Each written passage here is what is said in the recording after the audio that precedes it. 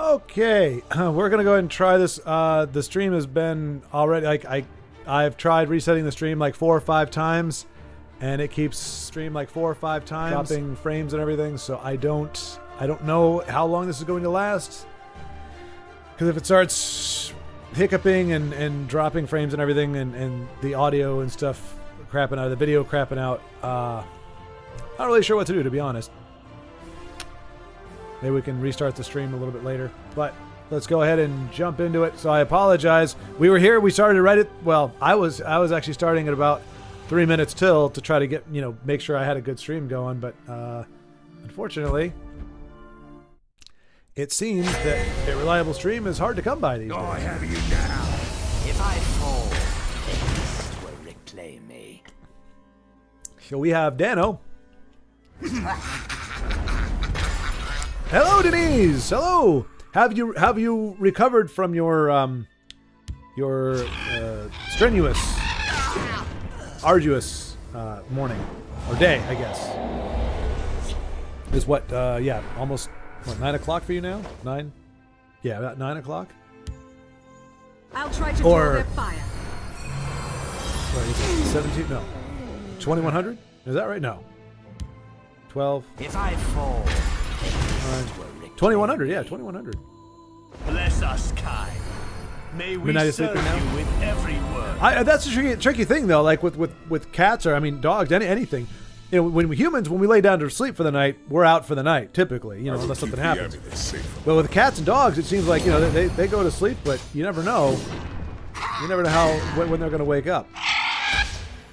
Of course, I'm on your side. Can't be counted upon, no how. But hello, Dano. We'll never give ground. Although I'm guessing with what Midnight has gone through, it's probably all tuckered out.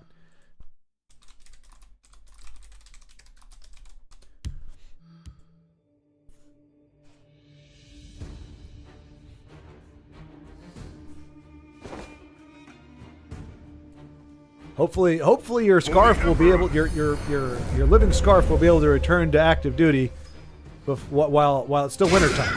I think it's a bit of a shame. He's trying to scarf you during the summertime when you don't really need a scarf, but in the wintertime, when you could actually use a scarf. Surprise! He's back in the cage, so I can relax now. Hello, Baldric. Hello. Do you still have la-di-da, tee-hee, Eric the Hoffa in your head? I certainly hope I didn't. Goodness gracious.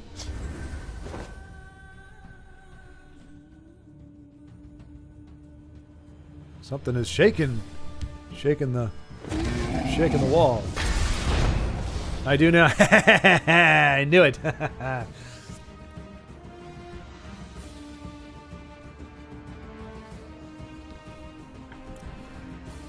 I mean, the good news is Dano has his Narshti Gabo opponent down to nothing. Choose. No cards in hand. This is where you want to be. I mean, it sucks to have 10 health, but none of those can get through right now. Okay, one of them can probably get through. No, well, yeah, one of them will get through. Didn't see this coming, eh? And unfortunately, it's the Sculpt. He's going to be able to draw a curse.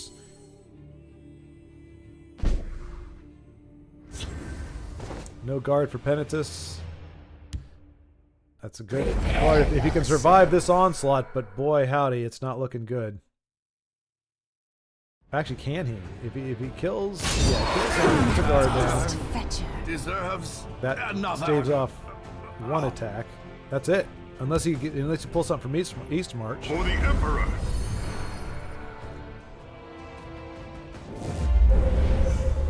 All right. So yeah. So that helps him avoid the curse.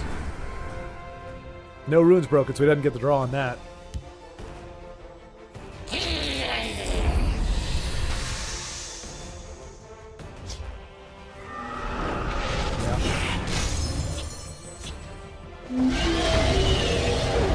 Gobbo's gonna gobbo.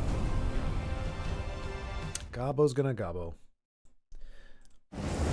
Denise, I think you're the only one that I've seen beat Gobbo with regularity. Well, I mean, Dano could beat him too, I'm sure. I was watching your game. I'm trying to remember what you were running. Might have been your Eben guards, but you were able to vanquish. No, it involved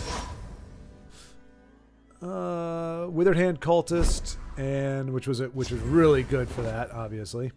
Withered Hand and I guess it was a battle mage deck. People alive. I don't really remember, but I watched you give the Gabos a good thumping. And Aros now, like, so here's the thing. So Aros started with, like, you know, Nixox Telvanni.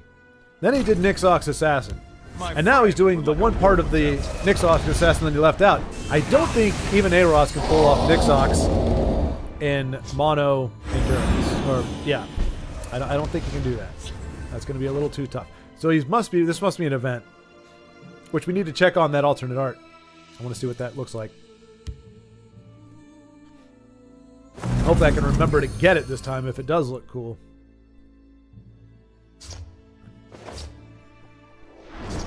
I think it's just a little too odd that two players both chose to run a mono deck. Half a B is not to be. It's ipso factically not a B. What is it? I can't remember all that dialogue, but boy, that's a good little sketch. I want a fish license from a pet fish, Eric. You don't need a fish. I thought he would do it. I got one. God's test. All power flows in the light of the three. I would say Aros is at a disadvantage here. I mean, obviously he is in the current situation. But I remember, I think it was Jonas or, let's see, it was either Taurus on base or I can't remember who else it might have been. But there were two players that actually were able to run the gauntlet literally with endurance. Actually made it a few work. Laughs in a contest. What could be better? Necro Amulet, great, but not on this turn. And I'm about to sneeze.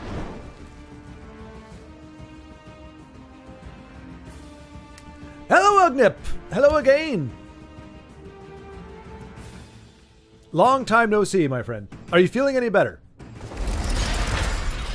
You and Baldrick both. I told Bodybag he needed to make sure he washed his hands next time he comes into chat. Not really.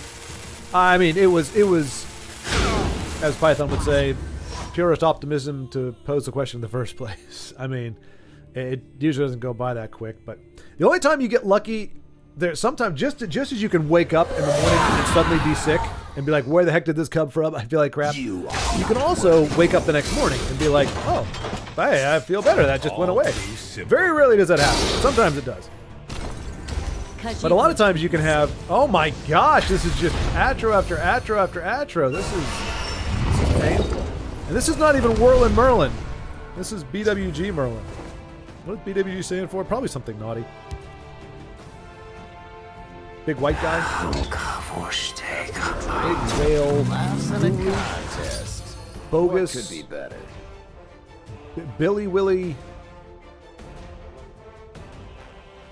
I would say Gilly, because Gilly is a word.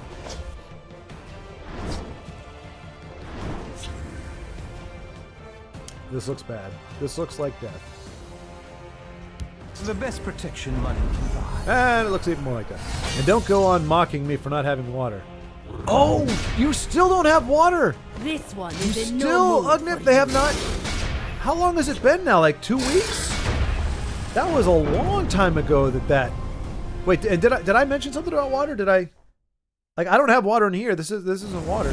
Oh, washing the hands, maybe. Are you still going to the gym to get your water? Oops, what am I doing? that button should have cobwebs on it at this point. Evening Wolf. Evening Wolf.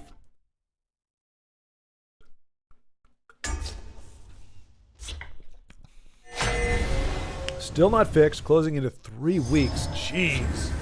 Okay, just making sure. I was like, I didn't know what I said that was. I can't believe that. I mean, I can. I mean, I do. It's just.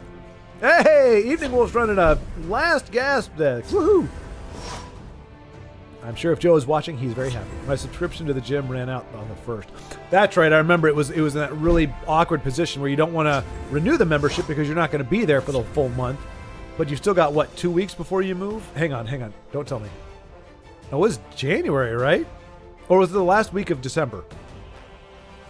You've still got it, what, 2 weeks before? Showering around? Showering around. Else if you have coin. It's one thing to go into a McDonald's or I guess whatever restaurants you have out there, fast food places, and be like, hey, can I use your bathroom? It's another thing to say, hey, do you guys happen to have a shower back there? They cannot hope to outwit me. That sucks, man. That really sucks. You won't like what I'm selling.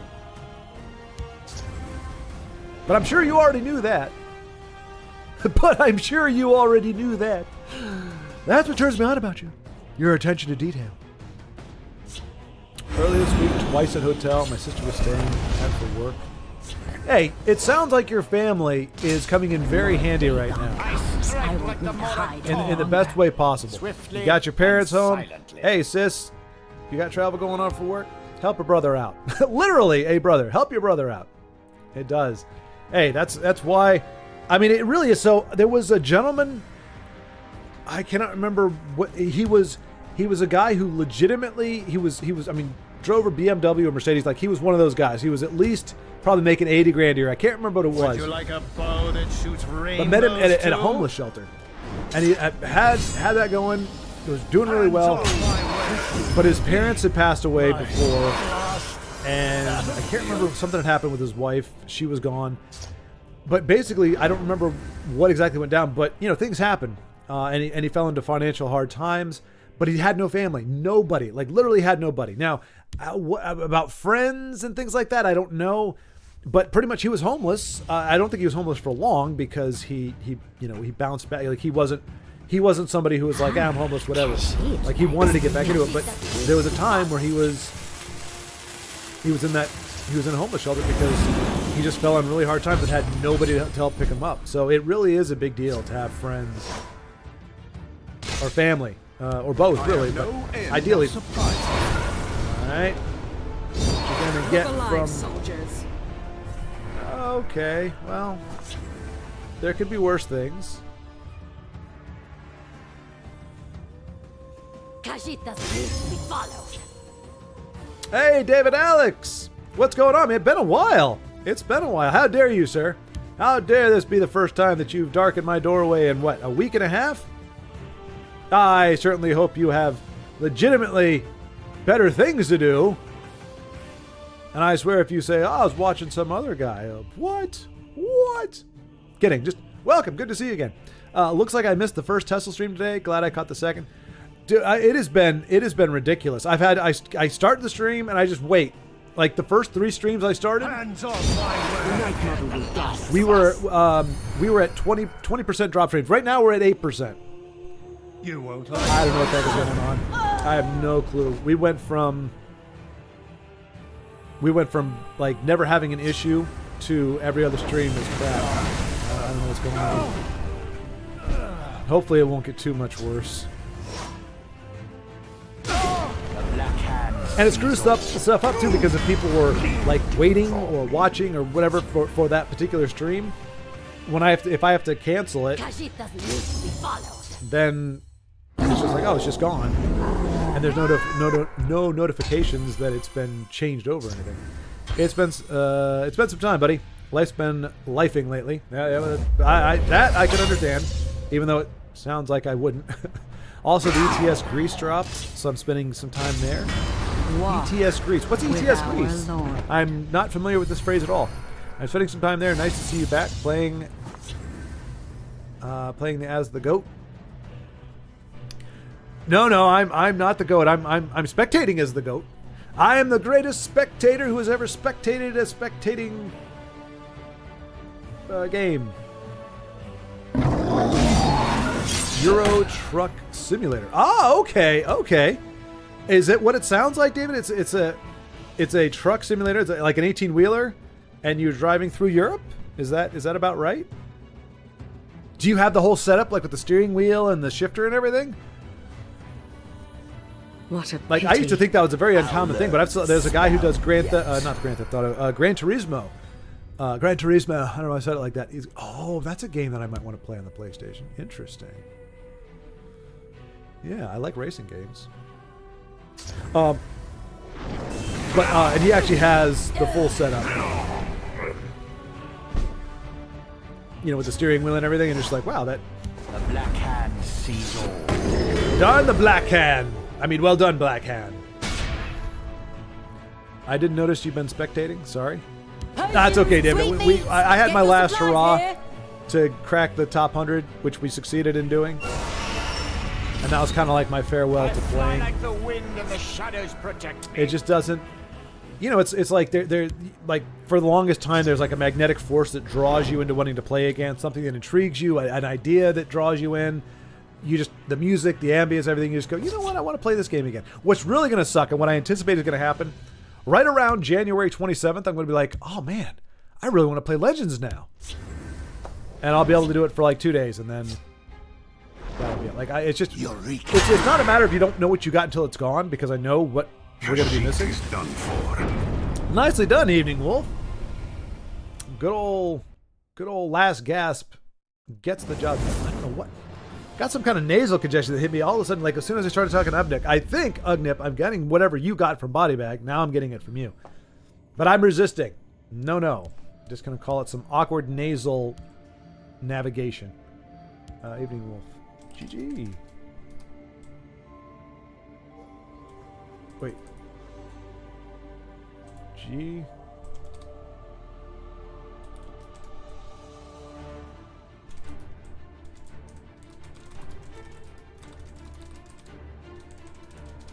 There we go. See, I was being clever. All right, let's just take a quick look here, see what the... Okay, here's the thing. I like the card art a lot. I like it a lot. I like the art. I like the framing of it. I like the effects. I like the glowing eyes. Does not strike me as Shadow Shift. I think the Shadow Shift at least the Shadow Shift, yeah, the Shadow Shifts that I've seen, much better as an actual Shadow Shift. It looks Shadow Shifty. This does not look. It looks like the Journalist or the Keeper of the Tome, the demonic tutor. You know, something. And why is this guy out with a lantern when it's still clearly like daylight outside? Anyway, it's a good-looking card. I just don't get it quite as Shadow Shift. But it is strange. We're starting to see this stuff here at the end of all things, Sam.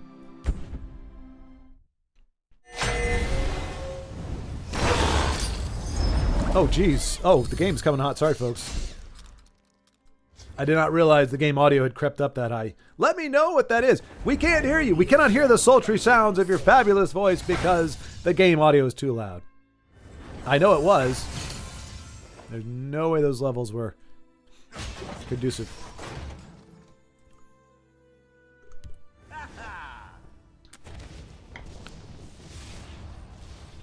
Yes. Awesome. Okay, so it is a 18-wheeler going through Europe. I don't have that much money or space, but it helps with the homesickness. I drive in Greece, which is awesome. Oh, David, so I'm trying to remember, man. It's been a while. Oh, crap. Are you're from... Is it not Portugal? No, not Portugal. Begins with a P, though, right? Poland? You're from Poland, and you're currently living in Greece? Is that right? Oh, no, wait. No, other way around. You're from Greece originally. You're living in Poland now. Right? Yes? Is that right? So you're able... Dude, okay, so how detailed is it? Are you actually able to drive down like where you used to... Like, can you drive through places and be like, that's exactly what it looks like? Is it that simulated where it's actually like mapped out the country like by sections where you can be like, hey, that's a convenience store that I used to get my food at? Or is it, yes, exactly, I'm homesick, Greek, live in Poland.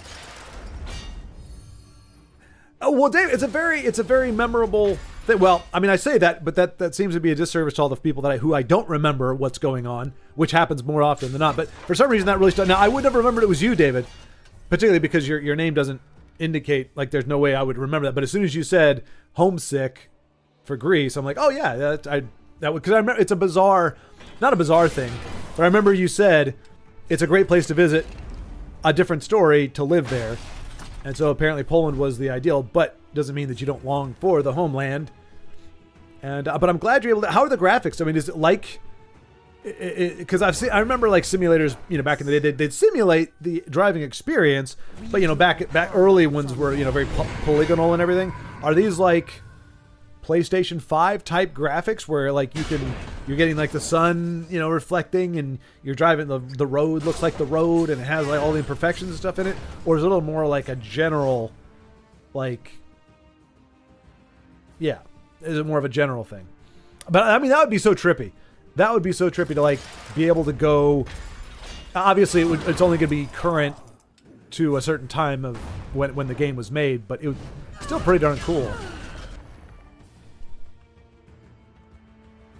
to be able to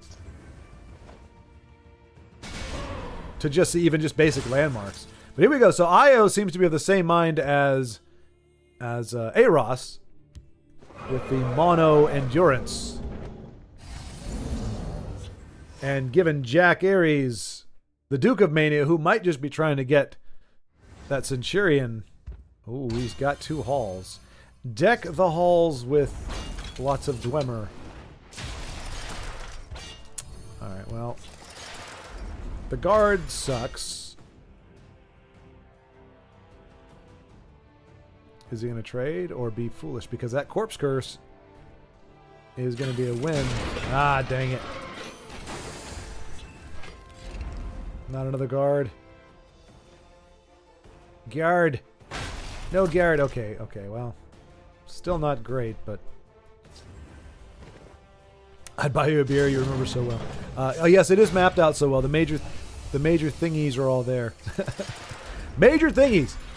That is a fantastic word selection. The graphics are all right. It was really worth the $10 DLC. It's a great game to chill, listen to actual Greek radio, and what? Now that is pretty darn cool. That is pretty darn cool. I'm a sucker for detail, and so to have a game that can be that immersive and focuses that much on. Oh no, Io's getting the business. Those two halls are devastating. My gosh, all the answers. All the answers. I mean, luckily he's going to be able to... Ooh. There you go. Ooh, pure blood. That's fabulous. I would protect the hist. Pretty smart on the pivot there, because his opponent is running out of cards. Although Io is too. It's getting pretty intense. Yeah, it has internet radio and it's working live, fully immersed. Highly recommend the game. There's an American truck simulator as well to suit your needs. Well, hey, honestly, David, like because I'm here, I'm not homesick. I would actually probably dig on the Euro version. I could go visit you. I could visit Baldric. All the like I said, pretty much everybody I think right now with Io's in Canada, but it's still a foreign country. But like everybody else is in Europe right now, so I might as well just. Ooh. I smell blood on the wind. Does Io lose if he doesn't trade? I think he does. He's got 19, 25. Oh man, I think he's dead even if he does trade. 16, 27. Yeah, he's. Oh, that sucks. So he's relying on a prophecy. Oh my gosh, I was going to say it wouldn't matter. How lucky do you have to be? Like, oh man, if only that. Oh, that is some raw luck right there. Wow. Like you happen to have 3 halls and you act like that. What is going on? Yeah. See, in retrospect, that makes me think that a lot of people are getting... He probably got his butt kicked like 25 times. And he's just like, oh, I finally won one. Let me just ride this one into the ground because I'm probably not going to get another win because I'm not going to get lucky enough to have all three halls in my top 10 cards. Found 3 halls and I found 1 Shadowfen, then proceeds. I know, that's yeah. Yep. A hole of ours, yep. Yeah. Dwemer can eat your whole arse, isn't that right, Io? Trust me. No, I'm not belittling it. I'm trying to not get indignant. I get angry enough on my own without getting angry at other for other people, but obviously you know I'm very familiar with that. I am. Fuck Dwemmers. But hey, Joseph, good to see you. You missed it, man. We had a last gasp that rocked the house.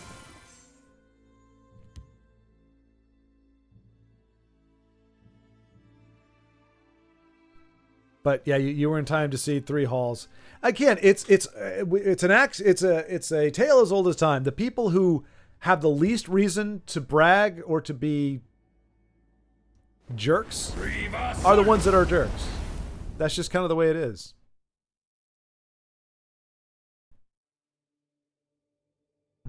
What is he pulling? Another guard, I guess? Maybe a creature with...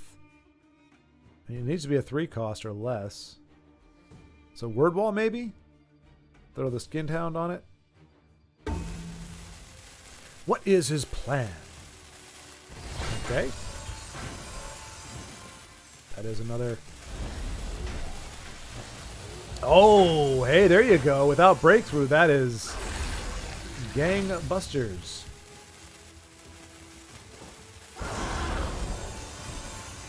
There he is. A-Ross making the smart plays, keeping himself alive. And Asa 74, or Asa's 74, might just be facing a board too complex and devastating to handle. He's going to have to trade everything in. People who play Dwemmers have micro penis. It's proven by science. I mean, you're not wrong, Joseph. Hey, wait, I played Dwemer. Well, I don't know. Yeah, I'm not sure if you call that a micro penis, but I don't run halls. I never ran halls. Send me your Steam ID. I could give you the game mate. Such a cheerful personality like you. You can stream it as well. Oh, okay. Well, what is my stream ID? Are you talking about my game ID? But no, you don't got to do that, David. Look, no. If you were driving around in a full truck simulator, I'd be like, dude, help a guy out. But if you just want to, let me see. Just say just the link, just truck simulator on Steam. I guess is just what it's called. I mean, I definitely appreciate the offer, man. I really do. Let's see. Store. I mean, I think my name is just Schward. I don't... Oh, let me see. Oops. No. Store. Truck. Is it just called Truck Simulator? Okay, there's American. There's Euro Truck Simulator. There's Greece. It's so crazy that they actually have... Okay, they've got Texas. They've got Texas. I can see Texas without actually having to get in my car. I feel really crappy because I've not ridden the motorcycle ever since the good weather started. I need to do it. So I see. Wow, and there's a discount here too. Oh wow, they've got a bunch of different states. Scandinavia. They've got Scandinavia, West Balkans. Yeah, I could definitely see. I could visit you and. Oh, I mean, so many. My gosh. Heavy cargo. Okay, I see what you mean graphically. So it's good. It's not It's not current gen, I would say, I guess, in terms of graphics, but it's good enough that you would recognize different parts of it if you're from there, I'm sure. They have Virginia in here? I know Virginia. That's pretty darn cool. But I mean, there's so many of them. I thought it was just going to be like the simulator and then, but it's, okay, well, they're all, a lot of these are packs. What's the actual basic game? Just American Truck Simulator? No, that can't be right. Is American Truck Simulator? No. Arkansas. Like, I'm not seeing the, oh, well, there's Food Truck Simulator. Log Truck. Yep, $125 for Log Truck Simulator? Good gravy. Yeah, I was just trying to see where the base game was, because I can't imagine the whole game is $4. That's a DLC. But that's still pretty darn cool, man. That is pretty darn cool.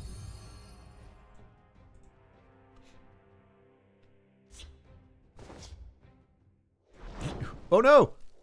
Did I minimize it? I did. Good. Okay.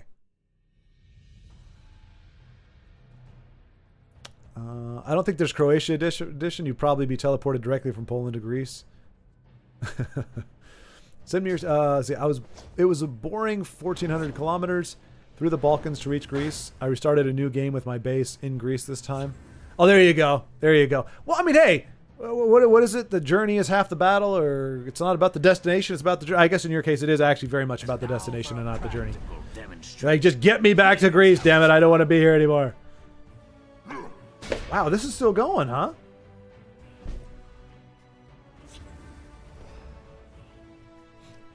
Let's see. Yeah, I guess. Is it Asus or Asas? I guess. Just does not want to go quietly into the night. And Aros is not going to give him any cards. Well, which I guess would be a big deal. But I mean, he's got 35 health, so I think he may just be waiting for the concession here. Which he might not get. He might actually have to crack face. Which we know Aros is not. He's not shy about going face. He simply doesn't do it until he knows he can close the game out. Which that journey to Sovngarde is pretty darn. Oh wait. Oh, maybe he's trying to get the. Is it OTK? Can you do? No. Without Ring of Dimir, he can't do the OTK. I'm gonna say because he got the Borethi Ragular kitties on the board. Which I'll be honest, like here's a interesting thing, folks. So there's a guy who I was watching. He does. It's a Magic the Gathering channel, but this isn't about the game in particular. But it's talking about like the flavor text, or not the flavor text, but like the creature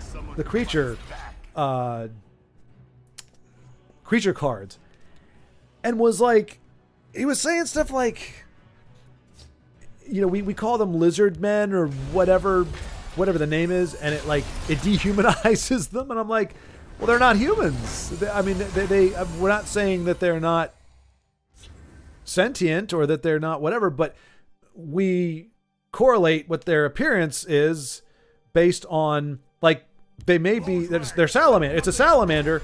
It's a intelligent, articulate, well-learned, world-traveled salamander, but it is still a salamander, at least in terms of how we relate to it. But which way, you know, and I'm fine with that. It's, oh, Ring of Imaginary Might. Okay, good call, Io. Good call. Looking for the OTK elements. That makes sense. That sounds like the Aros I know. Just so one card. One card is all he needs. But that's a good call, Io. That is a good card. A good card. Good call. But yeah, it was just, but it was weird. It's like to think that the guy, but he was like, because it's a superiority thing. You know, it makes it seem like humans are superior, and I'm like, that's not. I mean, yeah, I guess if you want to say it's a lack of creativity, that he should say that they should come up with an act like Khajiit. Khajiit are not, like, I call them kitties, but in the real world, if there were actual sentient cats like Khajiit that are up on their back legs, yes, I'm not going to ignore the fact that they look like cats, but I wouldn't call them cat people or kitties necessarily. If they say, our planet or our world or whatever, we are called Khajiit, I would say, okay, I'm going to call you Khajiit. That's what we refer to ourselves as, humans or people. You would call us that as well. You might call us, ferrets because we look like ferrets on your planet. Well, you know what I'm saying? But like in a fantasy game where you're just trying, and especially when you've got creature types, So like it was like it's lizard people that they want to have the same synergy with lizards, so they call them lizard folk, or that their type is lizard. And it's like, just because they're sentient doesn't mean it's a game, you know? It's a game. Do you hear me? But it was like, oh, that's such a way to show, or such a way of This world holds many wonders. like even alluding that it was like some kind of racism, and it's like, goodness gracious, man. And the crazy thing is, like, he makes a lot of sense on a lot of the stuff he says, and I think he's a very rational, realistic person, but that take just was it was a head scratcher for me. It was a head scratcher. I don't know, maybe I'm missing something. But I'm like, I don't think that's, you can't say it's dehumanizing them because they're not human beings. But yeah, I mean, I would say it's a dearth of creativity. I think come up with a fictional name of the race, because every race, once you learn their language enough to communicate, if there was an alien race out there, I guarantee they call themselves something. And we just say, what do you call yourselves? What is your species? What are you called? And if they don't have a name, then we'll probably give them a Latin name. Ooh, that's not looking great. They'll never take you down. Never. Aliens called something would be funny. That would cause some confusion, Io. That understandably, that would cause some confusion. I think. If they were literally called something. Call us something. It would be like a who's on first in perpetuity. It would be like, we can't really call you something.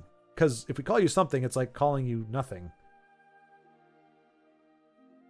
Or yeah. Look out, the somethings are here. Yeah, no, we'd have to have them change it. Yeah. It's kind of like understanding that certain words in other countries or names are fine, but here they have a different meaning, different connotation. It'd be like, guys, we hate to tell you this, but this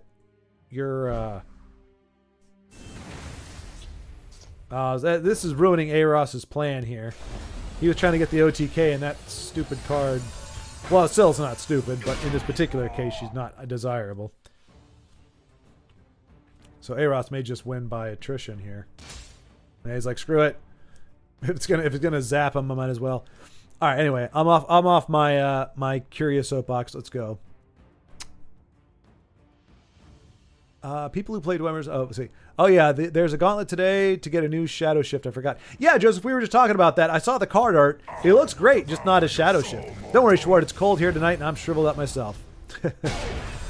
It's a super micro. So hang on a second, Io. Let me ask you this, and ask anybody else. Look, this guy's still sticking around.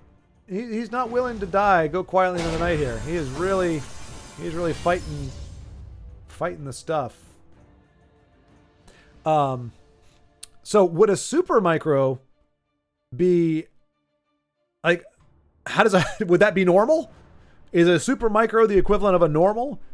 Or would super micro mean micro enhanced, meaning even more micro than before? Would it be like super small?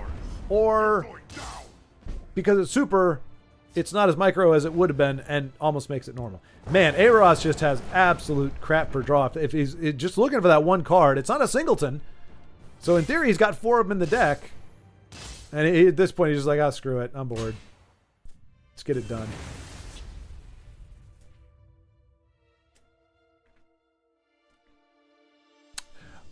See, we're dropping the frames again. Man, this is so frustrating. I might do a test stream on Rumble to see if that's more reliable at this point. There's no reason for it to be doing that. And it's not on my end, because if you reset it enough, it'll straighten itself out.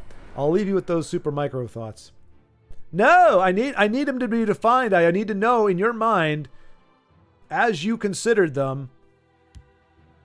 A formidable display. You get one shot. Make it good. Yeah, you're not gonna crush that 340. I mean, his opponent really did stay in there. I mean, for an aggro deck, I mean, granted, Aros could have taken him out probably 10 turns ago if he wasn't trying to OTK him, but still kind of forced his hand. No pun intended. But I need to know, as the author of that comment, I need to know what in your mind, what translates as super micro. Hey, Beowulf, what's going on? What is going on, Beowulf? Good to see you, my friend. You need to ride. Stop the stream and ride that sweet SV. No, David. I already feel, I mean, I shouldn't say I feel bad necessarily, but like, Tessel needs its time. I mean, I've already kind of scaled it back just because, I mean, part of it was just when you're, and there we go, the doggy rot gets it done eventually.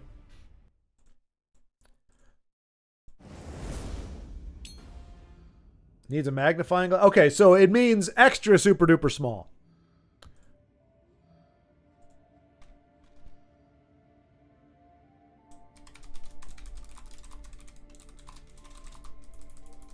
I will not go quietly into the night. But he did. He did. Looking for ring imaginary might.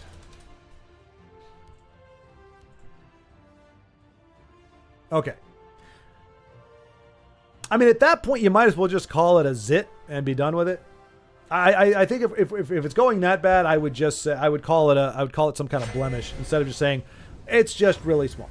No, oh no, okay, maybe he wasn't going for that OTK. Let's see.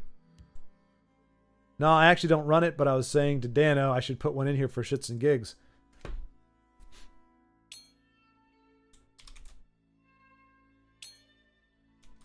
Okay. I thought you were trying to pull off Nyx Ox without Nyx Ox.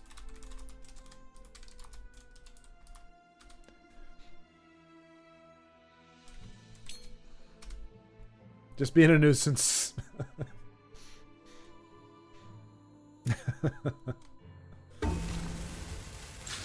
Well, I think you... I was going to say, you think you nailed it, but that sounds like a mean thing to say. We'll just leave it at the happy face. All right. And we are watching Io, who is also running endurance. And there we go! Rise and High. Rise and High. I recognize that name. Rise and High.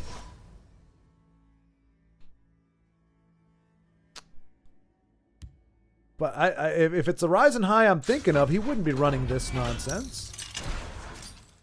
The Rise and High I know would never run something. Well, I mean, if he's not using it with Titan, then it's not as big of a deal.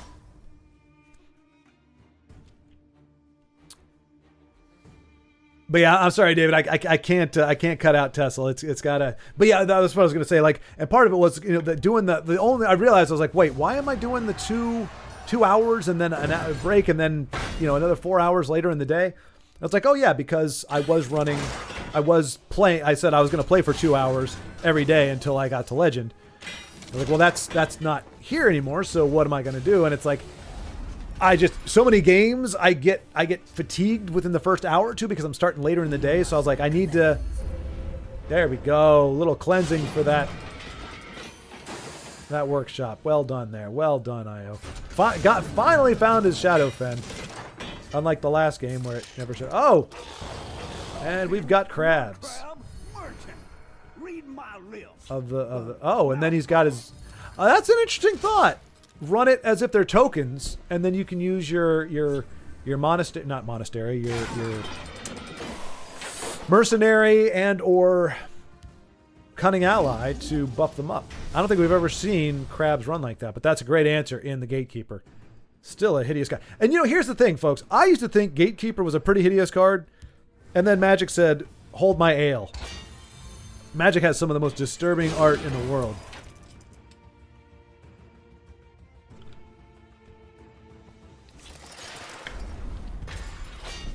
But Tessel displays it better. This should help. Let's see. Only reason to stop streaming is to ride a motorcycle. Oh, yeah, exactly. Well, it is. I think it's 45 degrees right now. 45 or 50 Fahrenheit. which is that's a little too cold. Unfortunately, we went from the extremes. We're too hot for the motorcycle at 85 or 90. 45, 50 is a little too chilly. It's got to be at least 55 or 60 for me to ride comfortably. Whoa, whoa! What are we seeing here? Oh, that's from his mud crab. You're worse than a mud crab. Ah. Don't stop the stream until I'm done eating at least. All right, Joe. I will keep going until you're done. Come on, stream, really? I hate seeing red. I hate seeing red. It should be green. It should be pure green the whole time. Anyway. Y'all can let me know if it gets really bad, because I don't know on how that translates on your end, because it only dips down to like 8 and then goes back up to 10. So I don't know if you all are seeing the slowdown. If it's really bad, because it's not showing a crap ton of drop frames, but it is slowly creeping up there. So just let me know if it gets too bad. I'll try restarting the stream. I think I can do that without ending the broadcast, which I didn't know. I was a little confused as to the difference between start the stream and go live. But apparently I think I can stop it and start the stream again without actually ending the broadcast. I don't know how that works, but we'll see. We'll see if it gets that bad. Don't stop the stream for darn trucks. Calm down there, Io. Calm down. I know you hate trucks, but simmer down there, sir. Simmer down. Greetings from the last living. I'm Canadian, damn it. Whoa! Now, see, Io, if I didn't know any better, I'd say you just live in one of the Northern Americans, because Canadians don't say damn it. No, you say A, and you say hello there. And things like that. You don't say damn it. That's an American thing. I think you're from Wisconsin. Io. You don't even have a Canadian accent. I expect that to be remedied tomorrow. I expect to hear a very thick Canadian accent. A. Ross wants to do the combo. That's what we thought, B Wolf. That's what we thought. But he didn't even have that. He was just, as he said, thick accent. Yeah, exactly. Yes, thick. Oh, jeez. Was that defensive? It was defensive, Bruma. The weenie card. And no mash removal for Io, and of course in endurance. No bailout card.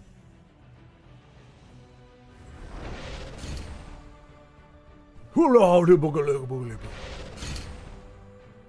mean, that's a great. I mean, he can. I slay the unworthy.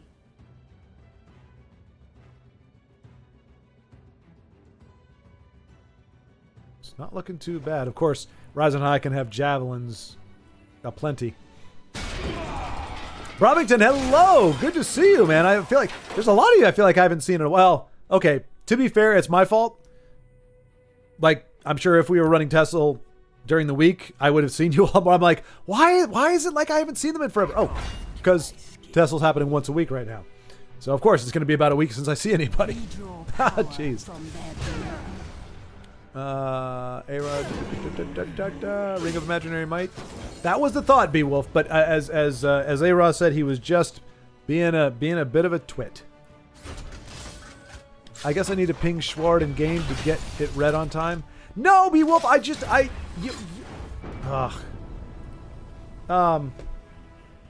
fell behind temporarily. The base game is also American Truck Simulator. Okay, gotcha. Okay. So it started in America. It started in America, and then it migrated to the European areas there. Let's queue up another one.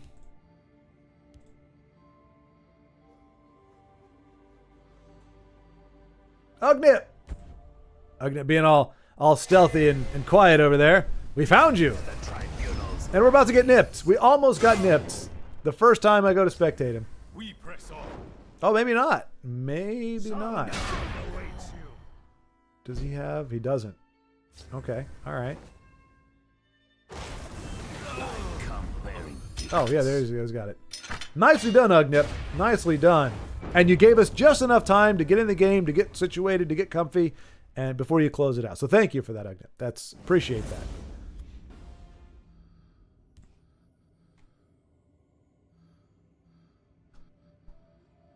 I feel bad. I feel like we missed several of his games just because he's at the bottom of the alphabet there.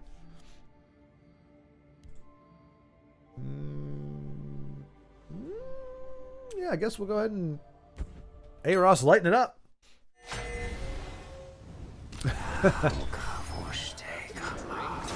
Laughs in a contest. What could be better? I also play Euro Truck Simulator religiously. I have 100. Oh my gosh, Brovington! Holy cow! Seriously, only motorcycle riding, not trucks. That one I agree. And my Canadian fellow.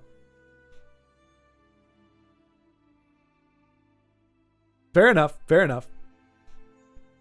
Wow, Brovington, 1,000 hours. David, how many hours have you logged? Are you in the thousands? That's crazy. We got 2 people like on the stream, different parts of the world, same game, same love of the game. That's impressive. What are the odds? The day will be ours. Cats are our overlords. I'm missing context here, Joe. I don't see. Oh, mate, is this so far back? It is. Wow. So you're talking about the game with the doggy rat guys. They allow us to believe we're the apex predator, but we're really just doing all the work for them. It's true, Joe. I've actually heard that theory before. It's kind of up there with the Jar Jar Binks being a Sith. The cats really are trolling us, bending us to their will. This is the second. This is very strange. Who's your good doggy reaper? Oh no, it's not a doggy rot. A Droma Reaper, whatever. Consumed by the void.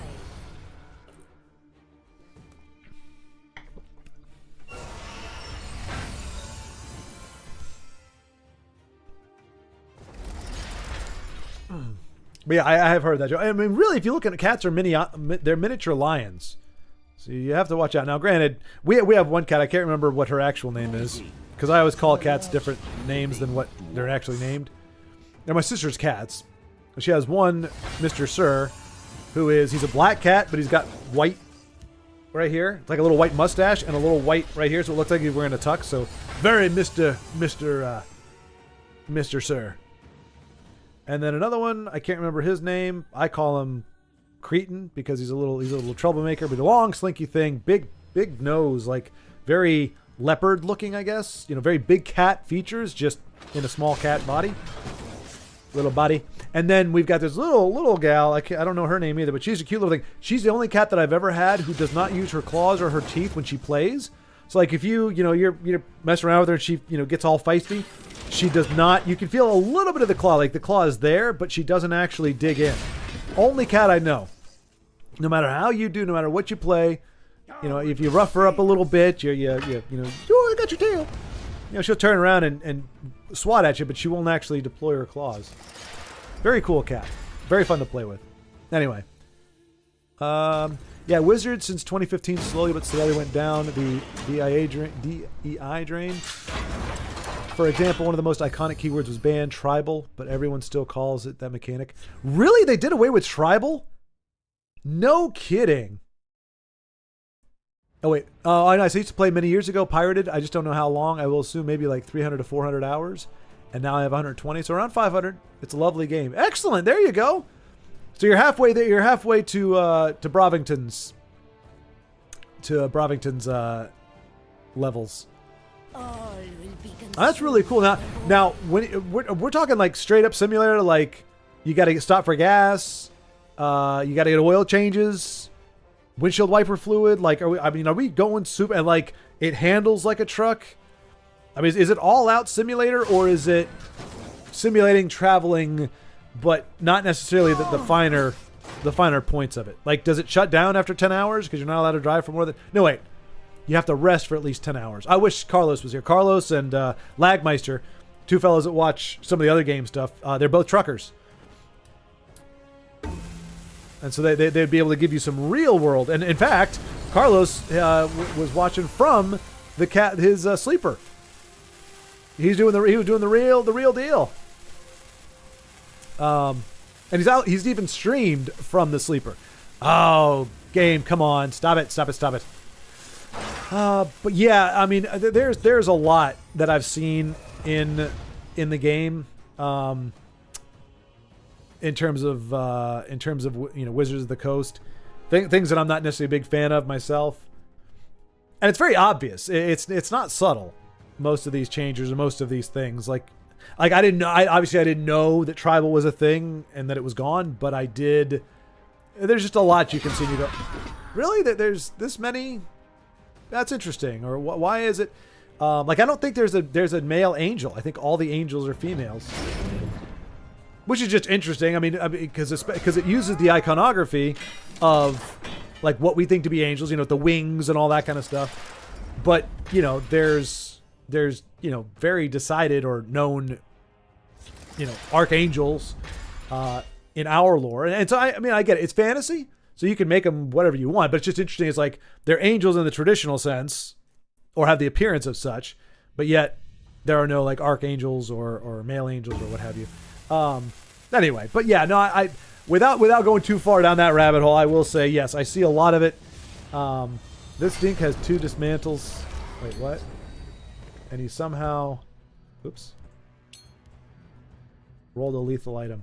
This dink, I like that word. That's a fun word. That might actually be right up there with turd muffin. This dink had 2 dismantles for my amulets, and he somehow rolled a lethal item on a stupid. This is so lame.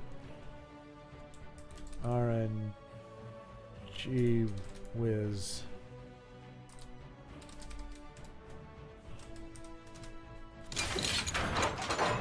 I hear you.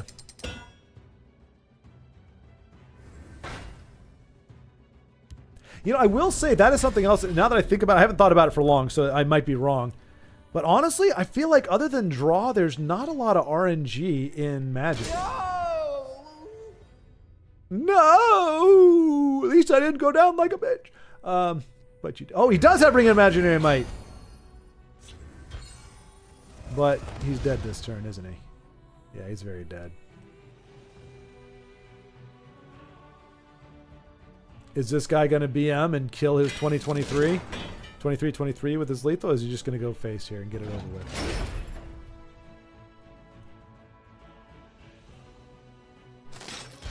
Okay, Kablawi again. What?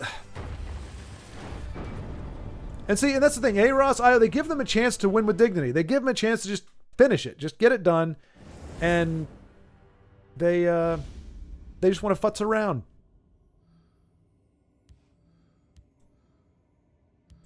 I don't understand it. Don't understand it.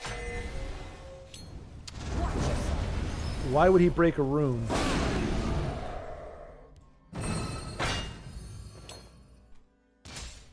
I believe that is called BMing hard. The luckiest dinks do it. Those with the least skill behave as those with the least manners. Bam! So that needs to be on a shirt. I mean, it would be a really lame shirt. It would be a finger wagging shirt. But those with the least skill behave as those with the least manners. That's actually that's profound. I'm going to anybody if you ever when people start saying that phrase to each other all the time, like that's going to become a greeting. Those with least skill behave those with least manners. I know, right? Those with the least skill behave as those with the least manners. All right, I am a little bit ashamed of how proud I seem to be of that. I'll probably regret it tomorrow. I think it's one of those phrases. It sounds like something that old people, like the elderly people might. Okay, not the elderly or old. What am I trying to say? People from antiquity. That sounds like a saying that would have been translated from the ancient Greeks or something. Those with the least skill behave as those with the least manners. This was a worthy contest. And doink. Oh, sucks to be Vivek. Yeah, sure. The world is way too woke.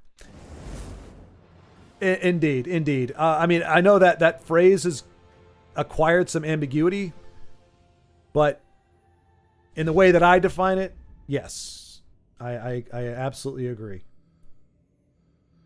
But it comes in phases. We've seen you like, yeah. yeah, we've seen similar aspects of that. Well, maybe not so much. I think. Well, like I said, that's a rabbit hole I don't want to necessarily plunge down, because yeah. What's your Steam name so that we do convoys together for the Cruise in Greece event? I think I'm just Schward. I think I don't do a whole lot on Steam by itself, so I'm not sure. But I mean, like, my name is Schward. So hang on. Where is it? Isn't there something like on your home screen? It'll tell you what your actual. This user has also played as Schward. Okay, that's my alias, I guess. Level 7. Let's see. Edit profile, maybe. Profile name is Schward. Yeah. So that should do it. SCHWAARD. Triple ARD. TI-double-G-R. That spells Tigger. Well, the wonderful thing about Tiggers is Tiggers are wonderful things. Their tops are made out of rubber. Their bottoms are made out of springs. They're bouncy, bouncy, bouncy. They're actually fun, fun, fun, fun, fun. But the most wonderful thing about Tiggers is I'm the only one. I'm the only one. Oh, dear. He's singing again. And his voice absolutely sucks. Oh, bother. Don't listen, Piglet. It'll rot your ears, and you have big floppy ears. I'll whip them into Mine is Darth Brav. Let's see if I can invite you or send you an invite. Did I just say invite you or send you an invite? That was dumb. Community. Find hubs, find people. Darth Brav. Darth Brav, there we go. Add his friend. Friend invite is sent. There we go. Yeah, it's got to be you. You're the only one I know from Zimbabwe. Like, that is, that's awesome. Like, that's how I know it's you and not just some other Darth Brav. He's from Zimbabwe. They ramped that stuff during 2020. Yeah, and it was a straw which broke the back for me. They fired artists who were with the company for 20 plus years just because the Twitter mobs demanded it. I mean, that's my only hope, Baldric, is that it is a ship that has to right itself at some point. I'll find you the finest recruits in soon. And I mean, if it doesn't, I mean, like, I'm not married to the game. I'm willing to give it my time for right now, figure stuff out, have fun with it, for what it is. But I can only stomach so much. And if they double down, if they get too far deep into it, like, I won't touch the lore because I'm fairly certain I would find the lore to be abhorrent in many ways, especially if they've had to retcon it because it was problematic before. Wizards of the Coast in general, and then to me they kind of had gone downhill for several years, but then being a part of Hasbro. Forget about it. Hasbro hasn't done it. Like, it's just bad management in general. Like, everything they do is actually just objectively, from a business standpoint, in terms of their client base, not great. And yet they. So yeah, it all kind of comes as a package usually. Super Micro is unlucky, man. Really bad RNG. Generally, Micro is the size of a lighter. Super Micro, I don't want to think about it. Yeah, that would be bad RNG. I mean, look, I'm not gonna lie. It's you know, I'm not. We're not talking lighters. So I mean, by definition, no. Why does it matter? I don't know. It's even if it was. But I just want you to feel sorry for me. Like, hey, we want to pay for surgery. Like, you know, I don't need that. Workshop is allowed. What does FML stand for? Is that Screw My Life? Is that what that stands for? I don't think I've ever seen that before. Is it Fuck My Life? Is that what that stands for? I'm gonna start using it if it does. Although no, the thing is, you want to put out blessings for yourself. There's like there was an old saying, "Bless my soul," but it was an exclamation instead of saying "GD it," you know, or "F this" or "what the," or, you know, "F my life." You just say "Bless my soul." It was a little bit more of like an exclamation than it was like a profane thing. But I was like, that's probably better for you in the long term. If you're going to say anything about yourself, might as well be like, even if you're angry, bless my freaking soul. Rock my freaking world. Or, you know what I'm saying? It's probably better, but I guess if you just say FML, I guess that'll work too. Ryzen High has gone to the dark side. He uses stuff like that nowadays. Okay, so it is the Ryzen High I'm thinking of, but it's not the Ryzen High I'm thinking of. Oh no, it's the Ryzen High I'm thinking of, but not the Ryzen High I know. Georgia. Somebody's calling me from Georgia. I bet it's the same person who just randomly says, "Hey, we haven't talked in a long time. What's up?" And I'm like, "I don't know you." It's a very biblical response. Away from me. I never knew you. And also reporting, this is spam crap. Underhill, hello! Why am I a legend? I mean, there are so many varied reasons, but why am I a legend? In this particular case, is there a reason for my legendary status? Yeah, it's going to be 29 here tonight. Oh wow, which might as well be not minus 40 for someone from Alabama. Oh no doubt, sir, you're getting pretty darn cold. It's getting pretty chill. All right, Underhill, thank you for letting me know. The stream, at least as of 20 minutes ago, looks fine. I need to catch up on this. The alt art is cool. And indeed it is, Dano. It just, like I said, to me it's doesn't capture the essence of Shadow Shift, but it is cool looking art on its own. Don't forget they put maple syrup on everything. Oh yes, we got to lean into yeah, absolutely. And they have maple leaves on everything. They say, "Oh shoot, oh shoot, dag nabbit, eat my whole arse." Oh, is it eat my whole arse? Is that what you say, Io? No, that doesn't sound right. Yeah, no, I think you do. Eat my whole arse. Eh. In his hand now. Just messing with you, Jesse. I couldn't do this any better. Wait, what? Looks like Aros added ring in his hand now. Yep. No, I know, Beowulf. Wait. Did you say something deprecatory? Don't knock. Hang on. Don't knock maple syrup, eh? Actually, actual maple syrup is too unalive for.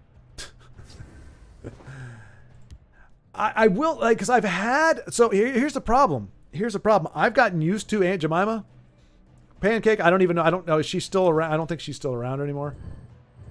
But like I grew up on that for the most part because maple syrup is expensive, so you get the cheap stuff. But like I got used to that. But you know what? Honestly, the best syrup I've ever had is at IHOP. I know.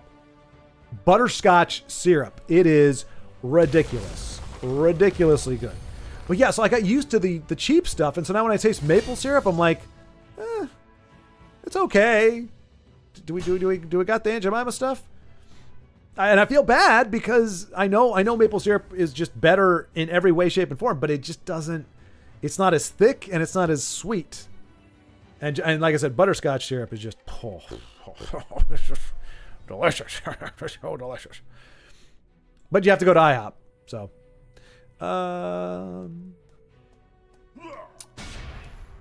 My guy Ryzen High only won because of Workshop, which can eat my entire 8. Hey, Aros with the illusionary the defenses. That's a clutch prophecy. And does he have enough? That's 2, 5, 8, 9. He's and hidden trail. That's 1, 2, 3, 4. Oh, never mind. Never mind. His odds just went down. Practically nothing. This is on your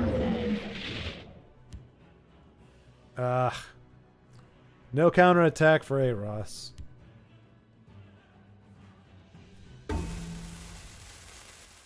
But I know you're just messing with the Beowulf. I think I missed the part where you were messing with me, but I would never take anything personal. Oh, gotcha. You needed to ping me.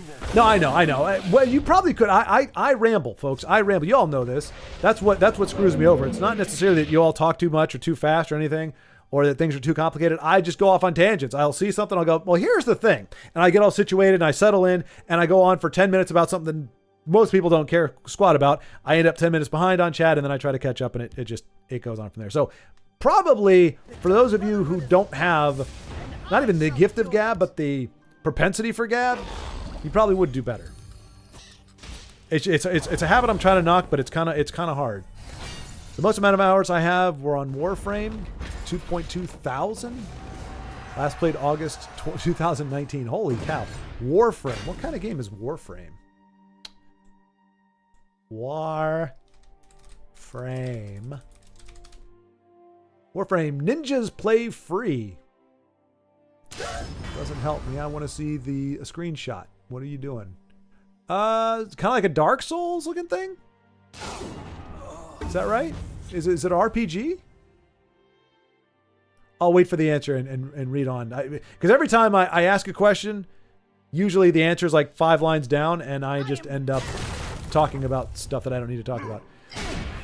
I have 5,000 hours in Oxygen Not Included. What kind of game is that, Underhill? Oxygen Not Included. Go no further. What is this? Is it a... I'll profit from your Okay, I gotta say, Underhill, just what I know about you, just what I'm seeing, the art and everything, this, I can definitely see this being your jam. And that's not in any, like, I look at it and go, yeah, this, for whatever reason, however you are in my mind, I looked at it and went, yep, that's Underhill. That is Underhill. But what is it, like are you in a ship? Is it a platformer? Space colony simulation game. Okay. And actually, the way you described me. Oh, by the way, how did your sales go, Underhill? You said yesterday you went out to ply your trade with your blue hands and recently somewhat dyed hair, but it's black, so it wasn't terribly noticeable. But the dye showed up on your hands. Did you sell well? Did you make either some customers or make some connections, maybe to some distributors? I don't know exactly what the whole shebang entailed, but how did that go for you? And did anybody make comments about your blue hands? Or did you wear like white gloves and be like, I'm a Mario? I'll be like, these are the hands of a toy maker who has just pummeled a Smurf to death.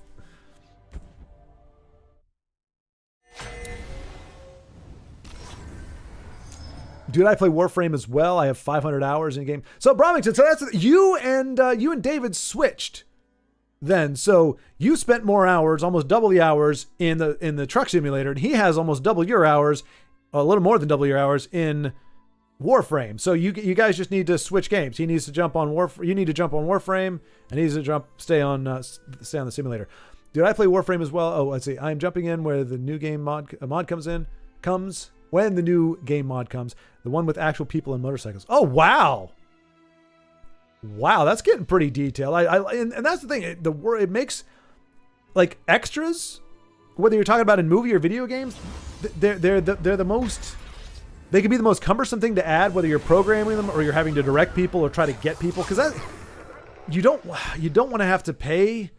Like if you're doing a small production and you've got like a say $10,000 budget, the last thing you want to have to do is like pay, because I mean, there's like well SAG wages are atrocious. It's like $300 and some dollars if you're union. Like I got paid for a union gig because the production, it was SAG, and so it required there to be 25 union actors on there. But it was in Virginia, and nobody in Virginia is really on SAG because you can't. The dues are like $5,000 a year or something like that. It's somewhere between 2 and 5. And you have to get a certain amount of work to get any of the healthcare benefits. So it really doesn't make sense if you're not getting regular work and regular SAG work, because there's plenty of SAG things. And if you're in the union, they really frown on you doing non-union work. So anyway, bottom line, not a lot of SAG workers, SAG people in Virginia. So we had maybe 5 or 10. And so they would just randomly select 12 of us, 12 extras, to give SAG vouchers too. So instead of making $180 for the day, you made $360. But then SAG took $85 or $90 out of that for their cut. Oh no, it's $100 and some dollars. You ended up, yeah, it was, you made about 100 more, I think. No, you made 200 more than if you weren't union, but then union took 100 out of that. So you still made out better, but not as better as otherwise. But anyway, and the good thing about that, or if you care about that sort of thing, is that every time you get a union voucher, if you get 2 of those at least, you can apply for membership to the union.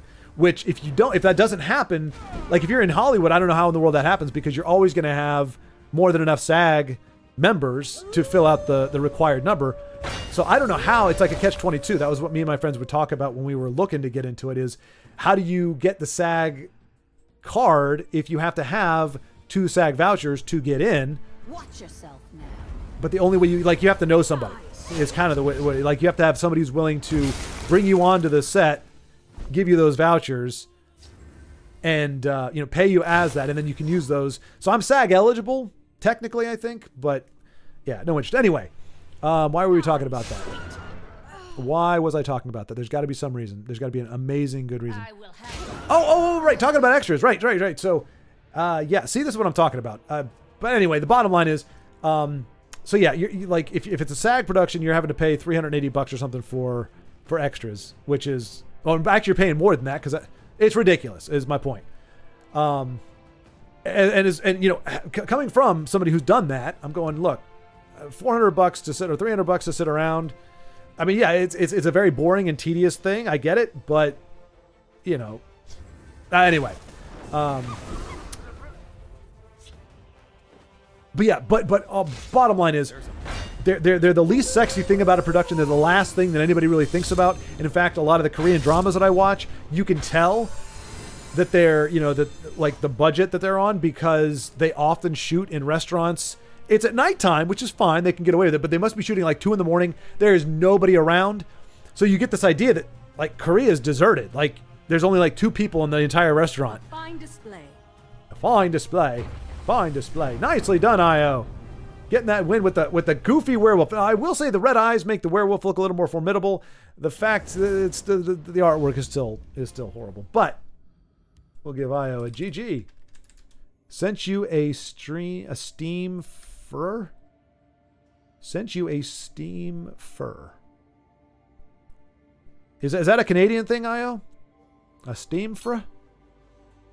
Hi, you told me I should build. Oh wait. Purple when this event comes. I just did a 2-0 right now. Damn.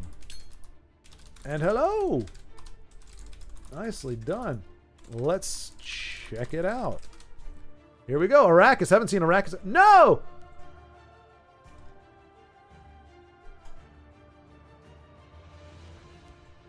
Friend request. Oh, gotcha. Okay, I gotcha. All right, so where is, there's my, I do have my friend code. Pending invites. There we go. IO accepts. And I'm, right. Oh, dang. Cool. All right. Sweet. There we go, IO. We are now officially friends. And there's Arrakis. You haven't seen Arrakis in forever. Holy cow. So Arrakis now being the third of our friends to give the endurance a try, but he said he's got 2 wins already, 2-0 with the deck. But we've only seen our friends getting the business. Green could be bad. Nah, you got this. Okay, well, no, that's pretty much screwed. Slay the unworthy. Gobbo is definitely unworthy. You must slay him. I knew that was going to happen. I was like, he's going to have a curse or something. Yeah, this could be bad. This could be bad. But he's got the ring. He's got the ring. I believe. I will let him know that I believe.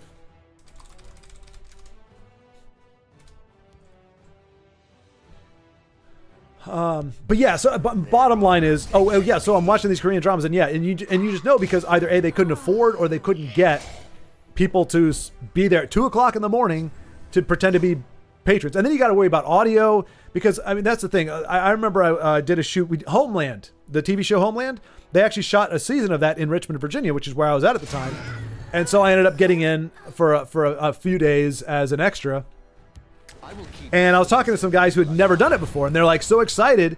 And I just knew. And I tried to warn him. I was like, because he was like, "Oh man, it's gonna be so cool." Because we were playing military guys, so we got they're fake guns, of course, they're rubber, but we got the guns, we got all the equipment and everything, and they're feeling really cool. And like, "Oh, it's gonna be so fun. We get to run around." I'm like, I said, "Yeah, it's gonna be very, very, very, very, very tedious." Just because Homeland is kind of shot movie-esque. It's not just one camera. Well, no, I guess movie-esque is one. Well, 2 cameras usually, at least. But it's not like on a soundstage where you got 3 cameras and it's all one take pretty much. Anyway, I was like, it's going to be a lot of hurry up and wait. And they're like, oh, but it's just cool to be a part of it. I'm like, okay, that's fine. sure enough, on the bus coming home, they're just sitting there going, Draw power from their it wasn't what I thought it was. I was like, I know, right? I mean, you don't think about it until you're there and you're going, wait, in my head, they just set up a camera and we just do all our stuff and the camera captures it all. I was like, no, they got a stage and light every single shot. They do the exact same shot, like 25 takes, and then they do it from a different angle with the exact same thing, but they have to change the lighting now because the lighting doesn't work right. And if you're outdoors, which we were, the lighting has changed. You got to do stuff. You got to put shades over, and I mean, it's a mess. So it's a lot of sit around and wait, and you can't even do your own quote unquote stunts. They actually have stunt people, union stunt people that make twice, two to three times what an extra does, just because they run. And they kneel. Now you have tiers, obviously, because you've got some stunt guys that are actually doing the falls or whatever. But in this thing, it was literally if they wanted you to run and slide, they could show a shot of you running, and then they would have the stunt double come in and actually do a slide. You weren't allowed to do anything physically exertive, or anything where you could possibly risk, being harmed or what have you. Which is kind of nice, but at the same time, for the guys that are like, yeah, I want to get down and do some stuff. See, that looks like Shadow Shift. Anyway. But all that to say, video games, like extras or the background, NPCs, whatever you want us to call them, they flesh out the world in a way that is underappreciated, but when they're not there, you can tell and it feels weird.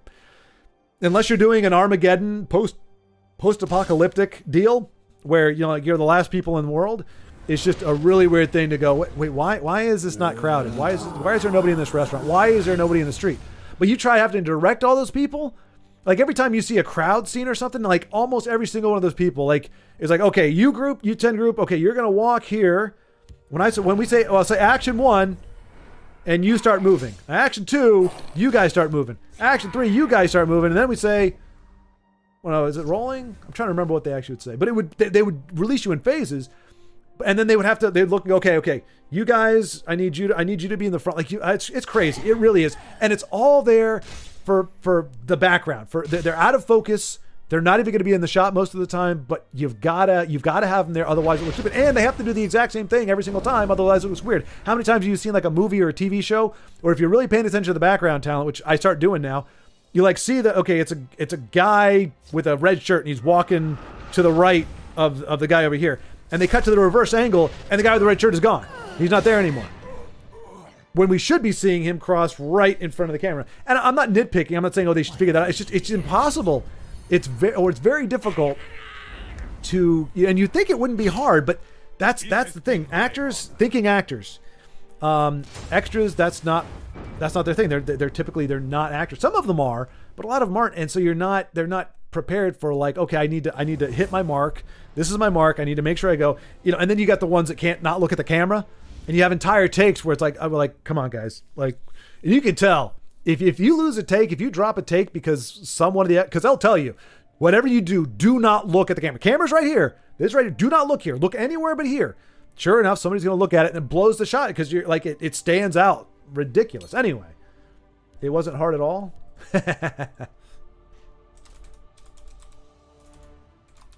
Told you.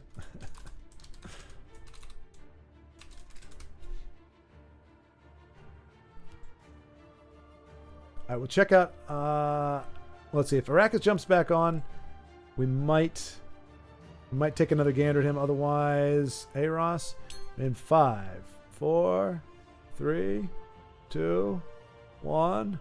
Jimmy Stewart says, go, Arrakis, go. Let me see you do your thing. Do the thing, Arrakis. No, he vanished. Man up and vanished like a fart in the wind. So anyway, now I've set myself back another 6 hours. We really played the same games. That's cool. I know a bro when I see one. Arrakis. Oh, what? Oh, Thuldir. Oh no. Thuldir. Oh, I haven't seen him forever. Oh gosh. I am ready to Oh no. join the circle. Stall. Aros is against Thuldir. Ifra, stand with me. Ah.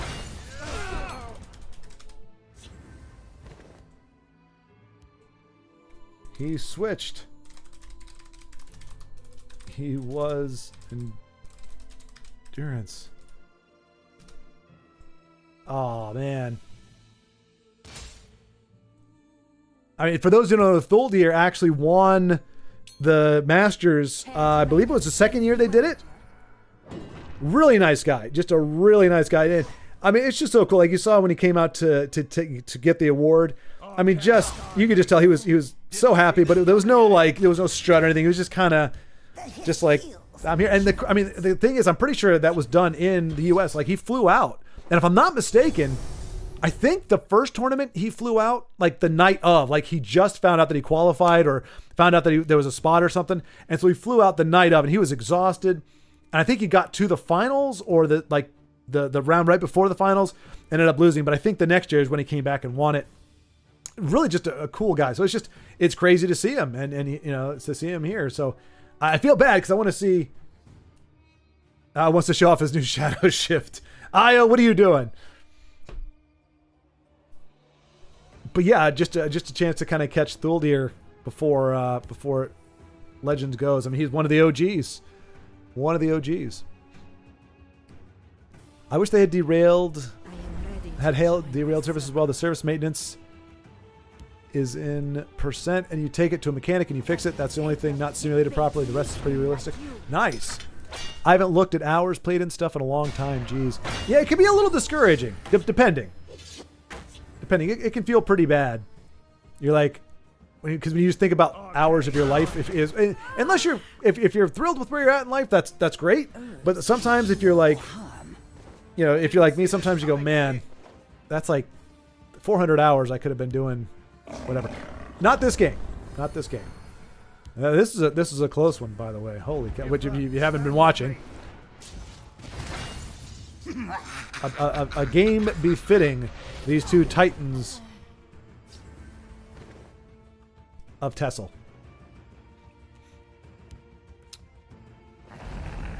Big up to Carlos the Trucker. Exactly. Yes, indeed. Kablawi had lethal? No. Unfortunately, Beowulf. Well, one, it's way too far beyond. Unfortunately, but the forest is ours. This is key clutch. Let nothing through. For a Ross. Close ranks. Ranks. Close them ranks. Oh, I think he's trying to see if he can do 16. He doesn't have any other way to do damage. I'm wondering why he did that versus equipping it to trade. Because he doesn't have. Oh no, he has another Morgul Gatekeeper. That's only 18 though.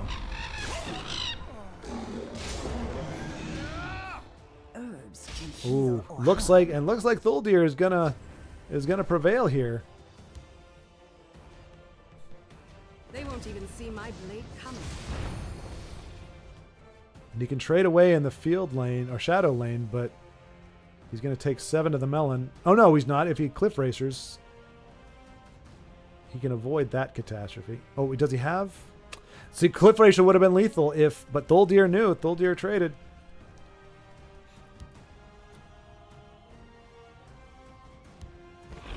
Again, a clash for the ages. Oh, he didn't do the guy. Why didn't he take out the guy? Why didn't he take out? I mean, it leaves his cliff racer alive. He's got to hope that he doesn't have another cliff racer, though. A grievous error. Yeah. Yeah. I mean, if hopefully Thuldir doesn't win off of a cliff racer, but it looks like that may be the Didn't see case. this coming, eh? And nope. Okay, I won, but I wouldn't have minded losing to him. Chat did the weird thing where Arrakis went offline. Okay, so Eros, so he didn't lose to that, but it looks like he's got one guard, and he's got the sharpshooter.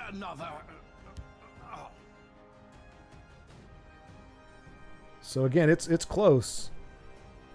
The heck? Let nothing through. Close ranks. I only need. I mean, those are clutch pulls for Eros. And yeah, now again, Cliff Racer or Tazcad. No, Cliff Racer doesn't have enough for Tazcad. Cliff Racer wins it for him. Failing that. Oh, and what does he get? Didn't see this coming, eh? I will spell your blood. Oh. Just heals and rejuvenates. All right, all right. A-Ross still in it. Tenuous though, very tenuous. No real. Like now. Both players have had to kind of switch up on the offense and defense. It's been a juggling match for these two. Oh, he's got Razzma-Dazzma online. They won't even see my blade coming. Seeing already, it's weird. Like my magic brain is going, he shouldn't attack with those so that he can guard next turn, forgetting that the guard can guard, but that's because it's a guard, not because it doesn't attack. Unless you have vigilance, in which case you can attack and then guard. All right, here we go. And A-Ross, seeing he doesn't have a way to pull it off. Nicely done. So there you go, Thuldir. One of the legends against one of the original legends against one of the current legends. Chat did the weird thing where Arrakis went offline before I could send that to him. Ignore it. Sorry about that.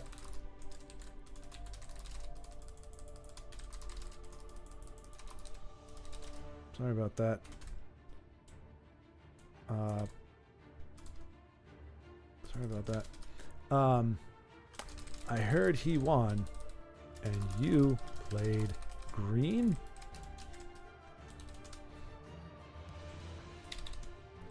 GG, so sorry I missed it.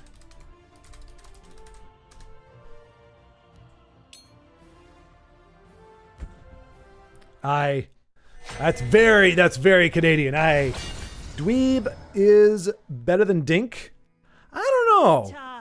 I feel like Dweeb is a softer version of Dink. And actually, Dink is an acronym for those who don't know. It's dual income, no kids. That is what the acronym means. Not in the context that we've Over here. soft dinks. No, soft drinks. Soft drinks.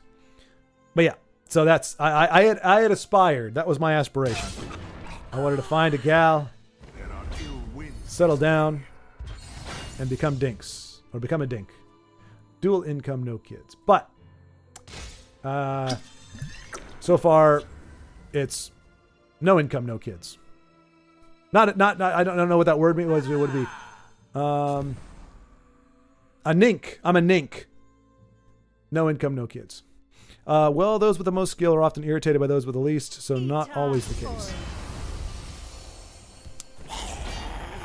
True Underhill, but I would say in this case, what we've been talking about. Hang on a second.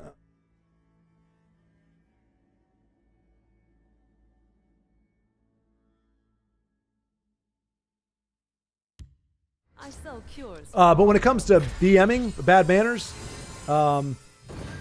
in the context we were referring to, it was no. They got very, very lucky, and usually the people who get very, very, very lucky are the ones who act like they're the cat's pajamas. Like I can talk excitedly about a play where I was like, oh my gosh, I top decked a lightning bolt off the top, and I can be like excited that play happened, but I take no pride in it. I'm not like, yeah, I beat him because I top deck a lightning bolt. What we're talking about is you get these people that, get this crazy amount of luck, and then they act like jerks. They act like, either they're amazing or they BM. They drag the game out. And it's like, seriously, dude, like. But that's it. But yeah, I mean, there's sometimes an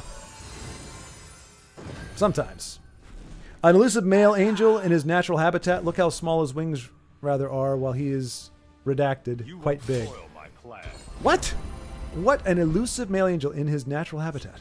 Look how small his wings rather are. Or look how small his wings are, while his brain, his halo. That's what you were saying, right, Baldric? His halo is quite big.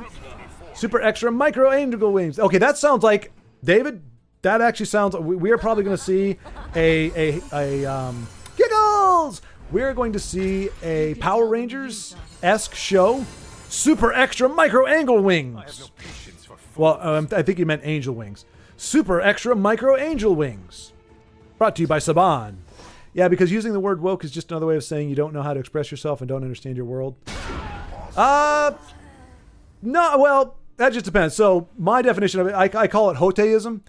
It is a perception or the belief that there are that things that there has been no progress socially or otherwise in the past 50 years, essentially, and that not only that, things have gotten worse, and that the answer to that is activism, and that the way you counter, the way you adjust for grievances of 50 years ago or 60 years ago is to create injustice now. That's my definition of woke. Woke is awakening to a false reality, one in which everything is offensive, everything is problematic, everything is horrible, and it actually, ironically, is the opposite of kind of what you're saying, or in that they don't actually understand the world. They go off of whatever they hear on TikTok, whatever the news tells them, instead of what reality actually is. So a slight different view on there, but I can articulate at least my definition of it when I see people doing what I consider that to be. It's like that's not a thing. Like what you're railing against is not broken, and so when you try to fix it, you're actually actively breaking it. But that's what I have been seeing in the past 5-7 years. My guy not very lucky with Cavalier. Indeed. Well, crap, I need to catch up, otherwise that was K Fluffy's top secret alt account. It was a secret, but the game is dead, so I'm sure it's fine now. Wait, what was, Joseph? Which one? What was the name? I figured it was him. I don't know many Fluffies. Add Hasbro to the list of things Schwartz hates. I mean, not hates. I don't know enough about it. I don't focus enough on Hasbro, but I'm not a fan of how they do business. I'll put it that way. So we've got Star Wars, Hasbro, Telvanni, Black and Blue Magic Decks, Maximum Carnage, woke people. What again? Like again, if you see it that way, it's not a dislike. It's you want them to wake up. You want them to actually have a true awakening. Like it's not animus. It's deception. The problem is when you act on it, then like I said, you create a lot of problems. And like we're not better off now than we were 10 years ago socially. We were better off 10, 15, 20 years ago socially. We've regressed. So it's not an active dislike. I despise some of the actions that are taken, but again, you can't hate people. Hating people isn't necessarily beneficial. But yes, I disapprove of Hasbro's business projects. I do not enjoy what Star Wars has become, starting in the turn of the century. Black and Blue Magic Decks I find tedious and abhorrent. Maximum Carnage I find to be morally bankrupt.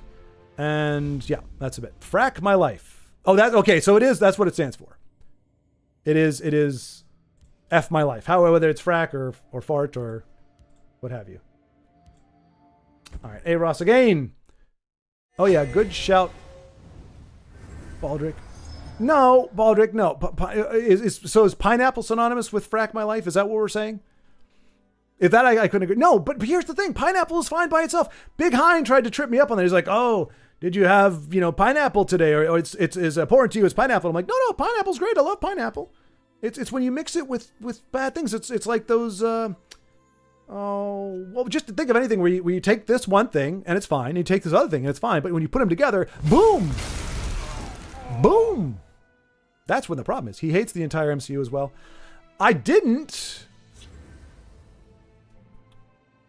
Like Iron Man and Captain America, I was okay with them.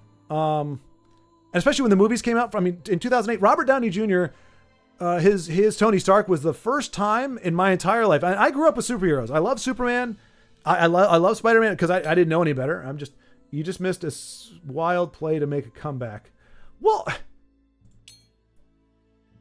I don't know. I could definitely still lose this. You have met your end. Keep your distance. But it was looking much worse like 3 minutes ago. This is A Ross's Nick Sox assassin. Once again. I believe. Oh wait, I said that last time and it didn't really pan out all that well.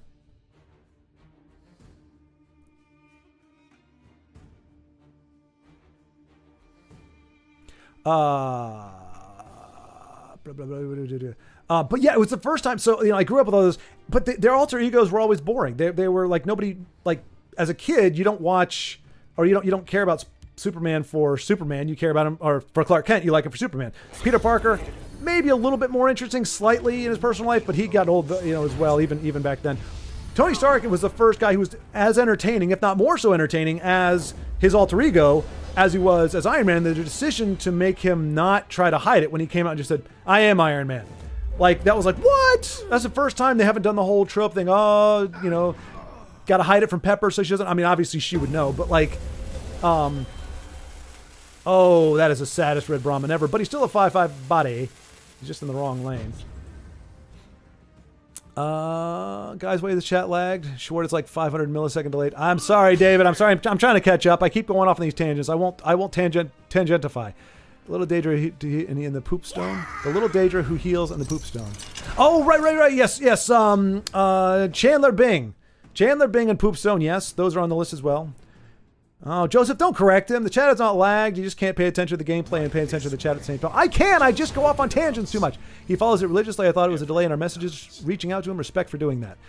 I was told by a friend, my good friend Tim. I don't know if you're watching, Tim, but shout out. You know, he said one of the things I like is, you know, it's one of the things that's unique about your channel is that you do kind of respond to most of the comments or a lot of them. He said, I think it's cool that you do that. And since that's the most feedback that I've gotten in that regard, I was like, okay, I'll keep doing that then. So I try to keep up with chat, but then if chat gets cooking, I fall way behind.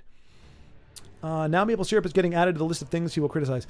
Well, no, I mean, I'm just saying, like, it's not bad. Maple syrup is not bad. It's not like pineapple on pizza. It's totally fine. It's just, you know, if you were to offer both to me, unfortunately, and I understand, it's not as good.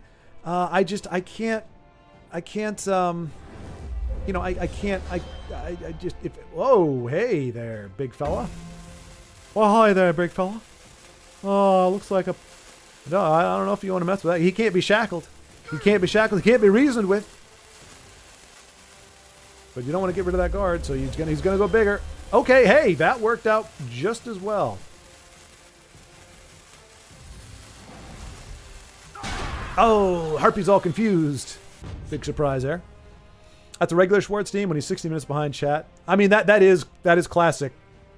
You can't criticize maple syrup. It's only brown water swill equivalent. Wait, what? You can't criticize maple syrup. Only it's brown water swill equivalent. I was wondering, I was like, wait, how is Io, the ultra Canadian, going to say equate maple syrup to brown water? But no, you were saying that if it's not maple syrup, it's brown water swill. Hey, like I said, I'm not necessarily disagreeing that that's the case. I'm simply saying plays another card. If he plays another card, Doppelganger is great here, but he doesn't, so he didn't, so it's not. Ooh, Giant Bat is very good, though. And he could Doppelgang the Giant Bat if he wanted to. I don't know if he's going to want that or not. Probably better to Doppelgang the Eclipse Baroness. No, he is going to Doppelgang it. Oh, he's going to Doppelgang. Oh, and he's going to battle the 8/6 and the 6/4? No, he's going to battle himself. Even better. Look at that. This is the first time we're going to see Lord of the Arena. Probably ever. 2 Lords of Arena on the board in Tessel. This has never been seen before by human eyes. This is our forest. Dave, the guy, he's asking a question, responds to him. Right now, you will see why we all love Schwartz streams. More like 69 lies down. Hey. Wait. It's like Destiny, bruv. Wait. This time it felt too long. Let's go then. It's like Destiny. I'm not from. I mean, I've heard the name Destiny, but I don't know diddly about him, so I don't know if that's a favorable comparison or not. But it is the ability to be in multiple timelines at once. Proof that the Matrix exists. Besides the deja vu, of course. I can't even fathom how many times he's probably responded to me 30 minutes after I already left the stream. You're not supposed to leave the stream, Joe, until I've addressed your comments. Sweetheart moments. Friend request. Nah, it's Canadian for stream. Good. Now if I can play Borderlands 2 with us. Now Io can play Borderlands. Oh, hey, yeah. Not with my laptop's constant frame rate drops. That's hella cool. Short is famous. No. If you're talking about the extra thing, no. Yeah, I need a new PC. Storm, it's not hard to put together in a decent PC, right? Just time and money. You could put one together for about 200. Really, Lagmeister? That cheap? Mads Bertelson, you're great. Well, if you're referring to me, Mads, thank you very much. And hello, by the way. I'm trying to remember. I could have sworn I've said your name before. I've said your name before, which means I've seen your name before. But I may be wrong. But anyway, Mads, welcome. And hello and thank you. I appreciate that.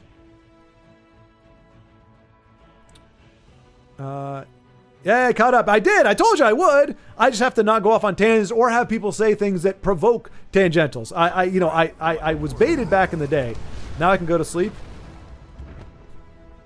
Well, I'm glad I have. Ooh, that's all kinds of bad. Fingers is not going to get it done. That's not a.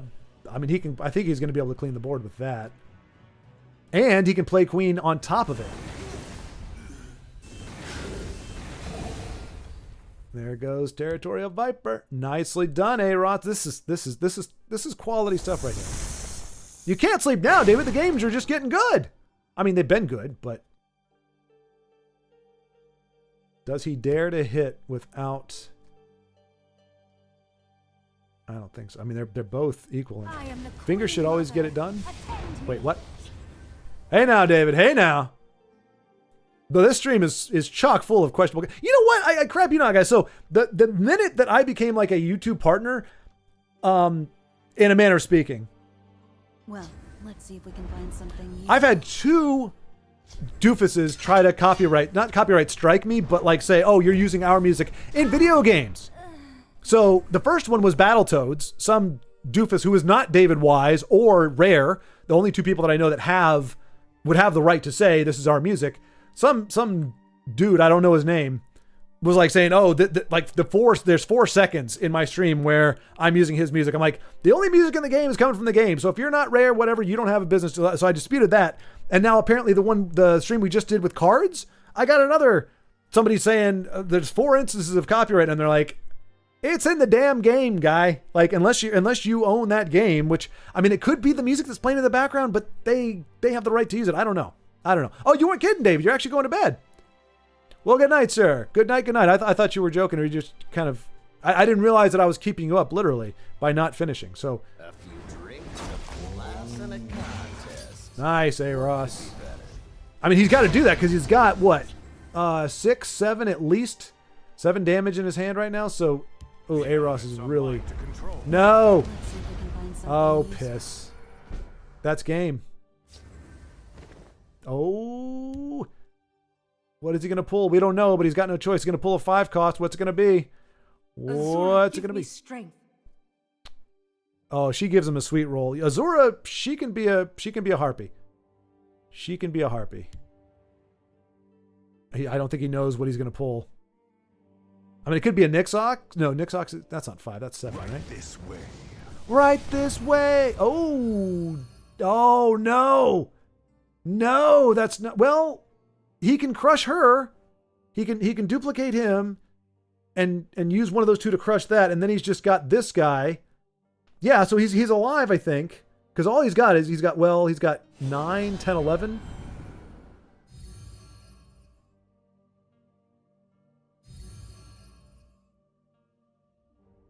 Oh boy, this is tense. Although I use older parts sometimes, my gaming PC I'm selling right now is powered by ancient fossils and relics. Plays RDR2 on Ultra, though. Red Dead Redemption 2, maybe? On Ultra? But good night, David. Thanks for hanging out, my friend, and enjoy the simulation. When you wake up, obviously, not while you're sleeping. Very dangerous to simulate a drive and while you're sleepy. All right. I guess he doesn't have the reach, either that or he's dragging it out. But this was a clash for the ages. That is 9, 10, 11. He is 1 damage off. We don't know what that last card is. But, I mean, he wouldn't have to break a rune. Stendar, give me strength. All right, so is it Azura or Stendar? I love this. Which one is going to prevail? Azura? Oh, no. What in the world? Did you just... All too simple. I fight with the fervor of the Wow. Wow. What a game. Good job, Juiceless. Good game. Azura, give me strength. Why didn't you just finish him off? What am I missing, Eros? Oh, the prophecy. Oh, I didn't even think about that. That's what it was. Well fought. He's running a battle mage, so he was worried about getting a bolt to the face, which would have been a really bummer of a way to lose after fighting all that way back. Nicely done, Eros. We got to give him a GGG for that. We'll give him a bunch of G's. Literally clawing your way to that win. Wow. Glad we got that. It was indeed. It was indeed.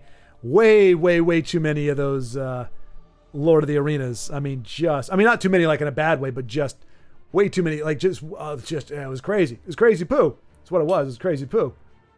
You should have seen what it was like before you got there. I was at like 6 HP. Oh, okay. Or wait, no. Well, no, yeah, 4. Oh, jeez.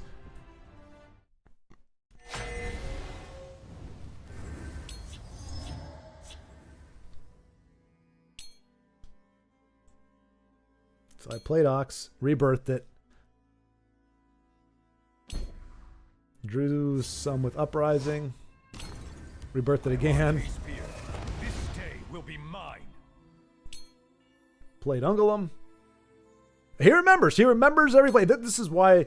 And Neophyte. I don't remember that one. Then Mentor's Ring combo. Okay.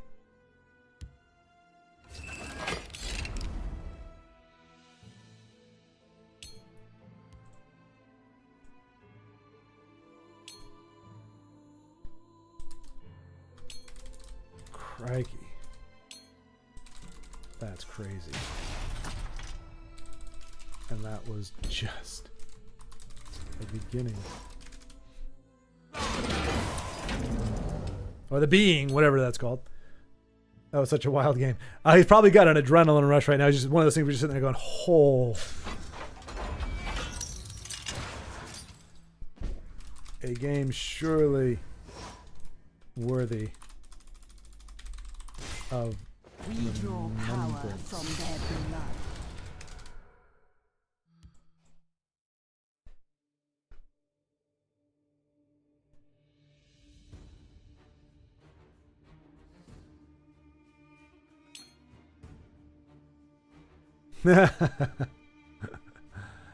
Me too. That was easily my best game of the day.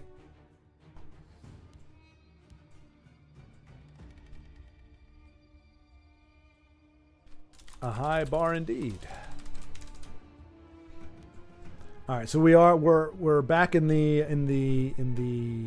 event. Arrakis versus Maximilians. It's kind of funny. Yeah, it's a beautiful game. Red Dead Redemption 2. Yeah, I haven't actually played Red Dead or the second one. Mostly because I haven't owned a system that I think can run it. I mean, I guess maybe. Well, yeah, like you said, I guess I could have it run on PC, but again, it's so weird. Like when it comes to video games, I steer clear. In general, my taste, for whatever reason, I just don't like realistic games. Now, COD, COD, I will play or have played on occasion because I like the first-person aspect of it. But like my favorite games are like the Borderlands, where there's kind of a cartoonish, cel-shaded deal. Mario, which is very cartoony and fun. Like even the sports games, I only like sports games that are arcadey, like Tecmo Bowl and NBA Jam and that. I don't like Legends is probably the most like realistic looking, but it's a fantasy setting. Even though the art is realistic, or it's kind of, you know, it's more gritty, it's still a fantasy setting. It's very strange. I don't know why. But like a Red Dead, like, or, you know, what's the other one that people, The Last of Us, you know, games that get lots of praise. I'm just like, eh. The only reason why Elden Ring would be in the running is just because it is fantasy, even though it's really dark as heck and creepy. They like to put faces in weird places. That is how I would describe the game design of Dark Souls. What is it? Netherworlds. What is the name of the studio that does that? They've got a very interesting and unassuming name, but that's how I would describe their games. They put faces in weird places. I mean, that's not all that is. I have it on PC. I've only played the second. The graphics look awesome. Problem is, I'm not into westerns. Yeah, that's kind of my thing too. Like, I don't dislike them, but it doesn't capture my imagination. I've got a friend. Oh gosh. Yeah, one of my good friends from college loved the Old West. Loved it. So when he moved out to Colorado, he was like he was happy as a bug in a rug. I was like, it's all right. So Arrakis doesn't necessarily want that buff going to Akatosh keep you ever close. Akatosh. Well, Justice of Akatosh.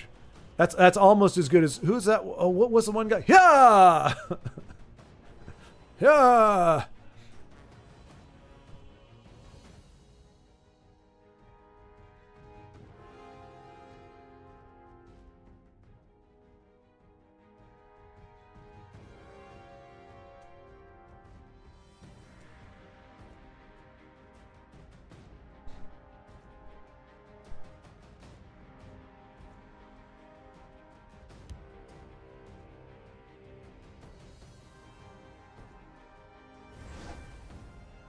And the Halls of the Dwemer, the popular card.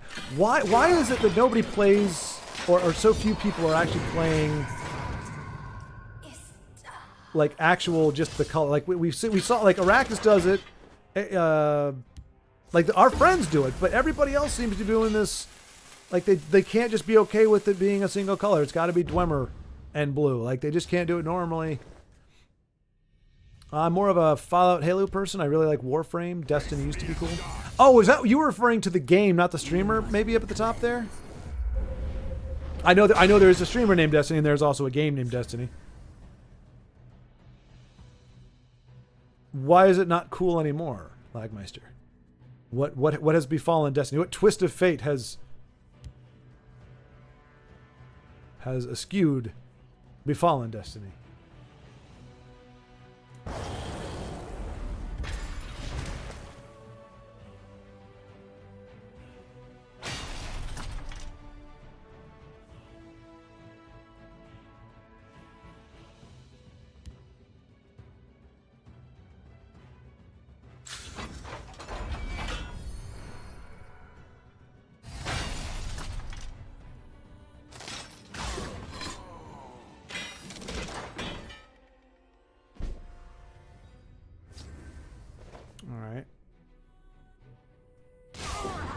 Is in pretty good shape here, although Maximilian's has a lot of cards.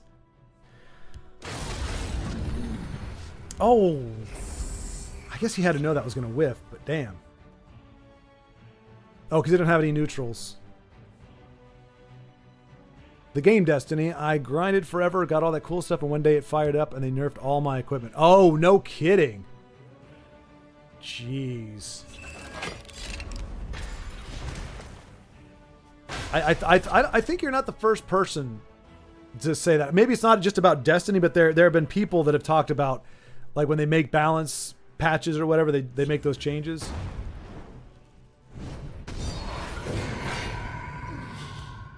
Okay, that's not ideal, but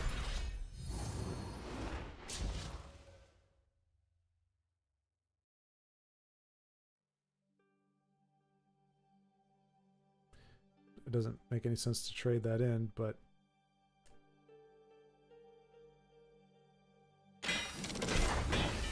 ooh, he pocketed the bear, and the bear mummified.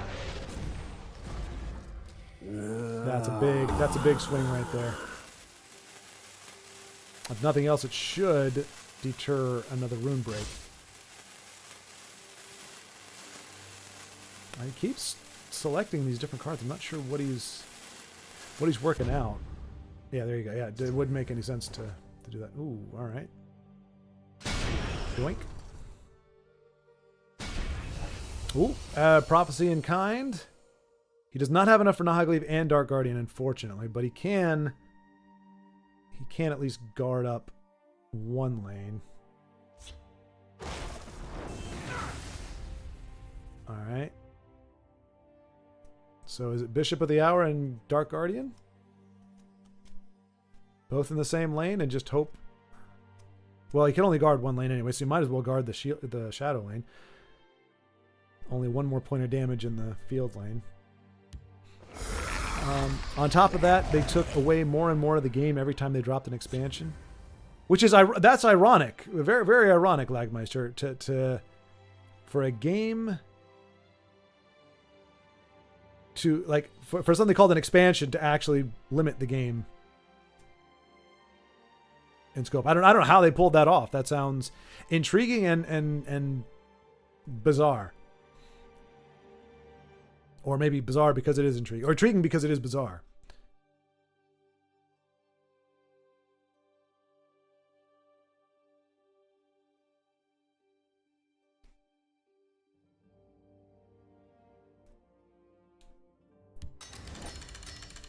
For crying the heck out loud. Is he going to put... He's going to bump up two of these. I bet he's got it. Yep. And that's going to be it. That's probably the whole reason why he runs blue. So he could do that. That one combo right there. Man. I thought I didn't know Arrakis could get that unlucky. Wow.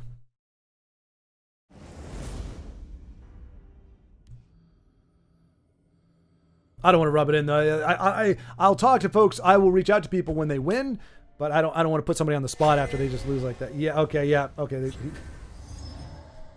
I have not seen someone get that lucky in a very long time.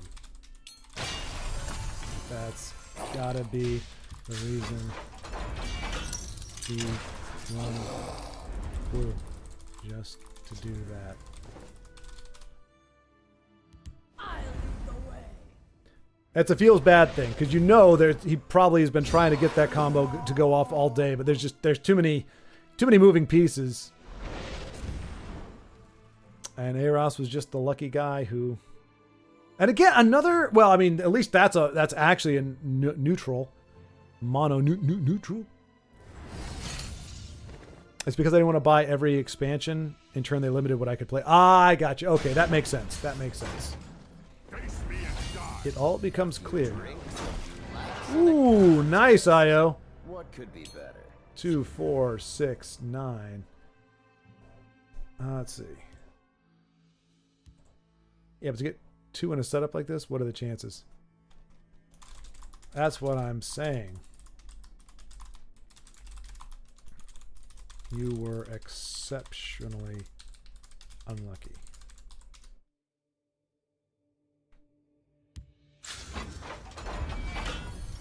Like, probably the only time that tired and alone. Yeah, the early brick hand didn't help at all. Ah, but you still had it, Arrakis. You still had it. If you didn't have that 2 Dark Rebirths and a workshop and that card on the board. It's game over, man. Game over. I don't remember what I bought last time for games. Probably something old for a collection. What do you mean, Baldrick? What are you talking about? I don't remember what I bought last time from games. Probably something old for a collection.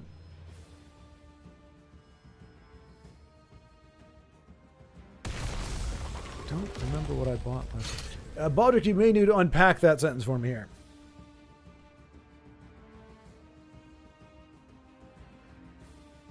Oh, you mean like the last time you bought a game? It might be Among Us. Right? Which we got to play a whopping one. Did you even get to play with us, Baldrick? The one time we did play? Look at Io. Oh no, he doesn't have enough. He can soul burst. Can he? Yes, he can. Okay. So he soul burst that. Boom. And another prophecy. My goodness gracious. And is that going to be enough? He still is going to be able to... Nice. Look at that. Like the game was giving his opponent all the answers, and he still... That was impressive. That was impressive. It was fast. It was furious. It was relentless. Holy cow, Io. That. Wow. Relentless. Viciously stunning. I just found someone else who auto-conceded to top 10. Wise. For those who don't know, Arrakis, he left a comment. He would leave some comments if I said, I'm just going to... It's a top 10 player. Why do I even bother playing against him? I know he's going to get the God draw. And of course, one of the games, I ended up winning somehow. And then it was like, see, you can beat top 10. I'm like, no.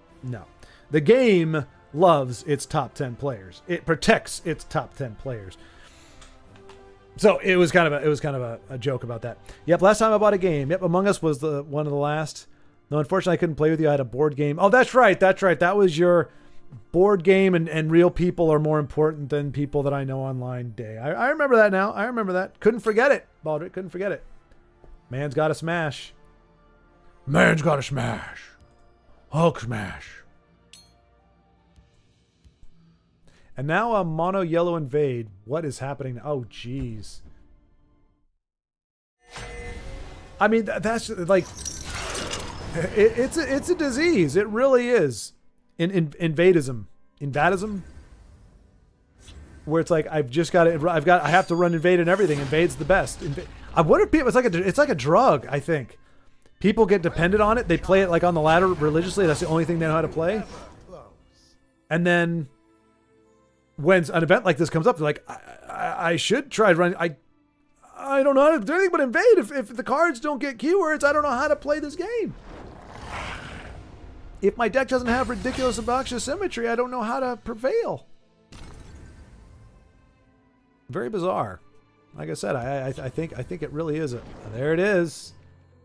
That BS card. That's why he's running it in willpower, because it begins. Arrakis is going to have a hard time at this point because he can't crush the gate with what he's got now. Still can't crush the gate. I mean, the Barrow Stalker coming down as beefy is pretty good. I mean, he might be able to close this, but if those are all three creatures, he's going to be hard put, especially if one of them does invade. I bought Disciples 1 on a CD because I had Disciples 2 on a physical disc too, so I wanted to have the first one. All right, that's not bad. That's great. Arrakis could actually still win this. In fact, he will if he's able to.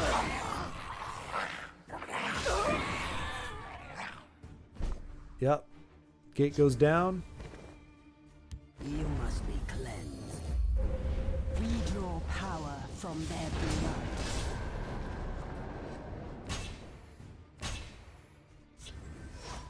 We must press our advantage. So I wanted to have the first one. Okay. So have you played Disciples 1, Baldrick? Or did you literally you didn't want to play it, you just wanted to have it because you had the second one, so you wanted to have the collection, as it were? And trust me, I'm not mocking that because I do kind of the same thing. I'll be like, no, I only want this one. And then I'll get that one and be like, it feels weird to have that one and not the one that came before it and after it.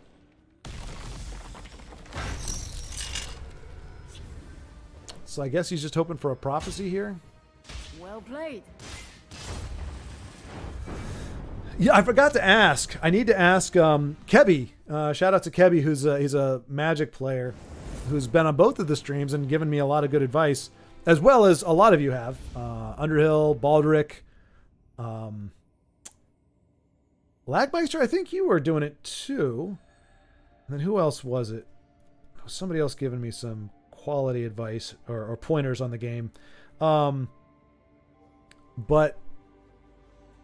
to ask him if there is I don't know if I can describe what invade is, but I want to ask him, like, hey, is there a card that as a new person I wouldn't realize is considered to be like the bane of the game's existence? Like honestly, Planewalkers. Let's see, Arrakis, we just watched. Check out Io again, see what if his endurance can endure some more. For all times. Oh, crap. Well. That was, top deck Bone Bow. Or Bowie.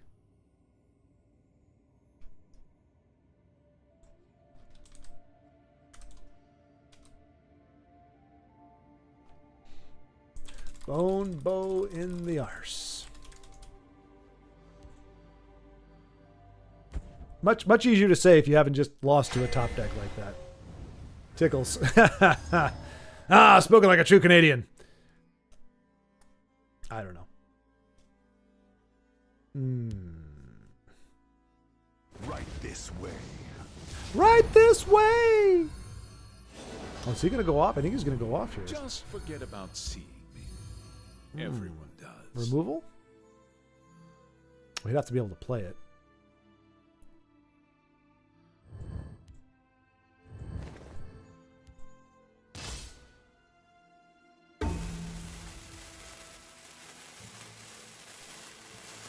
A few drinks, laughs, and a contest. Nice. What could be better? Dremula, all crap. I really just liked the Planeswalker when they first came. I still avoided playing them. Yeah, Baldric, that was the thing. I kind of feel like...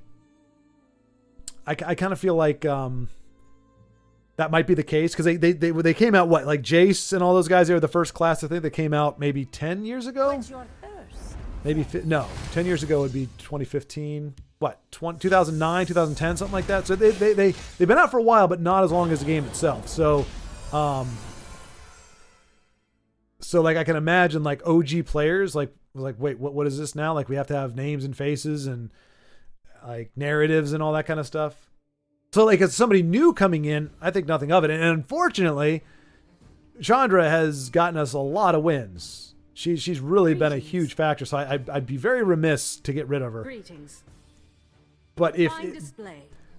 But again, when I see how many crazy, I mean, you saw, well, I didn't do it for you, but that you have a 9 mana uncommon and mystic Meet OTK. your doom. Is Wood Elf Guest really I'll doing put this? one between your eyes. No, you won't. Wow. Wow.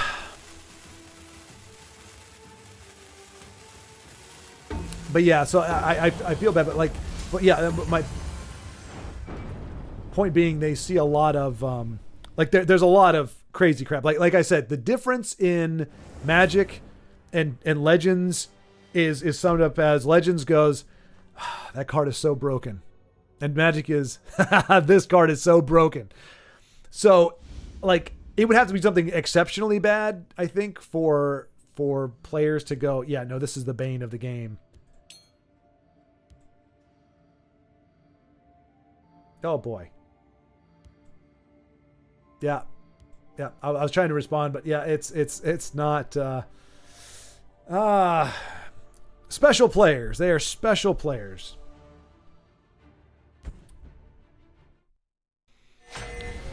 Wood Elf Guest can shove it. Yeah. There's no prize for second. See, and that's even worse when they're that, because they have there's no way, there's no they're hidden behind extra layers of anonymity. Like most of us are in some ways anonymous just because our names are not our game names, and not everybody has a face with their name. But when you just come in as a wood orc, the generic names, you have even more anonymity, which just encourages more. I mean, but not that people need it. Plenty of people, I'm sure, would. I don't know. I don't think there's any streamers. I don't think I've seen any Tessel streamers who have ever done that. And I mean, I'll say to their credit, I think a lot of them are awesome people. So I don't think they would be inclined to do that anyway. That was a mistake. I was wondering about that. I was like, wait, wasn't she shackled? Yeesh.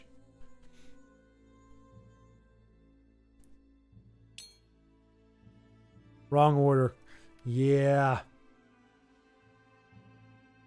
That's all right. That's all right. That's not game over. 15, 19, 25. Poopstone takes to the board. Help me, RNG. Help me. I need you to help me. And there is the forward camp. Not what he needed. Magic the Gathering Battlegrounds on the original Xbox. Oh no, wait. Body bag, was that yours? Was that the one? Was that the one that you were talking about? It was, right? It was a Magic the Gathering game. Welcome, child. All I can say is hug your Keep you ever kids, close. man. You got the win though, Ross. That's the important thing. Oh yeah, no, that was okay. Okay, body bag. It threw me off. I saw the question, and for some reason, I registered somebody else's asking and then you answering. So I thought, I was like, how random is it that somebody was asking about the same game that you just said was like the worst game ever? But to be fair, it had almost nothing to do with Magic, right? In terms of the way the game was actually played. I remember playing on Magic the Gathering on Xbox 360 15 years ago. I think it was called Magic the Gathering Planeswalker. I wouldn't mind picking up Diablo 2 again. That was a good one. It is, and you can find it. You can run it in a windowed version. I mean, it's crazy. It's yeah. And when they did the remaster, which you know was mostly serviceable.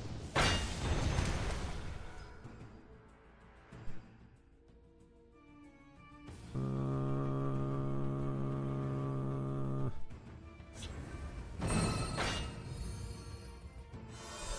mean, well.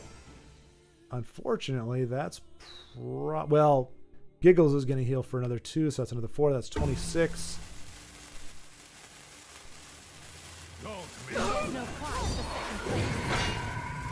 And that is 20. Not enough. Not enough.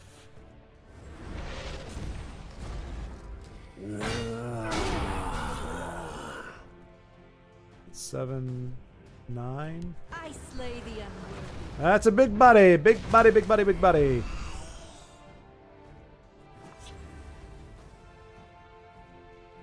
Let's see. Chimera, spirit of the sky. They came around. Oh, for crying the heck out loud. Exact lethal. Watch this. I mean, it's a support deck anyway, so I guess it's not. Come on, Prophecy. There's no prize for second place. Nope. Well fought. Nicely done. What? Because you needed the extra 2 points of damage, I guess. Otherwise, you couldn't win. Just couldn't. Yeah. Unfortunately, I think that misorder actually did play in because his opponent had exact lethal on that because, well, I mean, he played that 2, but he did 3 damage with the unshackled. What's her name? So he still would have been 1 magic short or 1 damage short if the misordering hadn't happened. Eesh. Oi. So close.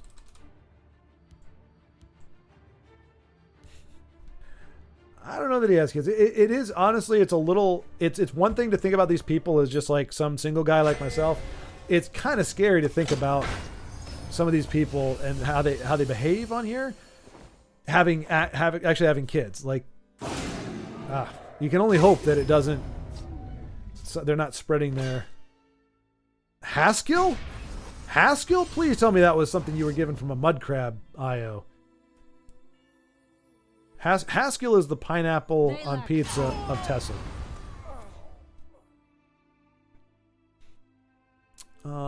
They came around, referring to the Planewalkers, they came around 2007, 2008, something like that. It's a permanent which acts like a mini player.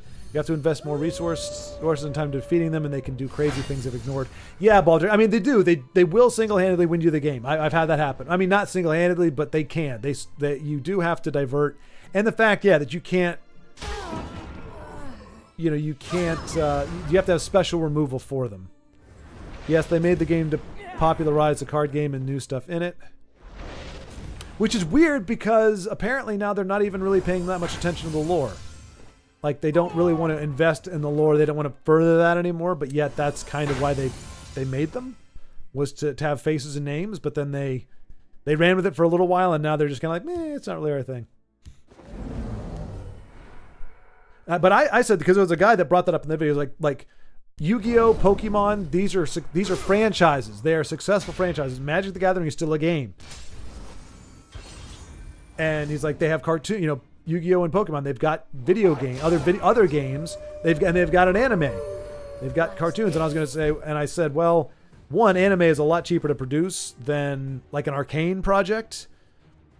It's faster and cheaper to produce an anime than it is, you know, Arcane thing. And Magic the Gathering would not look good as an anime, like at least like a Pokemon type anime. It might be okay in like a Castlevania Attack on Titan type of animation, but then you're probably paying top dollar for that as well. And I was like, I just don't. It was kind of like what I mentioned with Tessel. Tessel seemed to be a game that there were a lot of passionate people that put it forward and worked on it, but overall it didn't seem to have the company behind it. It was just kind of like, hey, here's a popular type of game. Like Hearthstone is a big deal. We could probably get more people interested in our IP by making this game, but not really thinking, hey, let's really flesh this out and go the distance with it. And I feel like Magic is like, we're first and foremost a card game. We put brilliant minds, arguably, behind the card, you know, the stats, how the game actually works, how the cards function. But we don't want to, like, the lore is supposed to make people want to play the game more. And so using resources to get people to look at the lore to want to play the game more seems to be a little more circuitous, a roundabout way of getting more customers. And that's why I think they've gone the Funko Pop route. Hey, let's just buy a bunch of, instead of spending the money on writers or on, you know, ways to where we can increase our deepen the lore, whether it's through books, through a show, or through a movie. They chose instead, we're going to use the money to buy licenses and kind of piggyback off of their lore and just bring in people that's already been laid out. Lord of the Rings, MCU, whatever.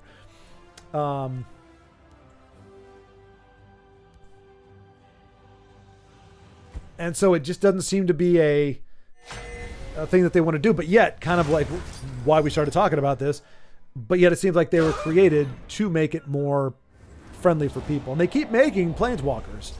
So if they had discontinued it, I'd probably be like, all right, well, they would ban them, I guess. They did ban Jace, apparently.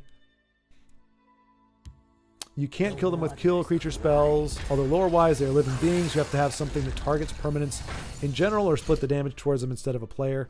Yeah. And they have, like, their pluses, the way that they gain loyalty is also beneficial. I will admit, I think that's a bit wonky. I think anything that gives them more loyalty should not be a detriment, but it shouldn't be something that's an overall play. It should be something like literally just if you can either use minus to do good stuff and take away loyalty, but if you want to add 2 loyalty, you just add 2 loyalty. You don't actually get a bonus with that. Because like Chandra, her second and third, her other 2 options are pretty darn good. And when she hits the board, you get to double your spells in general, or double the if you use a destruction spell, you can double it. So like she already has a high-end passive ability. Her ultimate is pretty damn good. I think they could just easily do with that. The main way to put extra loyalty on it is just that's all you do. You don't gain anything from it. The fact that you gain 2 magicka or 2 lands or 2 lands essentially. Oh no! Daz daddy. Razzle dazzle dazzle dazzle dazzle. But yeah, so I will agree there for sure. Why play Diablo and Path of Exile 2 is out?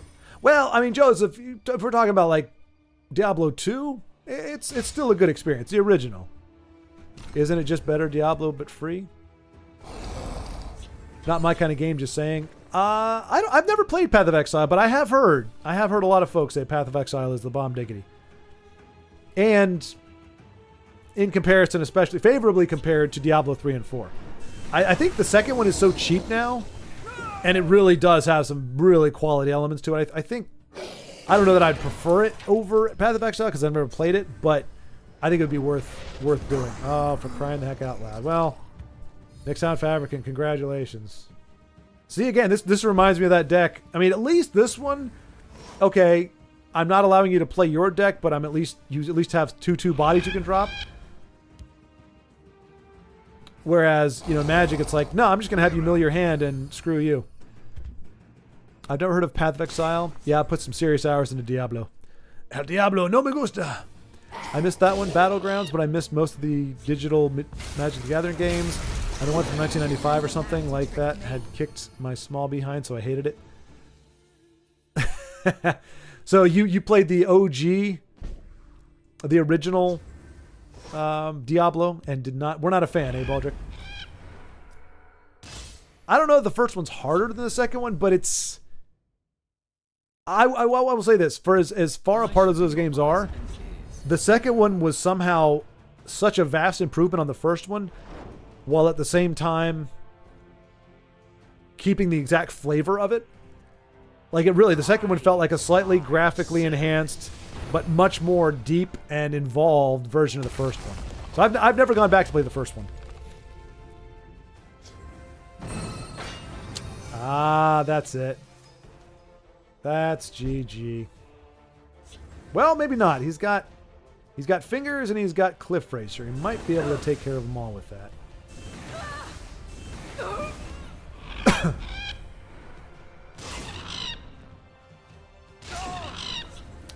Nice. If you're going to heal, you got to give me a card, Dano seems to say. And we're seeing a Midnight Burial, so I'm wondering if this is going to be the amazing, the brilliant... Nope, okay.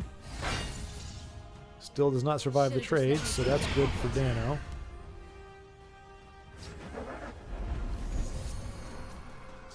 Not a Resi deck. Oh, Mudcrab. This is dangerous. Mudcrab at this point is a liability. Okay, nope, that's perfect. The worst thing you could get is where you've got two cards, and neither one of them really doesn't help you. The other one... One of them doesn't help you, the other one hurts you, or some you know what I'm saying. Oh, see? Well, I mean, that's not the exact same thing, but...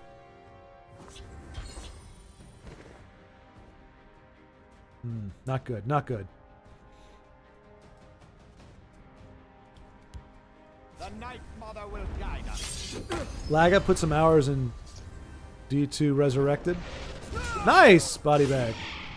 Yeah, you enjoy it, I'm guessing?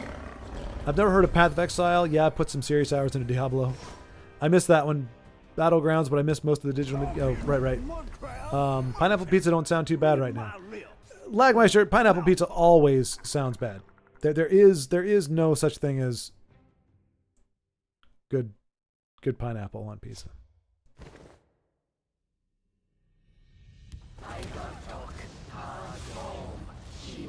Just a friendly reminder. Stop the pop.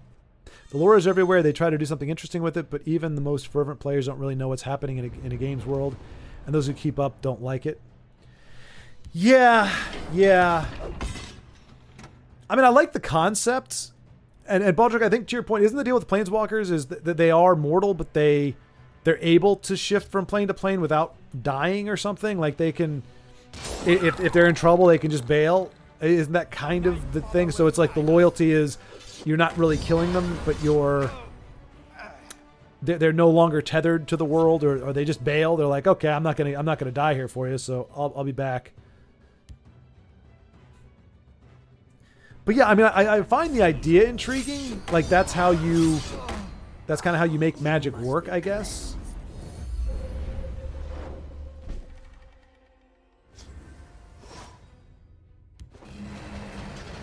Bam, big body. Look at that big body. And he knows there's no answer for that big body in sight. No answer at all.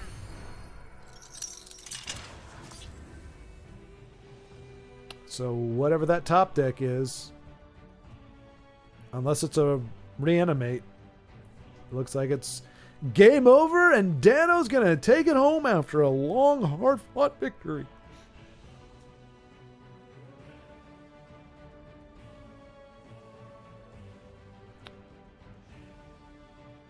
But yeah, I just haven't been too curious. Like I said, modern day, like as you alluded, I just don't. I don't trust anything that's been created in the past 5 years. Not everything is bad. There's plenty of good stuff out there, but as a whole, and especially considering Wizards of the Coast's track record and the decisions they made, I'm like, I'm probably not going to dig on the narrative. You know, you have the inverse, you know, what is, evil is good, good is evil nonsense. That's enough. Arrakis and I are facing each other again. Oh, awesome. We're almost about to join you there. Exact lethal for Dano.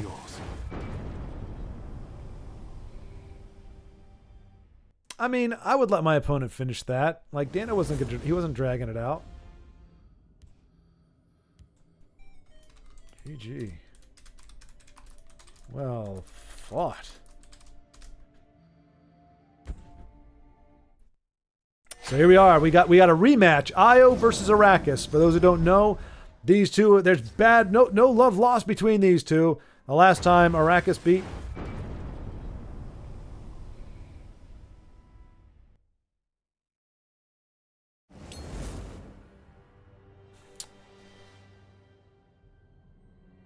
You know, I was just ramping up to Battle of the Century. The most amazing thing you've ever seen. These two titans of Tessel. That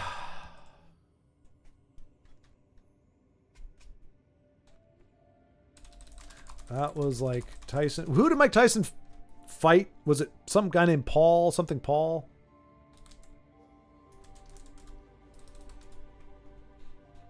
I can't remember the guy's name. Logan Paul, I think. Is that his name? Where it was just kind of like, reminds me of that scene from,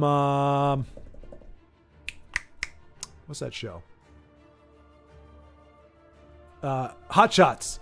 Where he's like, it's these two boxers. It's like they're like in Thailand, and it's these two fighters. Are kind of no. It was a boxing ring, and you got the two fighters circling each other, and it's like this should be an interesting fight. They're both represented by Don King, and you see them kind of square up, and they both swing and like miss each other by a mile, and they both fall down. Quite funny, quite amusing. So I mean, that's what I think of the Logan Tyson fight.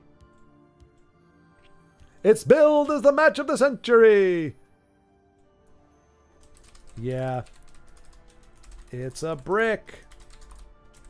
Na. Hand. Na. I don't know if Arrakis will get that, but because I wouldn't if I didn't know. I'd be like, what are you talking about? What's the na thing? All right, so we'll see if Io has a better hand this time. Not against Arrakis, but End of the road. the Idea Spectrum. Todd, hello, greetings.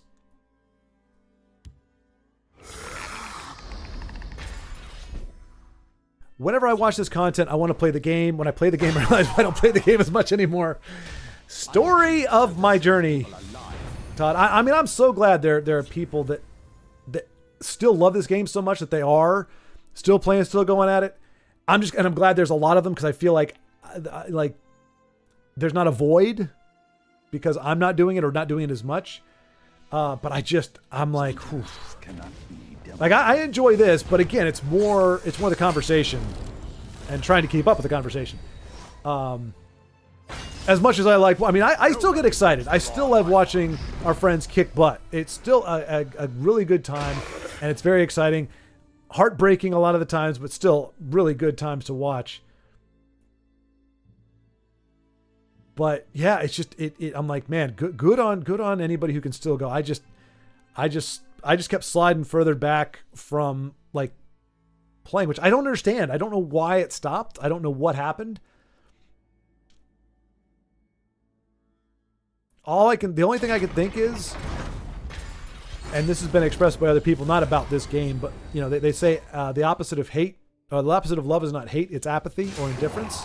And I can vouch for that. It is far more painful seeing somebody indifferent to you than somebody who hates you. And not, we'll put it this way, somebody who you care about being indifferent to you is far more painful than seeing somebody who hates you. Because it's just a complete, it's like you don't exist. You're not a, I mean, it's not that you don't exist. Anyway, anybody who has experienced that might feel the same. But it's like, yeah, I went through this period just for so long of just going, I can't, like, so many times, you guys saw it, there's so many times on the stream, just like, out of my mind with this, are you kidding me with this? Are you kidding me with this? Like, I mean, how many times did I say that? And then, are you effing kidding me? All that to say that is an encapsulation of how frustrated I was at the game, almost in perpetuity as a player. And I'm not saying it was right. I'm not saying it's justified, but it's not like, oh, well, I feel this way, therefore it's justified. It's just, I just know I was frustrated regardless of why. I never got past the crazy things that happen like the good players do. And so I think eventually I just burned out of that phase. I burned out of the anger. I got to a point where the rage just cooled off and cooled down to apathy and just a complete indifference. So my heart has turned to stone as a player. But then I go, but I never really was a player. Like, I would get excited about the game when I'd watch other people play it, like you, Todd. But then I'd play it for like 3 games and be like, oh, this awesome new deck that I thought, using what I saw somebody else do, I tried to imitate that and do something similar, and I didn't get the same results. And I played it like 10 times and I lost every single game. And there went my enthusiasm for the next month. But I always liked watching people play, and it was as I've said many times, it was the dearth of streamers at the time or players that had me say, okay, I'll try it. So I'm back to doing what I actually loved about the game more so than playing. I enjoyed watching. But yeah, it's just I just have, like, when you're on either side of it, like, there may be people going, how can you not love this game? How can you not still love it, even though it's, you know, we get the raw deal in some ways, and even though it is going away, how can you not, still love it? And just as foreign as I'm going, it's like, how can you play this for so long with it being in the state that it's in and with all the problems and not be like, But I catch glimpses where I become nostalgic, or I remember what my mindset was when I first played this game, where the cards were all new. Everything was so new and so fresh, and it was like, whoa, okay. Like I said, it's the honeymoon phase that I'm at with Magic right now, where I consider a win to be, I don't expect to win. I feel lucky if I win. And I like feeling that way. I like for a win to be exciting and to be something that I just don't. Whereas Tesla, for some reason, I got it in my head that I should win. I feel like I knew the game well enough, or I felt like I knew the odds well, and I didn't. Obviously, like, I didn't become a better player. I mean, I'm sure I'm better now than I was, but not enough to be like, oh, I should totally have won this game. Or, I keep losing to bad RNG. It's like, well, that can't be right. I can't be an exceptional. I can't be the exception where I'm the only person who's only losing because RNG hates me. And as people have pointed out, and I 100% agree, if I were to actually write down or document, okay, how many games did I lose off of a top deck at the last minute, where it came down to whether my opponent had what he needed or whether I did, and it went to my opponent versus the times that it went to me, it probably roughly equals out, despite my preconception. And yet, it felt like the game burned me out. But it makes me feel a little less crazy and a little less dickish to hear it's like rolling a nat 1 every day. Yes, Io, yes! That's exactly what it feels like. I'm like, how is this possible? It's like, well, you're not flicking your wrist when you roll the dice. Like, it's just a thing. It's like, no, that's not, what do you mean flicking? I get good at rolling the dice. I can't get good at it. Like, when people say practice running with a deck, to me, that means know your deck, understand what you're trying to do with it, understand what your outs are, what you're holding out for. Like, there'll be some Magic games where I'm like, okay, I know I've got single target removal and I've got a board wipe in this deck somewhere. And I've got wipe out a bunch of little creatures as well. So I'm going to hold on until I know that like neither one, the help's not going to come. Better get that wrist flick ready for tomorrow then. Oh, trust me. And I've got the chonker dice. One of the bundles that I got, it actually has like I mentioned, like a giant D20. And it's got little sparkles in it. It's a plastic one. What are they, the not polypropylene. What do they call that? Polynesian? No, that's not right either. What is that material called? They do it with 3D printing all the time. Resin. It's a resin dice, not like anything cool like wood or metal. It's not made out of aluminum or anything.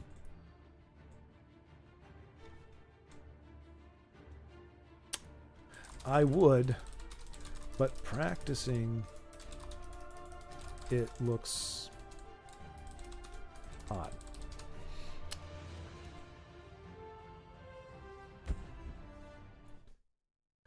Yeah, don't practice. Do not practice rolling dice without a dice. It will look odd to anybody spectating. Put it that way. Oh, FromSoft. That was the name, Joseph. That was the name. Thank you. FromSoft was the name of the company that does the Dark Souls. Just keep it above table, eh?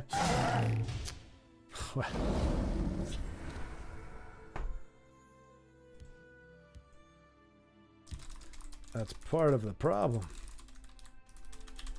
A little distraction might prove. I'm not entirely sure what I mean by that, but in that kind of innuendo conversation, you can just fill in the blanks even if they don't fill in correctly. But anyway, to put it so for somebody else like Todd to express that same experience, I'm like, okay, I'm not the only one who just feels like it's just gotten run down, or I've been run down by the game. No, not Diablo, Magic the Gathering PC game. It was an RPG card game with old cards and video tutorial with costumed people. It was tough as nail, and I didn't understand the game as I do now. Wow. Just hit a Blessing of the Grove OTK. Blessing of the Grove, is that the... Which one is that, Joseph? Dopamine! Instead of Josephine? Are you playing now, Joe? I didn't see you on here. Where is... Oh, there you are. Ah, sneaking in under the radar, eh? I love that. Which one is Blessing of the Grove? I'll have to look into that. Is it the one that gets bigger every time you ramp? I feel like a real dark elf wizard right now. Oh no, are you serious? FromSoft just got bought by Sony. Well, so gaming is yeah, exactly. Yeah, no, yep. You didn't have to say it. Yep. My only hope is by 2030 the ship rights itself. People figure it out. I just don't know what the end game is. I'm not sure if we're getting the crap we're getting because there's a genuine desire to, as Larry Fink would say, force behavioral change. And so these companies are just sold on it and think it's going to be the greatest thing. And they're just going to make people pay for what they want to put out. Or if these companies are just getting purposely sabotaged so they can be bought out. And then your only option, your only hope is Obi-Wan Kenobi. Help me, Obi-Wan Kenobi. You're my only hope. Well, Obi-Wan Kenobi from the original.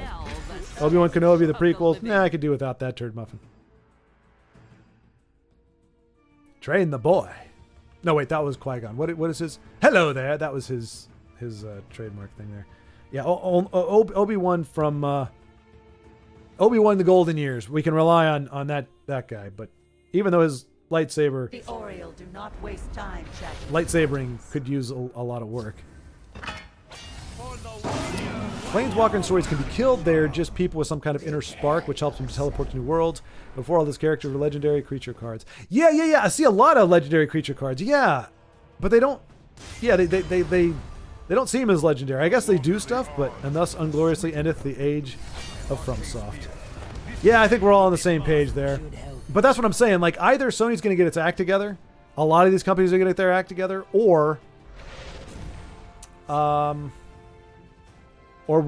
going to continue. I don't think so, though. I think we turned a corner a little while ago, but I think we're now moving in an actual different direction. It's just you've got a lot of games and a lot of things that are in production. You've got people in positions. Those people need to, those people who are not skilled enough or don't have the talent and I mean, and not even talent. I mean, it's, yeah. I mean, you look at a lot of the resumes and it's like, wait, how did you get this? Like, who did you know to get this job? Because you have no experience and the games you have been on have sucked. But I think who was it? Was it Concordia? One of the games that came out recently, they're like, oh yeah, most of the people working on the game had never worked on a gaming title, let alone a AAA title. It's like, whose idea was that? Like, where is the brilliance of, we're going to have a bunch of people who don't know jack diddly squat about the game. Or about programming or whatever. We're gonna leave it to them to do this game. Like, how? Makes zero sense. I mean, it makes sense if you're trying to force behavioral change, but if you're just hiring the best people for the job, you wouldn't touch that. You'd say no. Some of you can be interns. Some of you can learn. We're happy to bring some of you on as learners, but we're not going to rely on you to build a game if you've never done it before. Like, that's what you have mentors for. That's what you have. Oh, but whatever. You know, if I ruled the world, that would not be fun. But yeah, I remember Baldric there being something about the Spark. They had a perfect track record, literally never missed. It's true, IO. Perhaps. I made him raid quit on turn 0. Wow, that is impressive, Sea City. Look at Joe go! He knew. Oh no, he's just done. And you're not even sporting the top 10 card back, Joe. If you were, well, wait, you don't have it, do you? You didn't actually push to the top 10. But you don't even have your top 100 card back. Like, if somebody was going to chicken out because of that, I'd say, hey, you know what, I get that. I mean, I don't understand the lack of concession, but I understand just going, what are my chances against someone as great as this? But you're very unassuming. Like, that's a cool card back, but it's not, it doesn't say doesn't betray your badassness.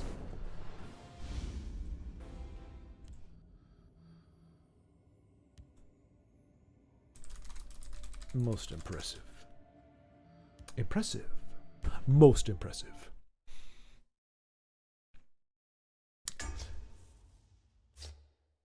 Yeah, we can. I mean, that's the thing. I don't think anybody. Yeah, no, Sea City. A zero turn concession is unfortunately, I cannot bequeath the third G for that. Although if it was simply because your reputation, maybe he saw the spotlight and was like, oh, have you done your spot? Is it Thin White Duke Star? Is that the other one? Is that the other gentleman you have an interview with? Did you already do that one? Whether it's with him or with the other guy? How did that go, by the way? I just saw, for those of you who don't know, Thin White Duke Star, we talked with him, we'll probably be visiting him shortly if he's playing again. He just did Vincenzo. He just did an interview with Vincenzo about the game. So if you want to see that, I think it just dropped today. If you want to check that out, it is his, pretty much him and Vincenzo play some versus games with each other. And they just kind of talk about the game, talk about how they found the game and everything. So if you're curious, want to know more about Vincenzo's experience with it, and it's a 5-hour video, so I don't know how much of that is all Vincenzo. I started watching the first like 10 minutes and then I had to jump off, but that is up for your viewing pleasure. And I'm guessing, Joe, that's one of your perhaps one of the interviews as well. But yeah, I don't think anybody is necessarily thinking, but I mean, at this point you just go more than likely. Like, so far Sony does not have a great track record with really anything. Their games, the past 3 or 4 releases have been relatively abysmal. Maybe not all 4 of them, I don't know, but and then some of them are abysmal depending who you ask. But most of them, from a sales standpoint, from a popularity standpoint, have face planted, and they haven't said, hey, you know what? Maybe a little more focus on good story, good characters, characters you can actually root for, not this morally ambiguous or outright evil characters, but we're going to try to pass off as good. I mean, there is some, I can't remember if it was Sony or that company out of Norway. that was actually partially funded by the Norwegian government. I mean, neither game was good, but one of them had some overtly nasty stuff in it. Like, hey, this is how you guilt and shame people into doing what you want. And these are the good guys. Like, that actually pops up on screen. Hey, so public shaming to get what you want. Hey, I mean, it's right out of a very dark... Oh. Like it's like, I mean, just evil. It's downright evil. And these are your good guys. I can't remember which one that was for. It's either Duskmorn or Concordia, one of those two. But just, I mean, not even trying to hide it. And then there was one of them where they're... never mind. Anyway, bottom line. They don't have a great track record, is all I'm going to say. And unless they course correct, unless leadership changes, there's no reason to think they're not going to keep going that route. Unless you hear them say, you know what?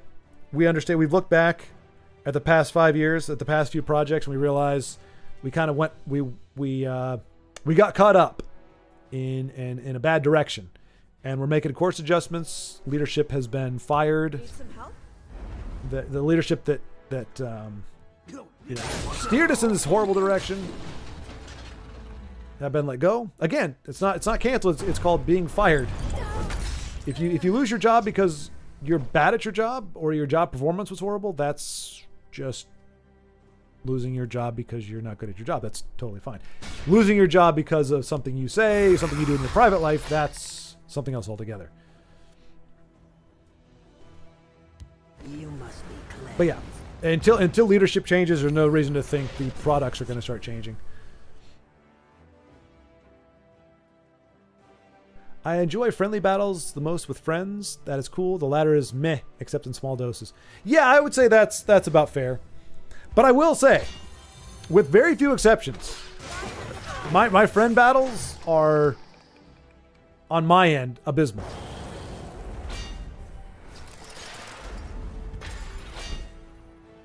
I think I've lost almost every friend battle I've ever been in. You must be cleansed. Cleanse those Dwemmers! Relieve them of their burden!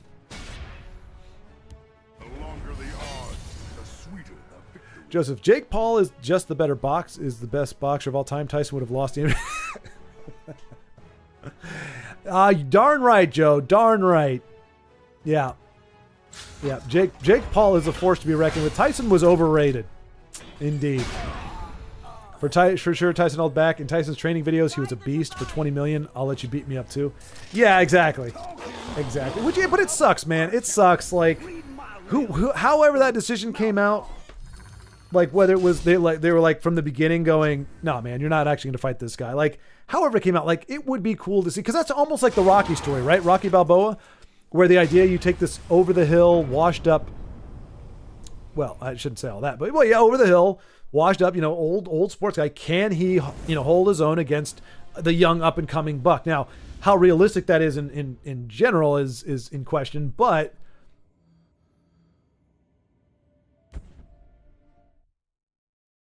But I mean, it's kind of hard, because then you would have to say essentially like, okay, Paul, he's going to play for real. Like, you guys need to box for real. But if you get to whooping him, you need to back off, or Michael throw in the towel or something. But I mean, I think people would be on board with that. It's like, okay, we get it. Mike probably only has like 2 rounds in him where he can go full out, and if that's what it should have been. Can Jake Paul survive 2 rounds with Mike Tyson? So just know. It's finite. Mike's going to go out. He's going to try to end it, try to TKO him or knock him out or whatever. You never got the card back, did you? Card back. Never got the card back? What card back? What have we here? Oh. Thank you, Joe. Thank you for giving visual proof. I thought you said... Oh, no, you said you got it once. That's right. You said you got it once. But no, when it was the active time, you would, like the time that I was following it, and you were like, yeah, I'm top 10. And then you were like, I just can't hold it up anymore. But I forgot, yes, you did tell me later on that you got it once. And were you top 7, I think? You were 7th? Oh, you got it in arena. Okay, so I'm not entirely wrong. Ooh, that's a heck of a Grizzly Gourmet. I don't think I've ever seen a Venom Tongue get Grizzly Gourmet. I was number 1 on ladder like a year ago. Yeah, that's what I mean. Yeah, but gave up. Yeah, exactly.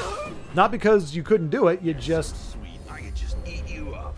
Ugh. All that armor and Venom Tonguedness? Nasty.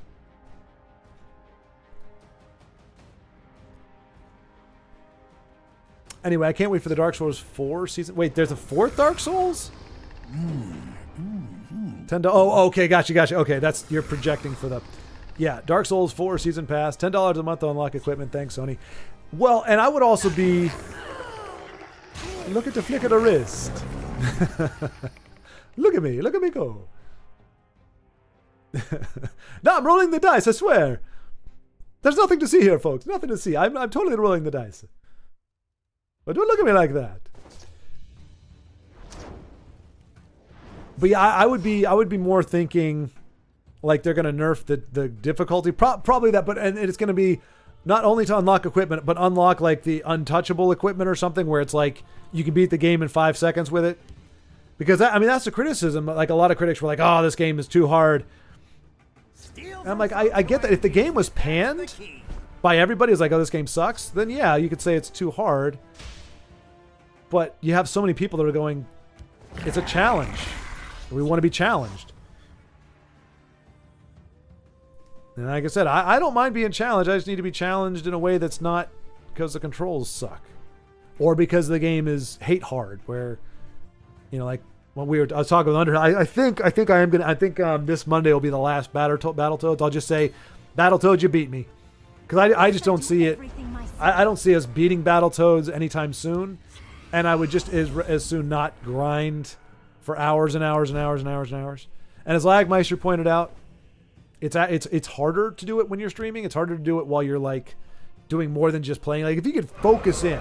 Like I thought about doing that, just recording the screen, not even streaming or anything, just record what's going on and try to beat the turbo tunnel. And it's like, okay, if I can do that, I can eventually beat pretty much any part of the game. It would just take a while. And I just don't know if I want to just keep grinding, because it will be a grind. It will be a very long grind. And for what? You know, if my salvation hinged upon it, perhaps it would be worthwhile. But otherwise, what am I doing? Plus 2 health for each creature on board. What's with all these apparent monocolored decks? Or is this another friendlies match? Wait, oh crap. That was 5:47. That was 15 minutes ago. Sorry, Todd. The weekly event. Yep. As you probably noticed, Todd, most of them aren't. They're monocolored, but they're heavy into Dwemer and neutral. They just use they bastardize colors for their own mischievous ends. So I have a Singleton Monk deck that actually sometimes really good. Nice. Is it a pilfer? 1 mentor and 400 interns. It probably Lagmeister, something like that. If that.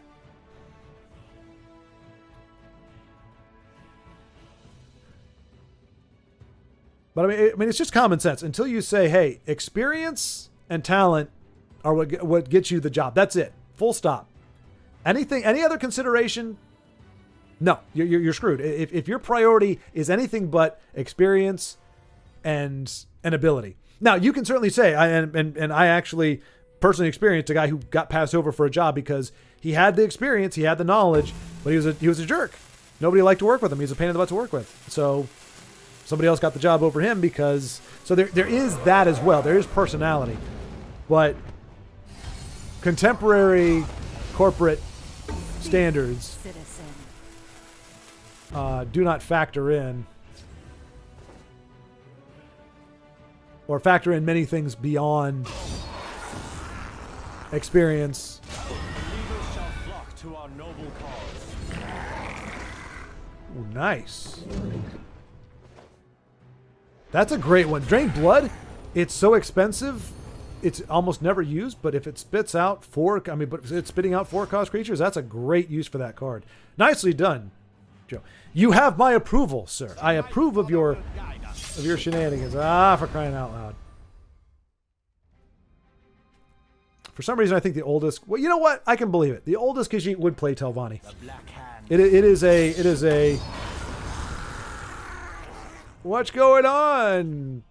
Type of deck. I thought that was another Chanter. It's an execute. Look at all those actions. Oh, is he gonna overdraw? He is, isn't he? Eek. That's right. He's got plenty of Eben. C-City, is this a... Is this a... is there a Ring of Namir in here? Is there some shenanigans with Ebonheart? And items? Or, actions? I'm seeing a lot of actions. We'll bring you action and satisfaction. We're the Chipmunks. C-H-I-M-P... No, that's Chimpmunks. C-H-I-P-M-U-N-K.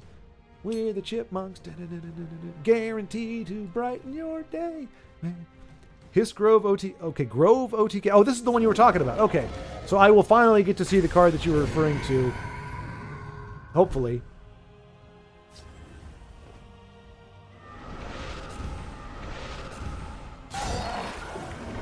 Curses. Lots of curses. I had that today too, just insta-concede before Milligan. I guess Milligan is... Hey, it's me Milligan! We call that a mulligan. No, that's a U.S. thing. Everybody else in the world calls it a Milligan. But yeah, yep. You can definitely lose games, essentially, off a mulligan. You can still try to play it, but unless your opponent has a brick hand... I don't know, he said he'd message me on Discord and never did. I'm not going to ask him to if you forgot that. Oh, okay, gotcha. Okay. Well, I mean, I asked him, and he said he's got like 6 people lined up. He just has to reach out to him. So you might be hearing from him again. I think he's just reaching out to people as... Like, he asked me one time, he was like, hey, are you down with it? I said, yeah. He's like, okay, cool. And I didn't hear from him for like 2 weeks. And then he's like, hey, when would you like to do it? So I think when he's ready for you, he'll probably reach out to you again. That's my experience. We should play. I won't use Archer Goblin Rage this time. Here's the thing. Like, for me, playing against friends is a little bit... I learn quickly. It's a... Ooh. The watch is mine. It's a bittersweet thing. Like, if I win, I kind of feel bad. Or if we're like, oh hey, if you're like, hey, I'm trying this deck out, and I just, oh, there's Ring of Namir. Yep, I knew it. You see, I knew it.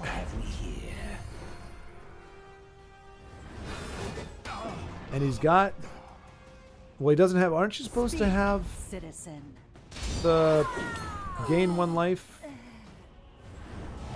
I knew it too. We both knew it. Okay, we both knew. We all knew it. Blessing of the... Oh, that's what that is. Oh, it's an action. Okay, that's what he's talking about. Okay. What is it for every creature? Yeah, gain 2 health. Okay, so he's going to try to fill the board with critters. Which is weird, because I don't see any tokens. You'd think it'd just do tokens, but...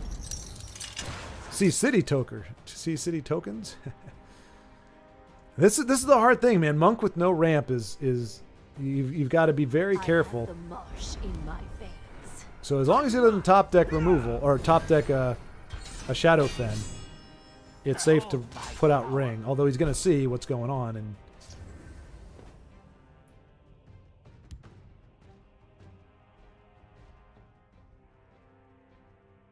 Believers shall flock to our noble cause. Oh, okay, so he uses the actions to build up that board. This is going to be a nice OTK. When you're down to 14, Telvanni's been pressing it. They're pretty close to whooping you. And then you get to OTK him. Not too shabby. Look at that premium, glistening, beautiful Ring of Namir. Beautiful ring. Beautiful Ring of Namira. Blood on the wind. Oof.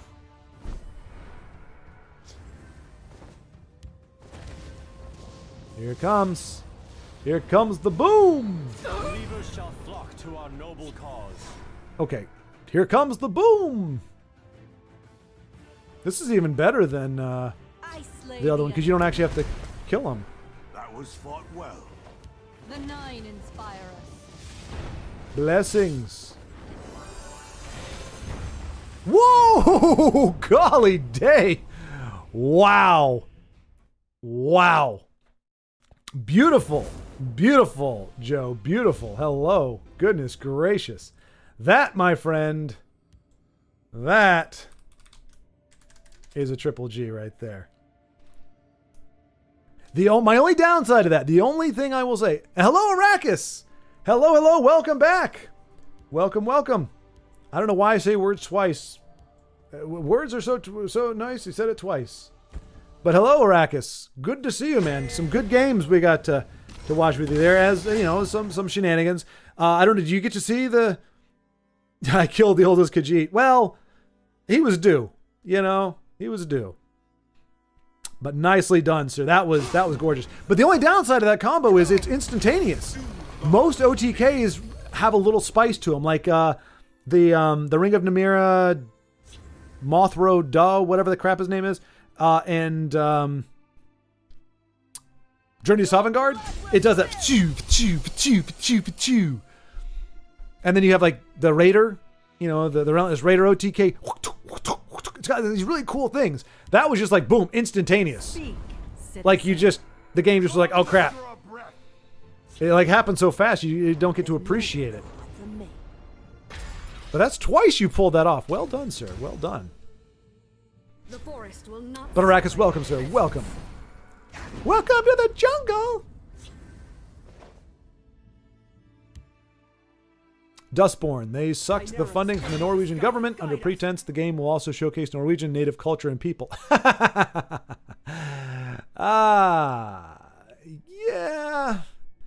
Yeah, I'm seeing a bit of a problem with that. A bit of a problem. Wait, so Ugnip helped fund Dustborn. Yep, Ugnip and Jonas. Yep. They were complicit.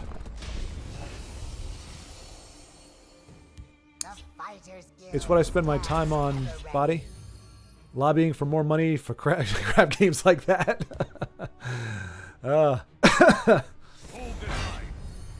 Everyone knows Joseph paid for his top 10 card back. You know, body bag, that we know this, we just don't say it. It's just, it goes unsaid until you say it, and then it's no longer unsaid. Everyone, let's see. I don't blame you. At least Ninja Gaiden had unlimited cost. Continues. Exactly, Lagmeister. And I mean, but Contra didn't. But I felt like Contra, like every single time I played through that, I made progress. I'll send them to oblivion. And it just hasn't been the same with. By the way, an amazing run. You made it look easy. I just don't know if I can do that. But I mean, I know I can. That's the thing. It's not beyond me. It's 2 buttons and a D-pad. Like, I can figure it out. Just the question is it worth it? But now here's the thing. If that's the request, if people want to see a certain game, I don't mind obliging. But as long as I have my say in it, I'm going to probably, because I don't dread Monday. I just feel bad that people are just watching me play the same 5 minutes of game over and over and over again. Guys, what it is, it's like a loop. It's like an 8-minute loop. From where I start to when I lose all my continues. It's like an 8 to 12 minute loop, and I just think that's boring.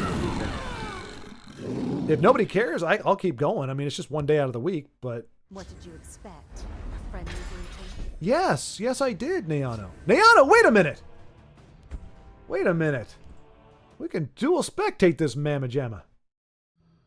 And by Mamma Jamma, I meant the game, not any of the players.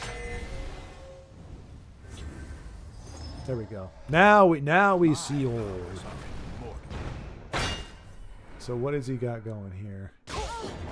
And the great, I don't think Neano has been on our stream here. So Mimic Rage, conscription. Okay, he's got some stuff. Aros is gonna have a hard time with this. Sitting on that Marak, which I'm guessing is probably gonna befall poor Razmadazm. Doesn't have any. Well, he does have the rage. Oh, but I just noticed. I mean, Aros is not that far away. He's got with the heavy battle axe. That's 8, and 3 is 11. Oh, so he's 1. No. He's got exact lethal. He's got 5th Legion into Razmadazm into heavy battle axe. Yeah. Wow. Try some. Wow. You won't live. And the battle axe. Look at that. Oh, wait. I miscounted. How did I... Oh, because he has Divine Fervor.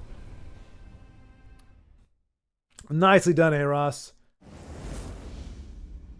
Neano, GG, my friend. GG.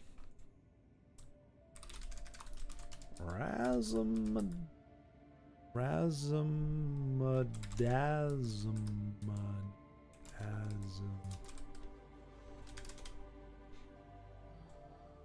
I'd love to see a version of the card with that spelled out. Razmadazm. It takes up all the text. Oh my gosh, look at that beefy 23-5. That is a big body. It kills me to do that. I swear to you. Witness my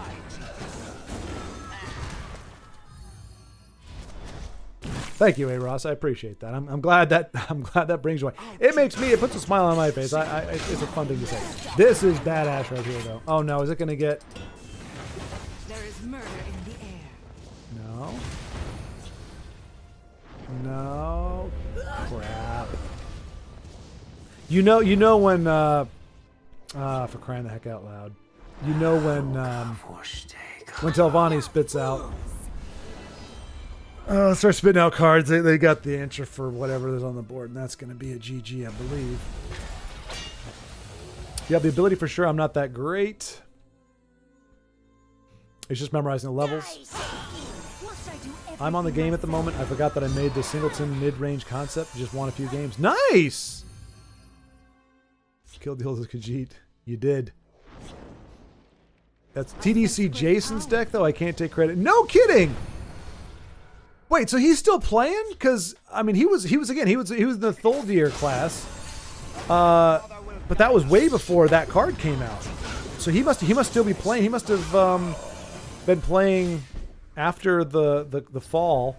I guess we'll just call that the fall. Greetings from the last living. Nice play there. A little. If Omega was running out of cards, this would be a good position for... Or wouldn't that be a bad position, but it's not great. Okay, Mechanical Ally, go! Okay, alright. That's 16, 19. Of course, we know Telvanni's sitting on nothing but removal right now. Ice Storm!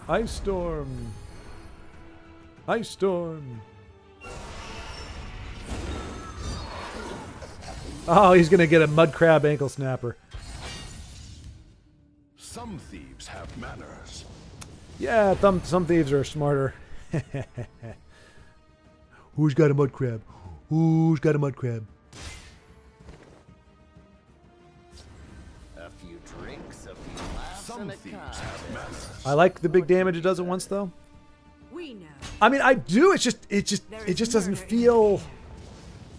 there's like a gravitas that I'm looking for.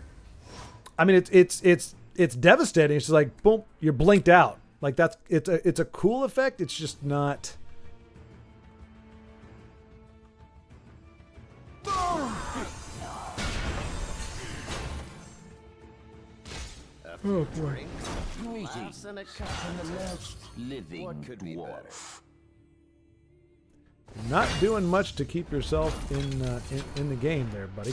Not you. I'm talking about the guy whose pudginess is hanging over his mechanical legs. Ooh, that's still lethal, right? 19, 25. Yeah, that's okay. Now it's not, well, it's still lethal now. No longer lethal. rise to I mean, Io's putting in good work on here. He's not giving up, which is amazing, but it's Telvanni. The deck with training wheels. Now that I've established dominance, I'm just going to log off. Someone taught me. You guys know I don't play this game. Yeah, don't believe your lying eyes, right? It's my last game. Got to try. Oh, okay, gotcha, Io.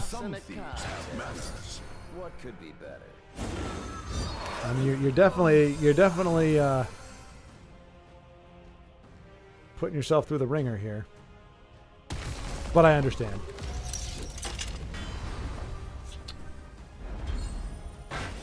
Oh, is he gonna gym? I mean, again, like, what are you gonna do? Just found out that an Abomination Barnus from Mechanar changes back into Barbus proper when you pick the unoption. Oh, an Abomination Barnus, Barnabas, Mechanar, or Barbus. Good day.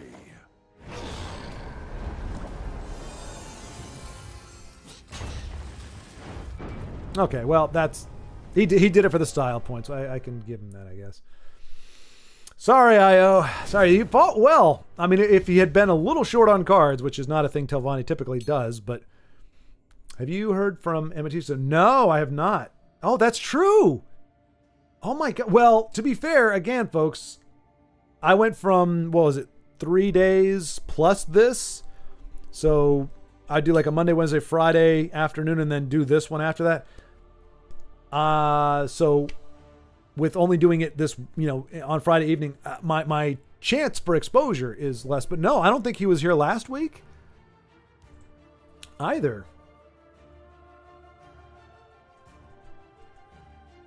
Oh, and there goes Io. Have a good evening, Io. Have a good evening. I haven't.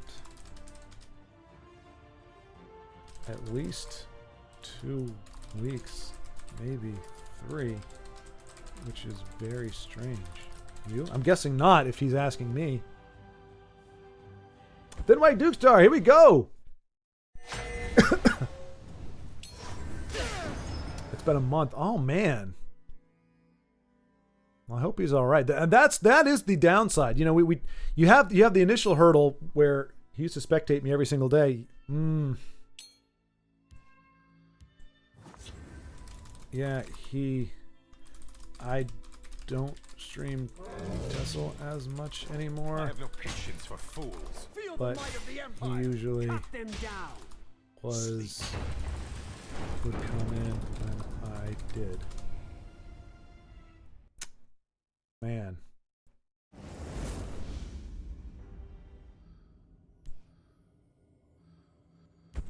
All right, Todd with his, was it mid-range singleton you said, Todd?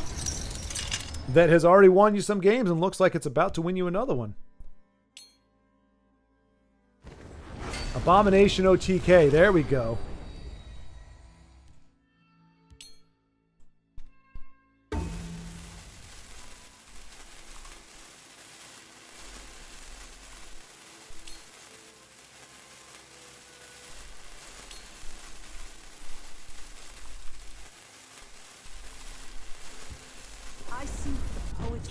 Wisdom.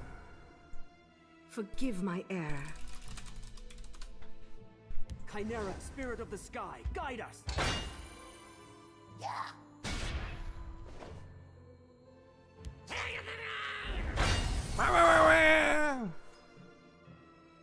Running out of cards to get the lucky stuff on it.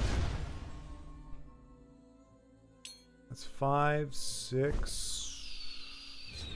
No reach here, unfortunately. East March 4, perhaps. Or is he just going to Tullius? Ooh. 1, 2, 3, 4, 5, 6, 7, 8, 9. Is that 10? 3, 6, 9. No.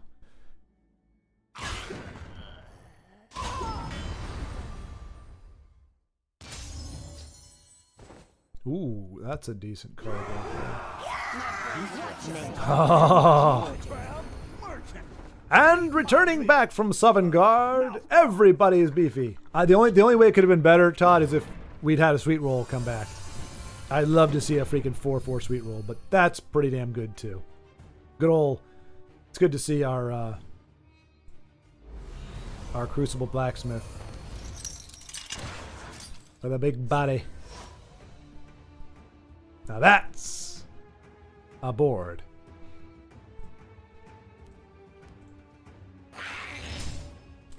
I knew it. Well, Kill for not specifically. This one has been sharpening her claws. Let's play all conscription day. again because of Aaron. Badass. And Rumpin's here. Okay, good. All right. Well, we'll be able to close the evening out with a flurry of activity. Beowulf, all right. Good to see you. I shall talk to you soon, my friend. Have a great weekend.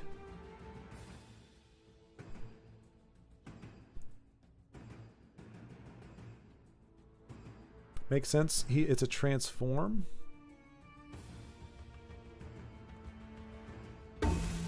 Yeah, I don't know that I would have called that myself, Io, but I know you're gone, so I just like Mechanar's effect. I wouldn't mind seeing more Battletoads. On the other hand, I'd say play what you want and have fun. I'm really wanting to see. Well, Final Fantasy VII is Tuesday, Lagmeister. So we'll definitely be playing Final Fantasy VII on Tuesday. The question is just pretty much which retro game. There's Nintendo and Super Nintendo is what I consider to be like retro. So if there's a retro game that folks would rather see, as long as I have it, I'll be happy to play it. But if you want to see Battletoads, I'll keep going with Battletoads. As long as you're not getting bored, that's my thing.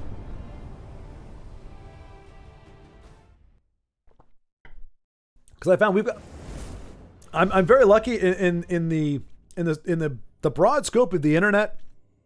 I'm very lucky that I have nothing but very nice and polite folks that I hang out with you all. And so nobody's ever like, this thing sucks. Well, Joe will do that. He'll be like, dude, you suck. But aside from Joe, like nobody says, it's just like, hey, just do what you want, play what you want, which is nothing wrong with it. I'm not saying that's bad, but like I'm like, is it really okay? Or is it just nobody wants to say, dude, you're boring us, or hey, this kind of sucks, or why are you doing this? So I'm like, okay, I mean, I've just taken on faith that everything's copacetic. But it does, like, if things were growing, if things were moving forward, I'd be like, okay, I'm on the right track. But since it's still kind of like, don't know if I'm finding the audience, as it were, I'm like, okay, am I doing something wrong and people just don't want to tell me? Or is it, no, everything's going fine. I just, it's just, there's a cap on what you can do.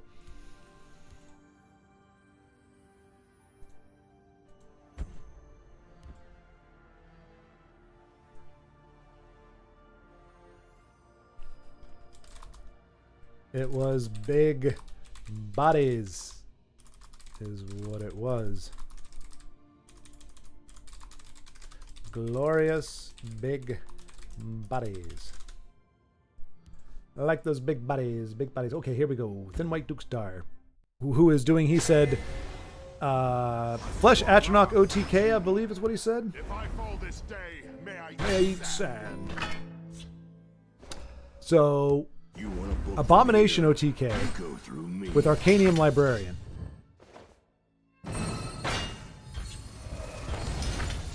Okay, so that's a nice synergy there, going with because usually people focus on Dragonstar Knight or Dragon Knight Star, Dragonstar Rider.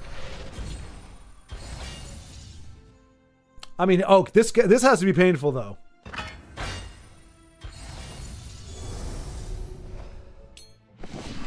Nice. But can you really smite the man running spider there? Shh, look at this thing. Goodness gracious.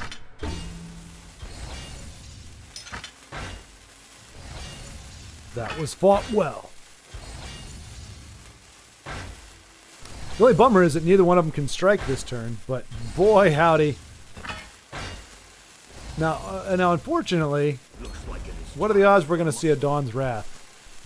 or a new era. Oh! I didn't even... No!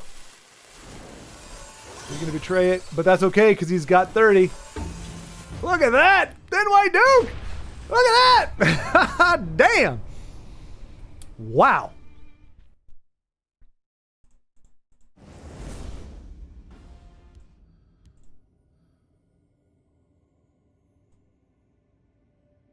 I'll be right there, Todd. I just gotta jaw on floor. That was awesome. How many tries?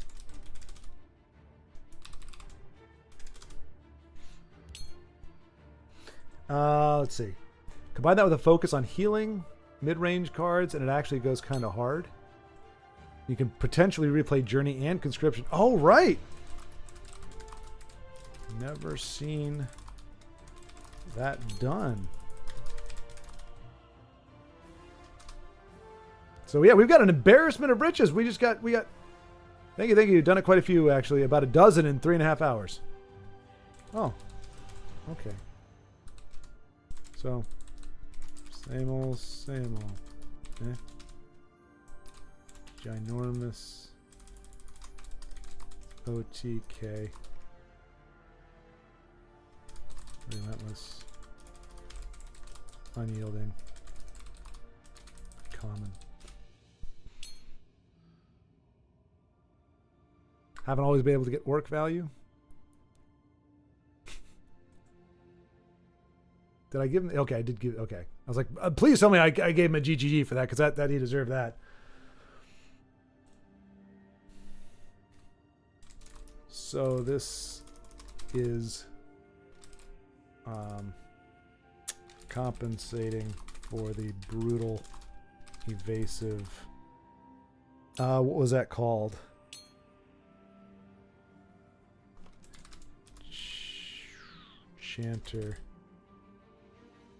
Chanter and what? Chanter Alduin.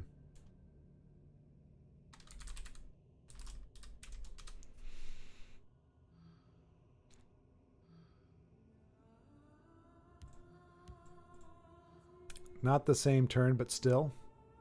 No, it's fine. It's still devastating. Like, look at this. Like at the end here, we're just seeing tons of like combo decks being able to just go off with some regularity.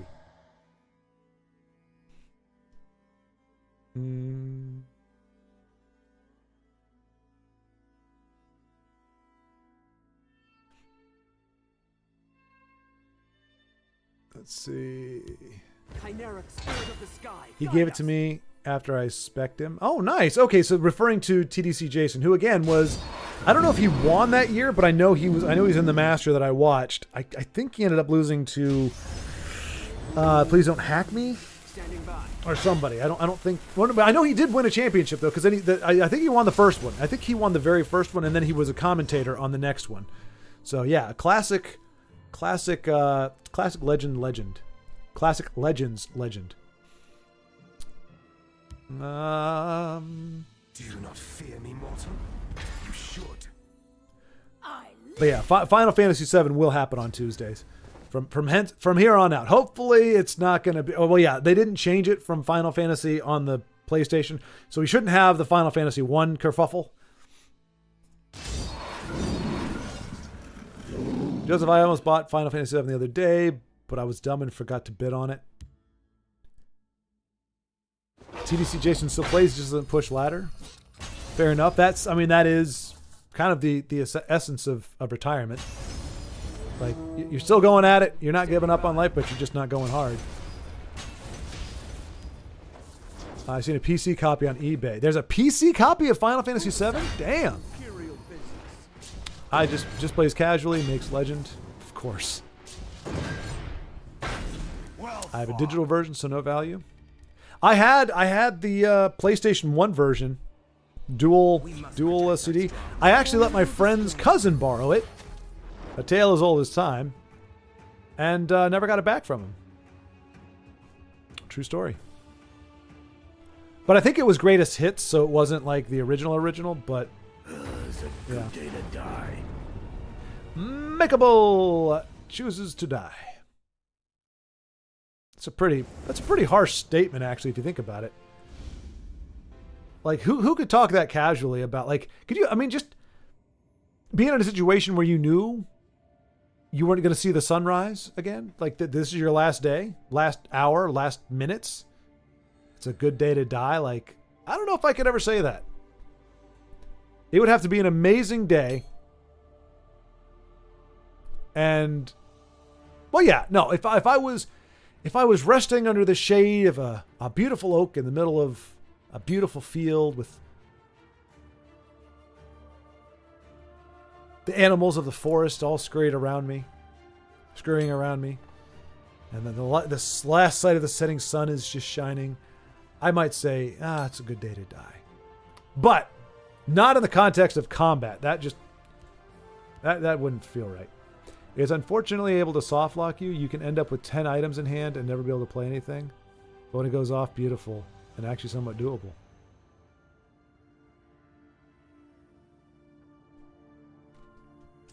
It looked great from what we saw.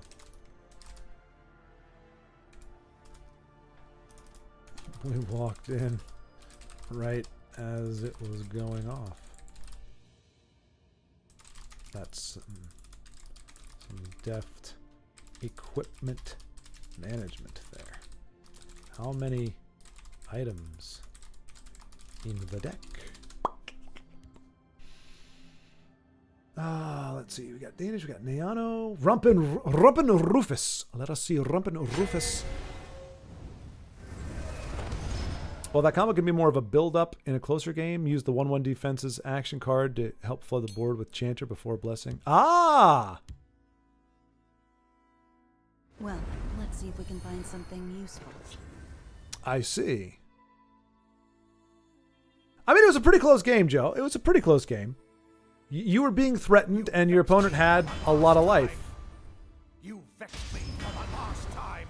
I like pasta. Oh my gosh, that's another one. I like pasta is another classic. What is going on today? What is going on today? I mean, I'm just kind of, I'm a little bit blown away here. Oh, that was a guard. That was a guard. Now, granted, I think he's still dead on board. Well, maybe. Well, yeah, no, he was still dead on board. I don't even probably blue. I was close. Ugh. But yeah, I like Pasta as another classic player. Somebody put out a memo and said, "Hey, guys, play today. Play on." Does he have any outs at all? I bow to your He does not. No, the old folks are kind of sticking it to him. We got Thuldir with a win. We got I like Pasta with a win. We got Joe winning with Jason TDC CDC deck. I mean, it's 35 weapons, 15 creatures, 0 prophecies. Wow. Amazing you could. Wow. And it goes off that regularly. That's a lot of items. Every time I try to build an item deck, just a regular item deck, not even an OTK item deck. When I try to just build an item deck, if I had just as many items as creatures, I always drew the wrong side of it. And he's got 35 items and 15 creatures. And he's drawing it. It's crazy. Crazy.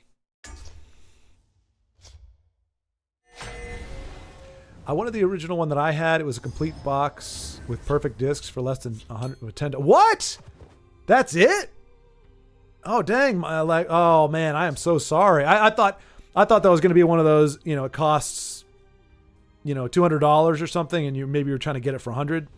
luck to your house. That game, I was just super far ahead. because oldest Khajiit was playing off meta. As well he should. Old Khajiit doesn't give. He's got no to give, you know? You know, if I queued into a sweaty meta deck, I'd have done a turn 7. Well, maybe. Maybe Ioshi get good. Damn, shots fired. Oh, that's another one. Inu. We haven't heard from Inu. That just made me think, like, trash talking Io makes me think of Inu. And he hasn't been around either. Touche. See y'all later. Alright, Io. I'll see you tomorrow. Talk to you tomorrow. Ah, yes, it's sundown. All Canadians must bathe in maple syrup every day at sundown as per tradition. Good luck on ritual.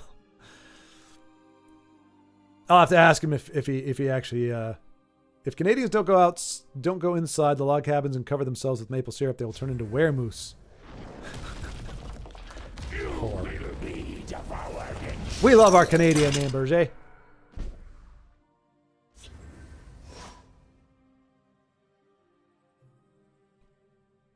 Here in America, we chug a... There you go. See, that's the self-deprecating. Here in America, we chug a cup of corn syrup, do some donuts in our pickups, and unload a full mag into the air before we go to bed. Damn tootin', Lagmeister. At least from the age of 3. Anything before that, it's dangerous. But after age of 3, you can get away with that. Yep. And that is a hazard on Buffalo, New York, so it's a win-win for all of y'all.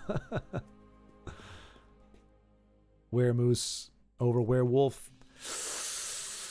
I would like to see an artist rendering, and I guess we have AI that can do that now, but I would be curious to see what the heck a weremoose looked like. Lagmeister, I'm not getting bored, but I can't speak for everyone. Well, you are speaking for everyone now, Lagmeister, because nobody else is speaking, so I'm going to take that as gospel. Dang you, Joe. Me, I would never shame a player for playing a boring meta deck. No. Well, it depends what your definition of shame is. Reduce them to tears, yes. And the words try hard, sweat, or copy paste has never come out of my mouth. Well, I don't know that it came out in our conversation, so you might technically be correct, Joe. I don't think you've ever said those things, but you've typed them. We have years and years of Discord history to prove the veracity of my words. Let's go. I was waiting for Schward to notice the combo. Well, you know what? I've got a lot of things. I have many important things on my mind. Nothing will trace back to us. And that was 12 minutes ago, damn it. Ladder's full of greedy piles right now. So it's a good time for combo decks. I got you. I spectated dually. Wait. Oh, no! I didn't. Wait, is he running a market deck? A-Ross. I tell you, if you don't die the hero, you live long enough to become the villain. Let's see what this villain has in his store with his market deck. Behold, my magnificent monster. But thank you, Body Bag. Thank you. It's amazing. I've been doing this for over a year, and I still almost always forget to do the doggone dual spectating. It's very bizarre. I don't know why it never registered. If A-Ross is running market, it must mean he's turned into a weremoose. Indeed. There's no other explanation. And that works because he's Canadian. Completing the joke. No, I mean, I know he's not doing the typical market BS. It's not just, yeah, it's not the typical thing. It's hard because we've talked about it before. Like, Invade can work as a mechanic. It just needs to be tweaked a heck of a lot so that it's not busted as hell. And same thing, Market is not bad on its own. Just like Titan. Nobody had any problem with Assemble Titan until Workshop came out. And Workshop could technically still work. It just needs to cost more or do less or whatever. You know, I don't know. But again, it's so crazy because... And I think I'm beginning to understand why. If people came to this game for Magic, I can understand why they're like, what are you complaining about? Because that's like almost all Magic is decks finding ways to make two card OTKs go off.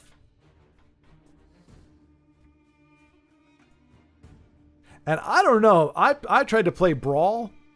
Ugnip said he played against Arrakis. I tried to play Brawl, which is essentially Commander, but for Arena. 100 cards, singleton. I got my butt kicked every single time. I only tried it like 4 times. The only time I won was when somebody conceded as soon as the game started. But everybody else, by turn 5, against a singleton, I'm getting rickrolled. I'm getting people just spitting out combos and enchantments and all this kind of crap. And I'm like, what the heck am I supposed to do? And so I got online, of course, and was like, am I the only one that thinks Brawl sucks? That was kind of my general question out into the internet. And it was like, nope, it's a broken format. People hate it. It's broken. It's people running optimized decks. Unless you, and the thing that makes Commander work is that you've got 4 people typically you're playing against. If you're just doing one-on-one and there's no incentive to just play, just to put together a fun deck, everybody just tries to run the most optimized stuff. And yeah. You can get screwed by turn 4. I thought it would be a slower burn, but it really isn't. The watch is mine. It is broken, which means you play broken decks too. Ah. No, he's from Nova Scotia, so he would turn into Sam Squanch. Sam Squanch. The feared Sam Squanch. Is that a typo, Body Bag, or did you mean to type Sam Squanch? It's still funny either way. I don't know if you still have the lingering cold that has you do creative spelling. That 1/1 green red blue frog commander is the most fun I've had in Magic the Gathering. Red green blue frog. Red green. His name is Flubs and he's epic. Flubs, eh? Preparations have been made. I'm guessing you don't mean technically an epic. Sounds like he'd be a. Oh yeah, there he is. Wow, he's a very sprightly fellow, and he's a rare. He's not an epic. He is a rare. Flubs, the fool. Commander, right? So he's probably he must have been made for Commander then. You may play an additional land on each of your turns. Wow, that's a big deal. Whenever you play a land or cast a spell, draw a card. Oh my gosh! If you have no cards in hand, otherwise discard a card. Interesting. He knows exactly where he's going and exactly how he isn't getting there. Flubs the fool.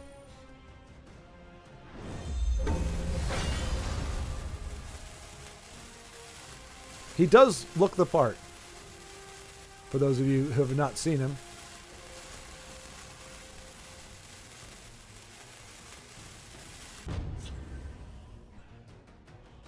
Nicely done. So we're still got it, but here's Flubs the Fool, by the way.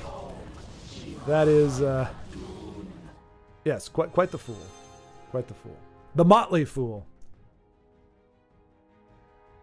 He's about to fall off the edge of a cliff there. With what looks to be a albino Jiminy Cricket. Trying to prevent him. But yeah, Joe, I don't know, because I don't know how to make. All I know how to make is awesome, amazing, cool decks. I don't know how to make broken decks. I mean, well, the first part is a joke. The second part isn't. I know how to play. I know how to build. I don't know how to build broken decks because I don't know what makes them good or bad. I just go. I pretty much just put all the white and red cards that I think are decent, since those are the ones that I spent the most money on. Like those are the ones I have the most like mythics and stuff in, or mystics. That's what I end up running. The fish stick.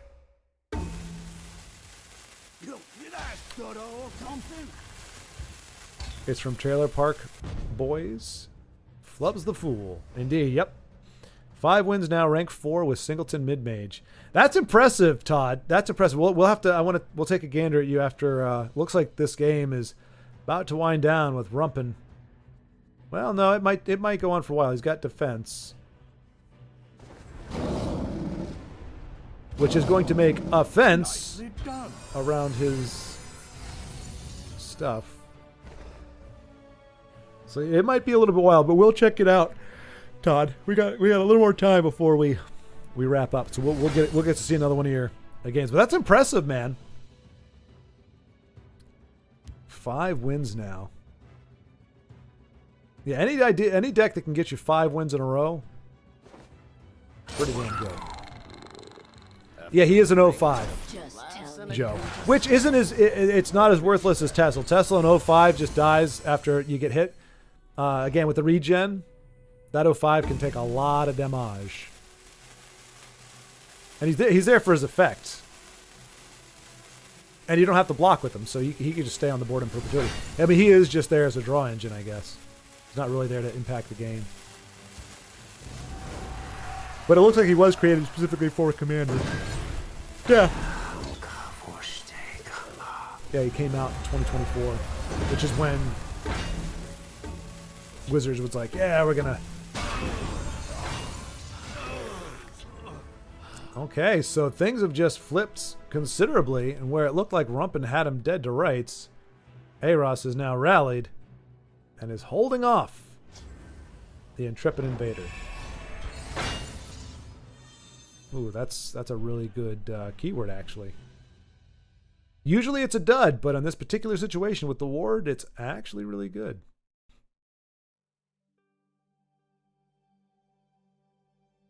Is it waiting for me to choose it? I thought it was a 1-1 for some reason. 05 is better, I think, than a 1-1. I just copied, pasted Covert Go Blue's Flubs deck. Who's Covert Go Blue? You think I'm going to read 100 cards? I really want to read one. I can't tell if that's my skill, the deck, or luck. Well, you built the deck, so either way, Todd, it is your skill. Whether it was your skill in building the deck or your skill in piloting it or a bit of both, I think it's obvious. All right, men, on me. It is skill. Now, if you got that deck from somebody else, well, that might be part of it, but there's still... Let's do the... Speaking of someone with my experience in the game, I will just say you don't get 5 wins if you're not good at the game. Unless you're playing Invade, in which case you can't. It's very hard to lose. Covert Go Blue is a Magic the Gathering content creator. I presumed. Hold the line. I just hadn't heard of it. I heard of him before. Nicely done. Which makes sense because I'm just now starting to get to know the community a little bit. Or at least the creators. I will that is kind of the bummer though. I don't think I ever experienced it as much in Legends because maybe I wasn't good enough. I wasn't at the level as anybody, but that whole thing where like I'll watch like this sick deck just broke the game from a content creator for Magic and it came out like 16 hours ago and it's got 3,000 views. It's like, okay, great. Whatever this broken janky ass deck is, everybody's going to be playing it now. There's 3,000 people that I'm going to be running into that are going to be playing this. Now, granted, I can watch the video and be like, oh, that's what that is. But until I get savvy enough where I know, okay, that's how the one weakness is this, and that's what I must exploit. I'm still trying to figure, I still only know, what we say, there's 1,600 cards in Standard. And I know maybe 100 of them, 200 of them, max. So lots of ignorance. And it ain't bliss. Know what I'm saying?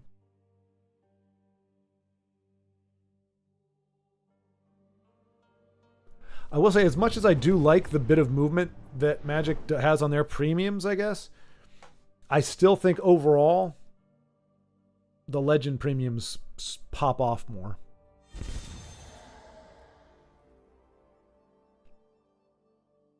I mean, not all of them.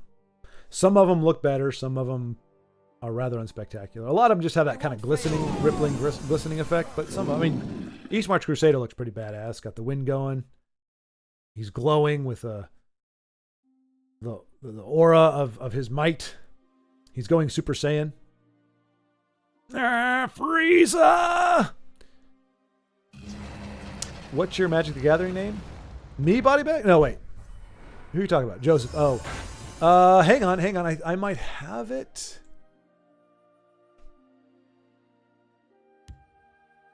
Over here. This way. I thought I did. Did you invite me?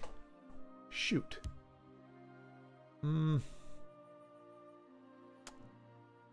Wait, do I have? Did I add you, Joe?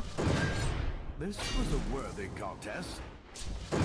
Yeah, I think you sent me an invite, right? You sent me an invite. You were like, because yeah, you said I sent you an invite. I was like, okay, cool. Or was that on cards? I'm losing track. Oh, and that's a win for Aros, coming back and sending the Grummite wielding Rump and Rufus. Or sending the Grummites that Rump and Rufus held packing.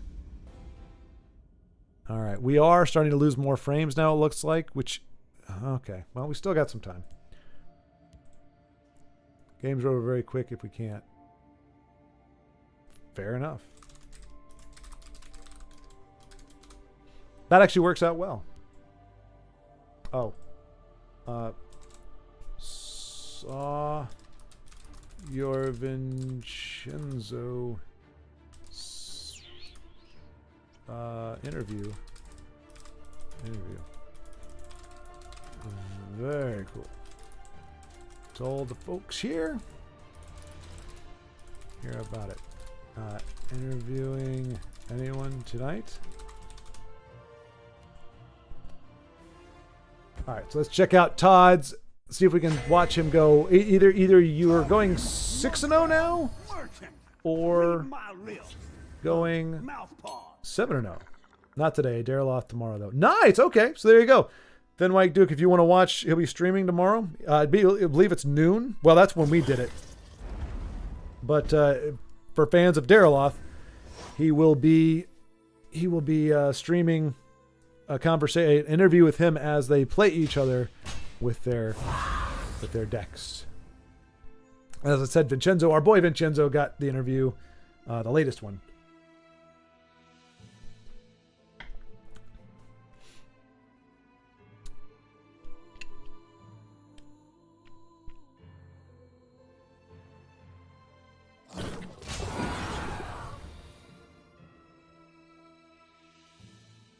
Oh wait, yeah, I don't think Bodybag. You're not on Discord, are you, Bodybag? Yeah, I'll get it to you. We'll see how they like some. Next time I see you in the game, I'll send it on. I'll send it your way. Right now, I'm grinding to infinite with Galactica multiple man deck and Marvel Snap. No time for silly Magic games. Oh, the irony in that statement. That statement is laden with such ironic.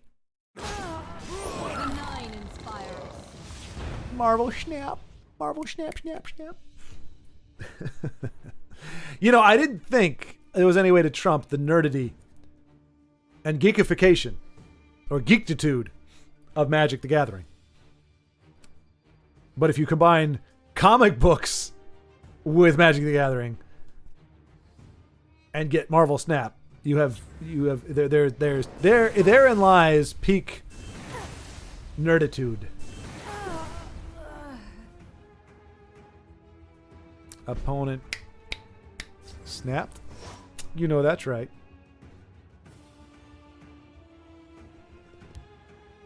Everything was taken from me.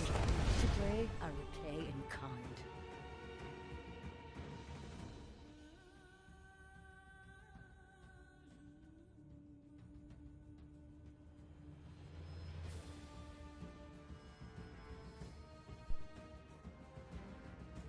I'll play Magic the Gathering again when SpongeBob comes out. I swear, you know you would. I not worth the time until then. I mean, you are right. You're right. It's 2025, Joe. You got another month or so before I think they start merging all the Universe Beyond crap with real Magic. Look at me. I got to talk like an old man.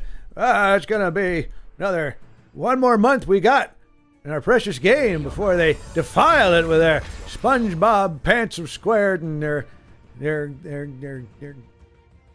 Final Fantasy. Well, actually, you know, a lot of people have said Final Fantasy would probably the least obtrusive. Lord of the Rings could have been good. I don't understand the art design. Well, no, put it this way. I very much understand the design from knowing, you know, Wizard of the Coast, but it's stupid. The character design is absolutely abysmal.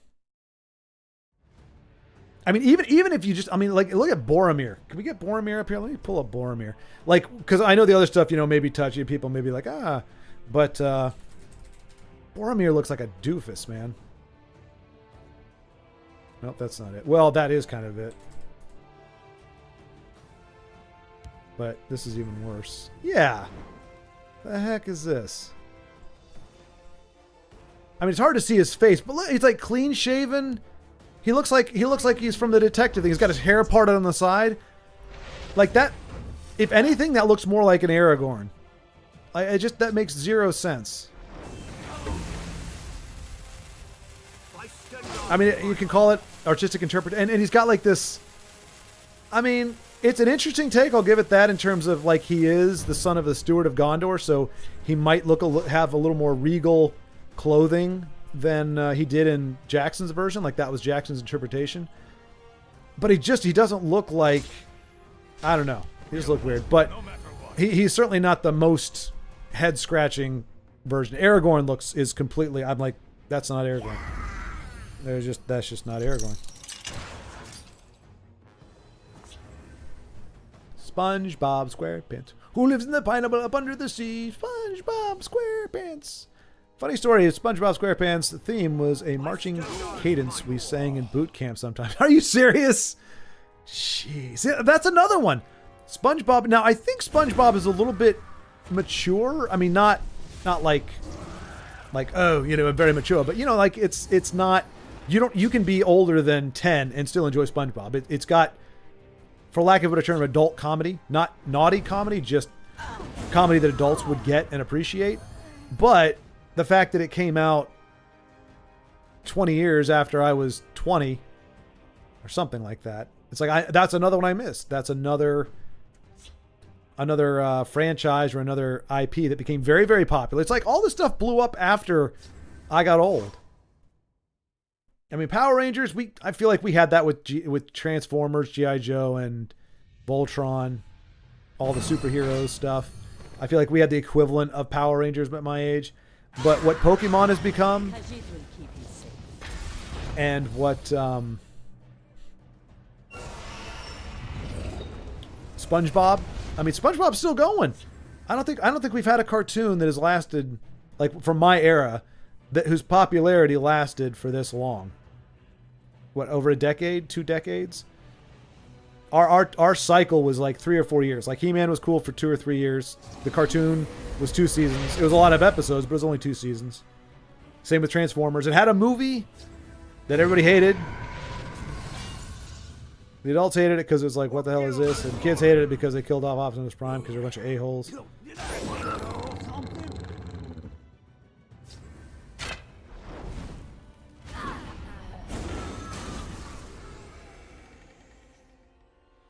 But like SpongeBob has endured over the years.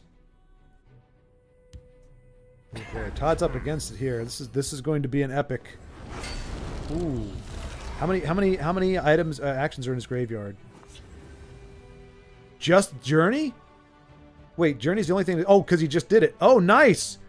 So next turn, he plays Aren, and he can Dragon Priest her or Doppelganger. And suddenly he's going to have a bunch of big body, huge bodies the size of skyscrapers. I crap you not. Oh, you are on the wrong side of the board, my friend. You are about to get whackhead. Is this guy playing, what is Siegfried Svarter playing? I'm perplexed by this. Ooh. It has begun. Fight for the glory of lost Aldmeris. Yeah, Journey to Sovngarde. Oh, he's going to hold on to it. Okay. That works. This is brilliant, Todd. This is really good stuff right here. I like it.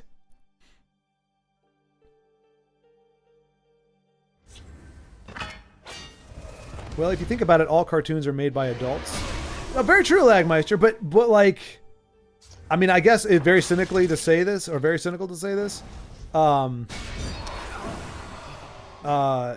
know, the adults were making, back in my day, the adults were making cartoons to sell toys. They were commercials. They were 22-minute commercials. And they kind of reflected that. Like SpongeBob there wasn't merchandise necessarily at the beginning. And Nickelodeon had a lot of duds. Like after Doug and that whole class went out, like Nickelodeon had a bunch of stuff that was just, I mean, I'm not saying all of it was, I don't know. But a lot of it was just kind of janky. And then, you know, SpongeBob is took off because it wasn't as a merchandising opportunity, as far as I can tell. I speak with the voice of the night. Damn, Speaker Tyrannus. That's troublesome. A few drinks, a few laughs, The and a forest will not contest. suffer your Not Could the be better. 2-1. That's all right. That's she'll be coming back, buddy. She'll be journeying to Sovngarde. Oh, I you know, here I was thinking he could do that twice in a row and make him super big. But he can't. I was mistaken. And crap. That's a problem. Hopefully Todd's got some removal. Oh, that almost gets it done. That almost... Well, no, it does. That and Doppelganger, baby. He's got the ring. Boom, shakalaka. Boom, shakalaka. And then if he leaves him on there, he can Dragon Priest. Don't have to worry about a lane wipeout. So no, 2 Ice Storms would do it, but that also kill his tier.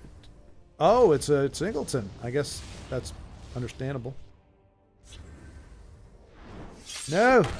Stop filling my mighty! Oh, I guess he could be pulling random actions too, right? I live to serve. I am Ankano, son of Dan Kano, and I will have my vengeance. That's a problem.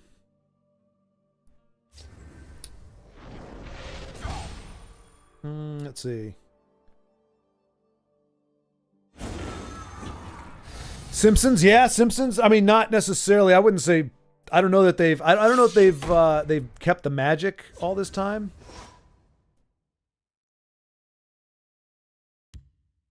Nice try. But Care to go I mean, yeah, they've been going for what, 30 years now, 35 years. Probably about closer to 35 years now, which is impressive. Even if it's not, you know, if it's not the romp that it used to be, that's still pretty damn good. Yeah, Simpsons good, but I mean that I feel like now on if you watch like the episodes from the Tracy Ullman show, it seemed very kiddish. Does it work if he's been silenced? It doesn't. Ooh, that sucks. I didn't know that either, Todd. Yeah, I didn't know if that would work myself, to be honest. That sucks. Regular show is a cartoon that came out of my adult that I love. World. One Piece, yeah, that's been well. Heck, the manga for that is what, going on 2,000 episodes or something. I mean, the series I think is on 1,000 episodes. Regular Show is a cartoon that came out in my adulthood that I still have. I'm not familiar with Regular Show. Johnny Bravo. So Lagmeister, I agree in principle, but I think the character of Johnny, I think there just wasn't a whole lot of places to go with him. Now, I could be wrong. I often am. This is not looking good for our boy Todd. I mean, his opponent still has way too many cards. Fitting I open my mouth and lose to an opposing singleton. Well, I mean, the game has to. Oh my gosh, he's not drawing the good stuffs. Oh, there we go. All right, well that's decent. But is that 10, 16, 19? I mean, he's pretty much dead on board, unfortunately. I was gonna say unless he's got a Mason there. Heck yeah.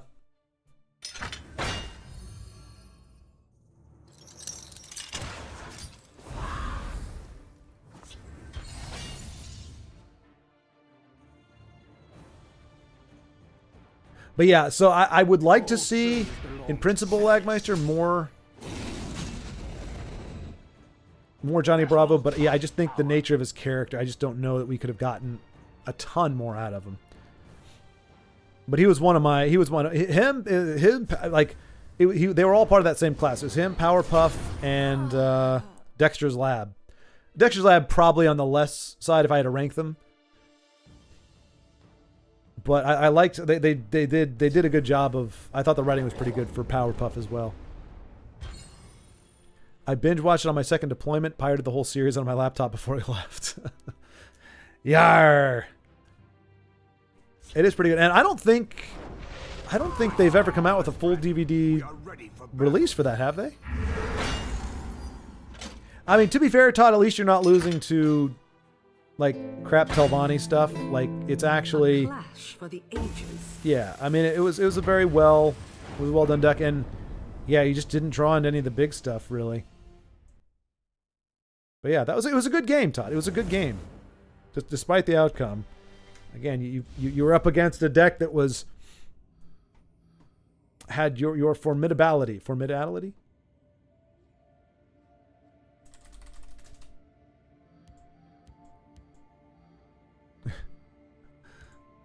That is all right. That is all right. We'll do one more so I can catch up with the comments, and then we'll call it a night. Yeah, Dexter Lab. There you go. Regular show is also really good. Garrett Bobby Ferguson. Not familiar with that. Wait. I was thinking of Bobby Fischer, the chess player, but could have been screwed if I didn't find Blacksmith. So pretty. Gonna try again. I actually had a momentary thought about making an item singleton. Oh, wow. Yoicks. Yoicks, says I. Yoicks. That would be a tricky deck to navigate, to work with, I think. What's going on here?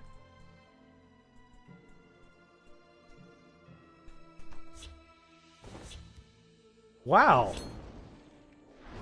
Item based singleton. Okay. Based.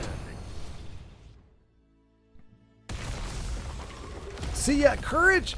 Unfortunately, like to me, Nickelodeon had that time, like with Rug. I mean, Doug, I could do. I didn't like the art with Doug very much, but I thought the series was well written. I liked it. But I was like, the actual character design, like Courage and all those other. Well, Courage was Nickelodeon, wasn't it? No, maybe that was. But there was that series where they had that really like thin line, kind of squiggly. The characters all kind of looked a little wompy. Like I just couldn't get. I never. The same reason. One of the main reasons why I couldn't like do Ren and Stimpy. Ren and Stimpy were they were so ugly. I was like, I don't look at ugly things. Cow and Chicken. That was another one where he's got the giant udder that flops every time he walks.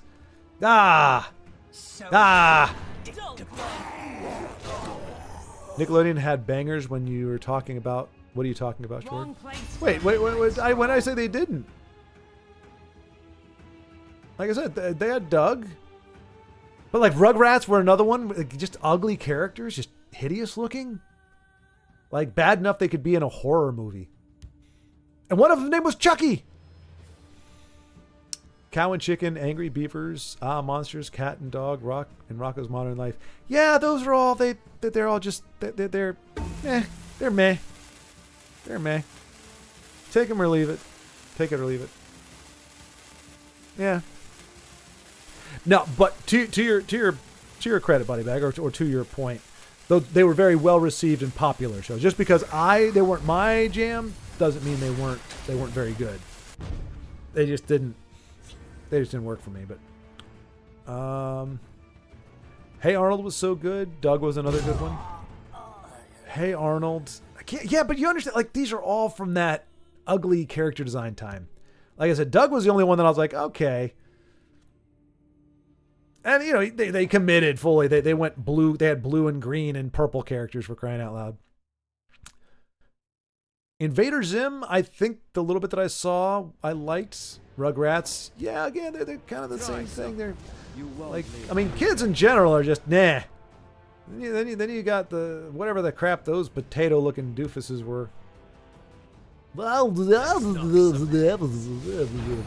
one of them. That's how one of them talked. But yeah, I mean, I will not contest that they were very popular. I mean, they put them on sleeping bags, they put them on pillowcases, they put them on tissues, they put them on all kinds of things. They're very popular and well liked. Like me, Pinky in the Brain. I would say Freakazoid. I enjoyed Freakazoid, but it was very short lived, and not all the episodes were great. Some of them were okay, but not all of them. And when your series is that short, you kind of need them to all be pretty good. There are probably like 5 really good ones in there. Wrong place for a midnight stroll. And, you know, unfortunately... Oh, we do have a Dawn's Wrath. Unfortunately, he split the lanes wisely, which sucks, but... Which lane do you Dawns? You got to get rid of Razmadaz.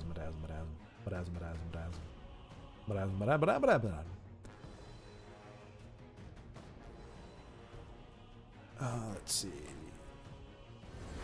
I never saw much of Invader Zim, but I remember thinking, like, I love the premise. And when people described it as, like, hilarious, I was like, okay, I can see how that'd be funny. But then I watched it, and I was like, it's okay. Like I said, I'll take Pinky in the Brain. I'm not going to say it was amazing, but especially the first season had a lot of great freaking episodes. Batman animated series, Spider-Man animated, X-Men animated from the 90s were fantastic too. Yep. They were good. I mean, Batman won awards, man. That was crazy. And it kind of got better as it went on. Like the earlier ones, like the Joker design was kind of but it got better as it went on.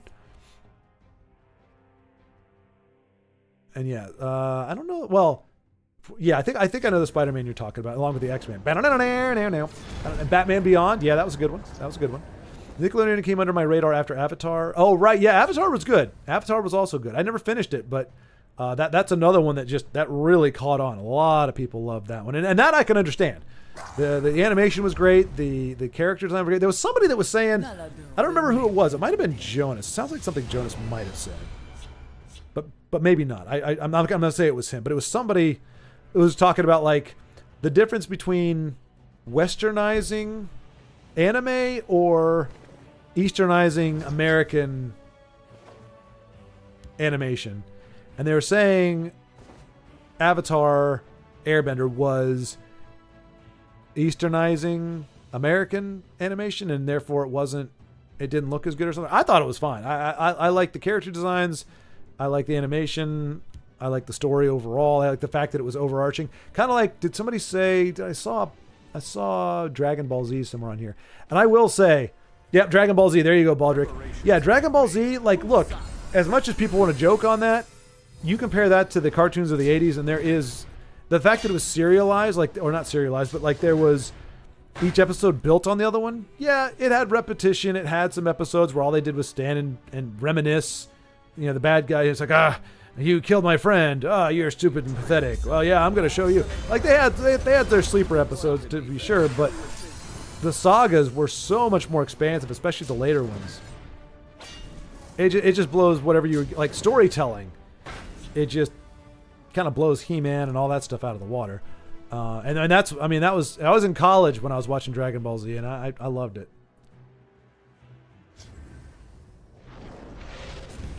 Darkwing Duck, that was a Disney thing, I believe. But yeah, we actually had briefly had the Disney afternoon. Most of you were too young for that. Lackmeister, I think you would know it. Baldrick maybe as well. We had Tailspin, Chip and Dale Rescue Rangers, and Darkwing Duck might have been the third one in that lineup.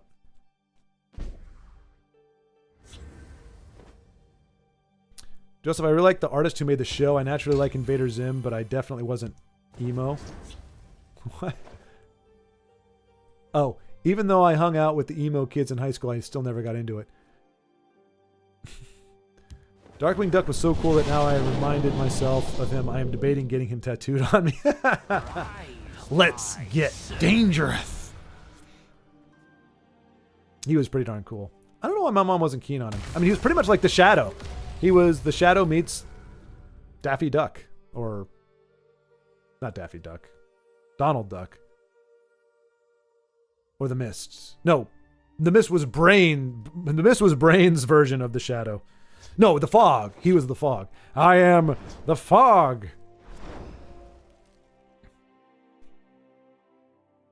So cut my wrists and black my eyes. Cut my life into pieces. This is my last resort. Suffocation. Not breathing. Don't give up. Watch. Oh, I'm gonna get somebody claiming the video now because I sang Papa Roach just like the guy sings it in the song. They can't tell the difference. I wasn't an emo either. I just hung out with emo kids. Stoner smart kid would be closer to my high school archetype. Yeah, I could buy that, Joe. I could buy that. I believe it. Pup named Scooby-Doo. Scrappy-Doo. Nobody likes Scrappy-Doo. Scrappy-Doo is kind of the scuzz mudley. But I remember Wacky Racers. That was an old Hanna-Barbera. Wacky Racers, Penelope, The Perils of Penelope Pitstop, Rocky and Bullwinkle, like all those, they were kind of like the OG made for adult kids, you know, ostensibly made for a child audience, but adults could like them too, could watch them too. The same thing we do every night, Pinky. Try to take over the world. Laugh. DBZ is cool, but most of it is, haha, my power level is much greater than yours. Oh yeah, that's not even my final form. It is, Lagmeister, it is. But it is, okay, put it this way. It is ridiculous. Whereas He-Man's was, I have a device here that I've never had before and I'll never have again, but I'm going to use it to do something that never happened before. That's okay, Skeletor. I'll just use my sword that is the end-all be-all and bat it away. It's going to be a blaster bolt that looks like every other blaster bolt because this is stock animation, and we only do the same punch animation, roll animation, because we spent a fortune animating the rotoscoping or doing rotoscoping for these certain things, and now we have to use them in every episode. I'm not downing on it. I'm not trying to come to the defense of Dragon Ball Z, but it's just like both of them have their own like cliche campiness. I never loved the Dragon Ball Z, but the games are good. Yeah, Tailspin and Rescue Rangers were good. Yeah.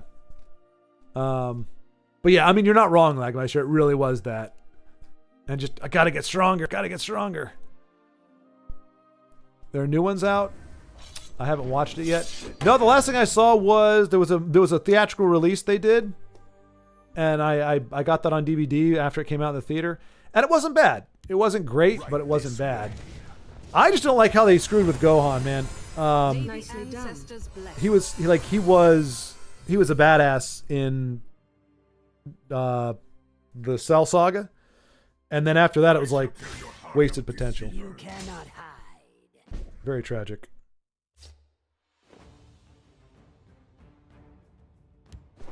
I mean, spoils. Oh, he's uniting. That's what it is. Unfortunately, absolutely no way to make that happen. Dragon Ball Z and Dragon Ball DBZ are good, just a lot of dialogue and not a lot of fighting. I'll profit from your death. Re-download Crunchyroll. You cannot hide. Can you download Crunchyroll? I thought it was just you visit the site, right? I forget the name of it, but DBZ on PS2, I think, was the first fighting game that was on the open map. You could destroy the surroundings. Yeah, I actually had that game. Budokai, I think it was. DBZ Budokai 3 or whatever. I had that one. And you could do pursue, or you hit the Z trigger or something, and you could go after the guy and do your mix-ups and everything. Wacky Racers, the Hair Bear Bunch. Yeah. Jabberjaw? Yeah. Jabberjaw. Nobody watches DBZ for the plot. I would say the Cell Saga had a pretty decent for Dragon Ball Z. That was probably the peak Dragon Ball Z storyline, where you go from Android Saga into Imperfect Cell, into Perfect Cell, and into Cell Games, and culminating with the Gohan Goku tag team moment thing. For me that was peak Dragon Ball Z. I have the power. Yeah, good old He-Man. The secrets of Grayskull were revealed to me the day that I held aloft my magic sword and said, "By the power of Grayskull."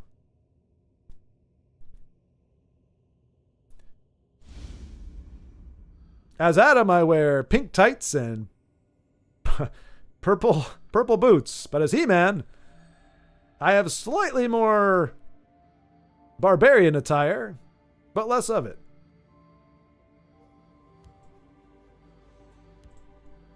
All right, do we have... That looks like that. Well, we got Lionborn. Take a quick gander at that as we finish up here. Watch is mine.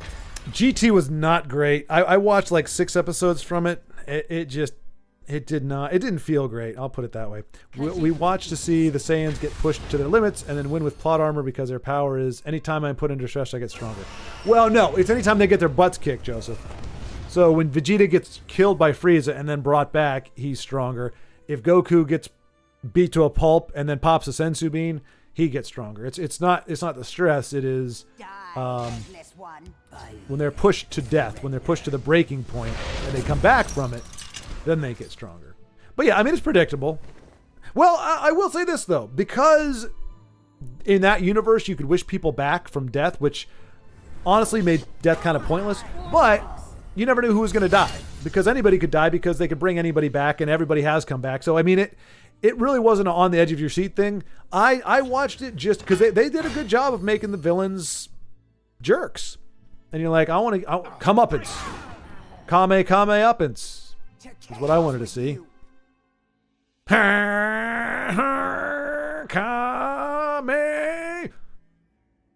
Ha. May. Ha. Apparently, what's his name? Spiegel, the guy who does the voice of Goku. Like apparently, like he blew his vocal cords out a few times because he just does those screams over and over and over again. Surprised they don't just have like a library of a vocal library or something where it's like, all right, Goku screaming really loud, Goku screaming really loud, really long, Goku screaming even louder and longer. But you're not missing anything in GT. That's why I didn't mess with the new stuff, because the last thing I saw was Boo, which was like, nah. And then, like, I felt like that was just all over the place. And then I think GT was even worse. And to be fair, they keep just going, okay, next level, next level, next level. It's like Super Saiyan 4, Super Saiyan, like after, I mean, that's why I think like Super Saiyan 2 to me was just far enough where like the whole Dragon Ball Z series, you're thinking the end all be all is Super Saiyan. Like that's like everything from the very beginning, the Raditz saga, the Namek saga, everything was all about getting to Super Saiyan and whether or not that was a thing. And then becoming the legendary Super Saiyan. And you get to see him be a badass for like 6 episodes when he beats Frieza. And the very next thing you see after finally getting there is Goku getting his butt kicked. Now Vegeta does kick butt as a Super Saiyan, but you know, it's like the idea that there was something even beyond the famed and fabled and legendary Super Saiyan. It was kind of cool to have Gohan at the very end, go beyond that. But then you go into Super Saiyan 3. It's like it's not special after that. Like once you transcend the untranscendable, that's like saying, you know, and then I was gonna make a joke, but we literally have Super Saiyan Goku God, and it's just like, all right. The power creep is obnoxious at this point. I draw the line at Super Saiyan 2. That's my thing. Heathcliff. Oh, I remember Heathcliff, the little orange cat with the snaggle tooth. Dennis the Menace. Unless you're Vegeta, then you get beat up all the time. Yeah, he gets a few good fights in there. Have you ever seen, there's I can't remember the name of the channel. There's a YouTube channel that does like Dragon Ball Z abridged. It's hilarious. Especially when Vegeta's fighting Android 17. It just have this thing where he's like, he's going to attack her. And like he's just talked a whole bunch of trash and he's like, you know, he does this move where he thinks he's got her by surprise. He's like, haha, the power surprise. And she just blows him, blasts him in the face. Like, oh! And it's so fast. He's like, haha, power surprise. Oh! It's very funny. If you have not watched Dragon Ball Z Abridged, I recommend it. It really does kind of break the series down very quickly. And it's done by people who love Dragon Ball Z. So even though it does make fun of it, it is kind of always running an expertise deck. And both his Incubabuli and his Cavalier have been nerfed or have been silenced. I'll learn the spell yet. But it looks like he's going to prevail in the end anyway. With Kano into Tully. Zapow! You may have silenced my Incubabuli, but she and the Cavalier will prevail eventually.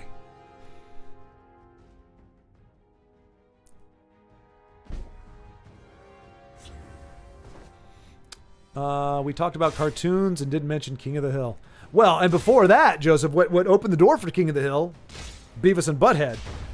Again, I was not allowed to watch that, but that was a precursor. It was the same animation, I think even the same writer, Mike Judge, I think his name is. He also wrote he did King of the Hill, and then he also did Office Space.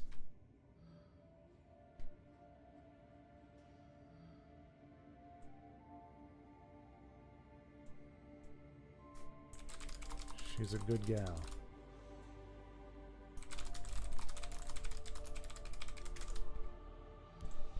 We'll give Lionborn GG. Love some expertise. All right. And that is going to do it. Let's see here. Oh, Honey Badger showing. Well, if he didn't show up late, goodness gracious. But yeah, King of the Hill. But I remember him from, like, he had a cameo in Beavis and Butthead. He's like, hey, you kids, stop whacking off in my van. Damn it, Bobby. Lady Bird, get over here. You naughty little bitch.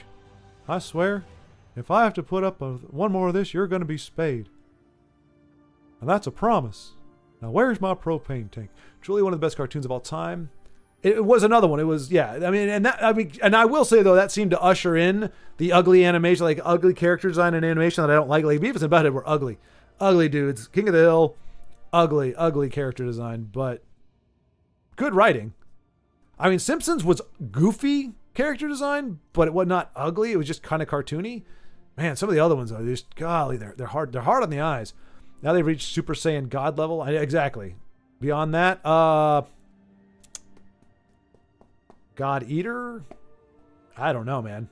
I don't think there's anything, because they have a bunch of Kais, right, which are kind of gods. So I guess, well, you got King Kai, but then he's got Supreme Kai. But I guess God is bigger than all that. I don't know, man. Yeah, I don't know. I mean, once you cap that out, we don't really have anything beyond that. The games were cool. I like the SNES games. Wait, for what? King of the Hill? Super Saiyan? I don't think they had Dragon Ball Z on the Super Nintendo, did they? Baldric Ultra Instinct already passed Super Saiyan God. Jesus. Josie and the Pussycats, long tails, ears for hats, guitars and sharps and flats. They had good catchy songs. I don't know that I was totally into Josie and the Pussycats. It was crazy though. Those shows had laugh tracks.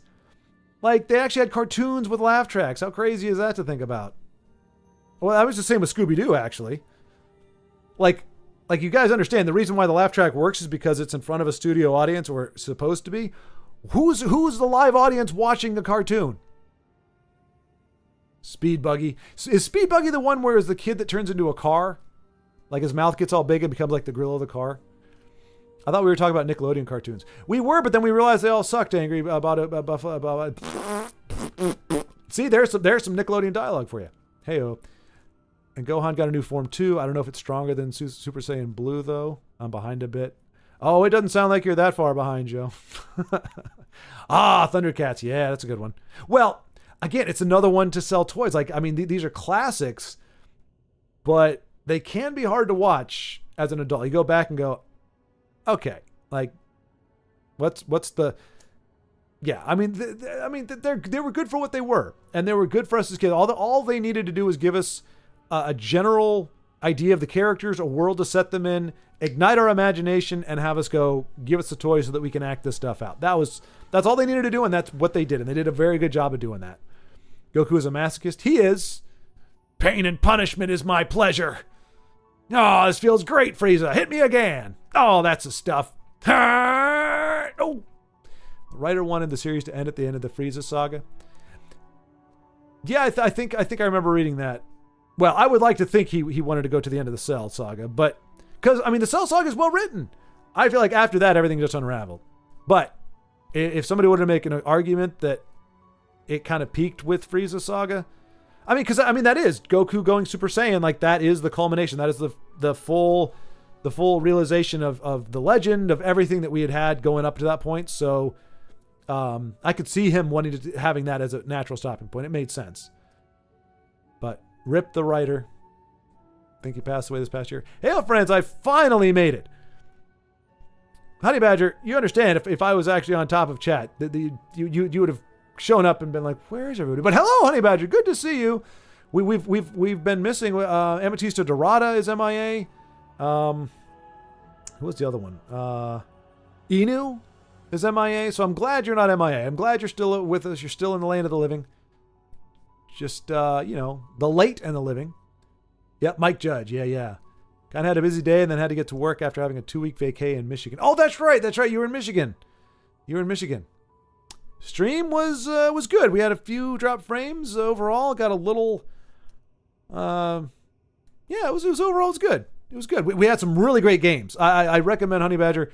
If you watch for the games, you're not going to be disappointed. There's some really good games in here. I mean, granted, that's been the case for a lot of these Live at 5s, but I can think of like at least 3 where it's like, whoa, that's really cool. No, 5 at least. Games that you're not going to want to miss. Yeah, DBZ SNES. Interesting. I did not know that. I don't ever played. I don't have it, let alone play it. Or never played it, let alone have it. Never seen DBZ, though my best friend is obsessed with it. Well, Honey Badger, friends don't let friends watch DBZ alone. If you love the prequels, you'll really love Dragon Ball Z. No, Speed Buggy is always... Oh, that's right. That's the red one. Well, the other one is a red one too, but the Speed Buggy, yeah. It's got like a bunch of like college kids, I think, or dropouts or whatever. Yeah, but I know what you're talking about. I don't remember the other characters, but I remember the buggy. He makes little putty noises with his mouth, I think. You vacation in Michigan in the middle of winter? What kind of psycho shit is that? Yep, the UP too. Upper Peninsula, maybe? Upper Peninsula, there we go. I'm dead. Well, technically it was visiting family in the Upper Peninsula that also doubled as a vacation. Oh, there you go. Hey, vacation is where your family is, right? Okay, well, that's not true for everybody, but I'm sure it's true for Honey Badger. The best thing about this stream is reading all my comments in chat, Honey Badger. I mean, he doesn't say anything crazy. No need to watch the games, just read everything I have to say. Joe, you had a good game in there too, we got to see. I'm not going to spoil it, but he had an OTK. It was pretty impressive first time we saw it. It was somebody else's deck, but he gave him credit for it. It's fine. Just kidding. Or am I? You are just kidding. For you know that the true star was the friends we made along the way. So it's like novelization of the stream. Kind of.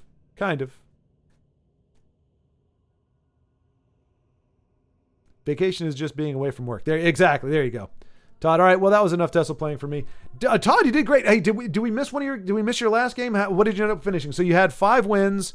We saw a very close loss to a relatively fresh Covenant deck. Did you play another game and win? Oops. Crapola. No. Goodness gracious me. Oh, that's my. Let's see.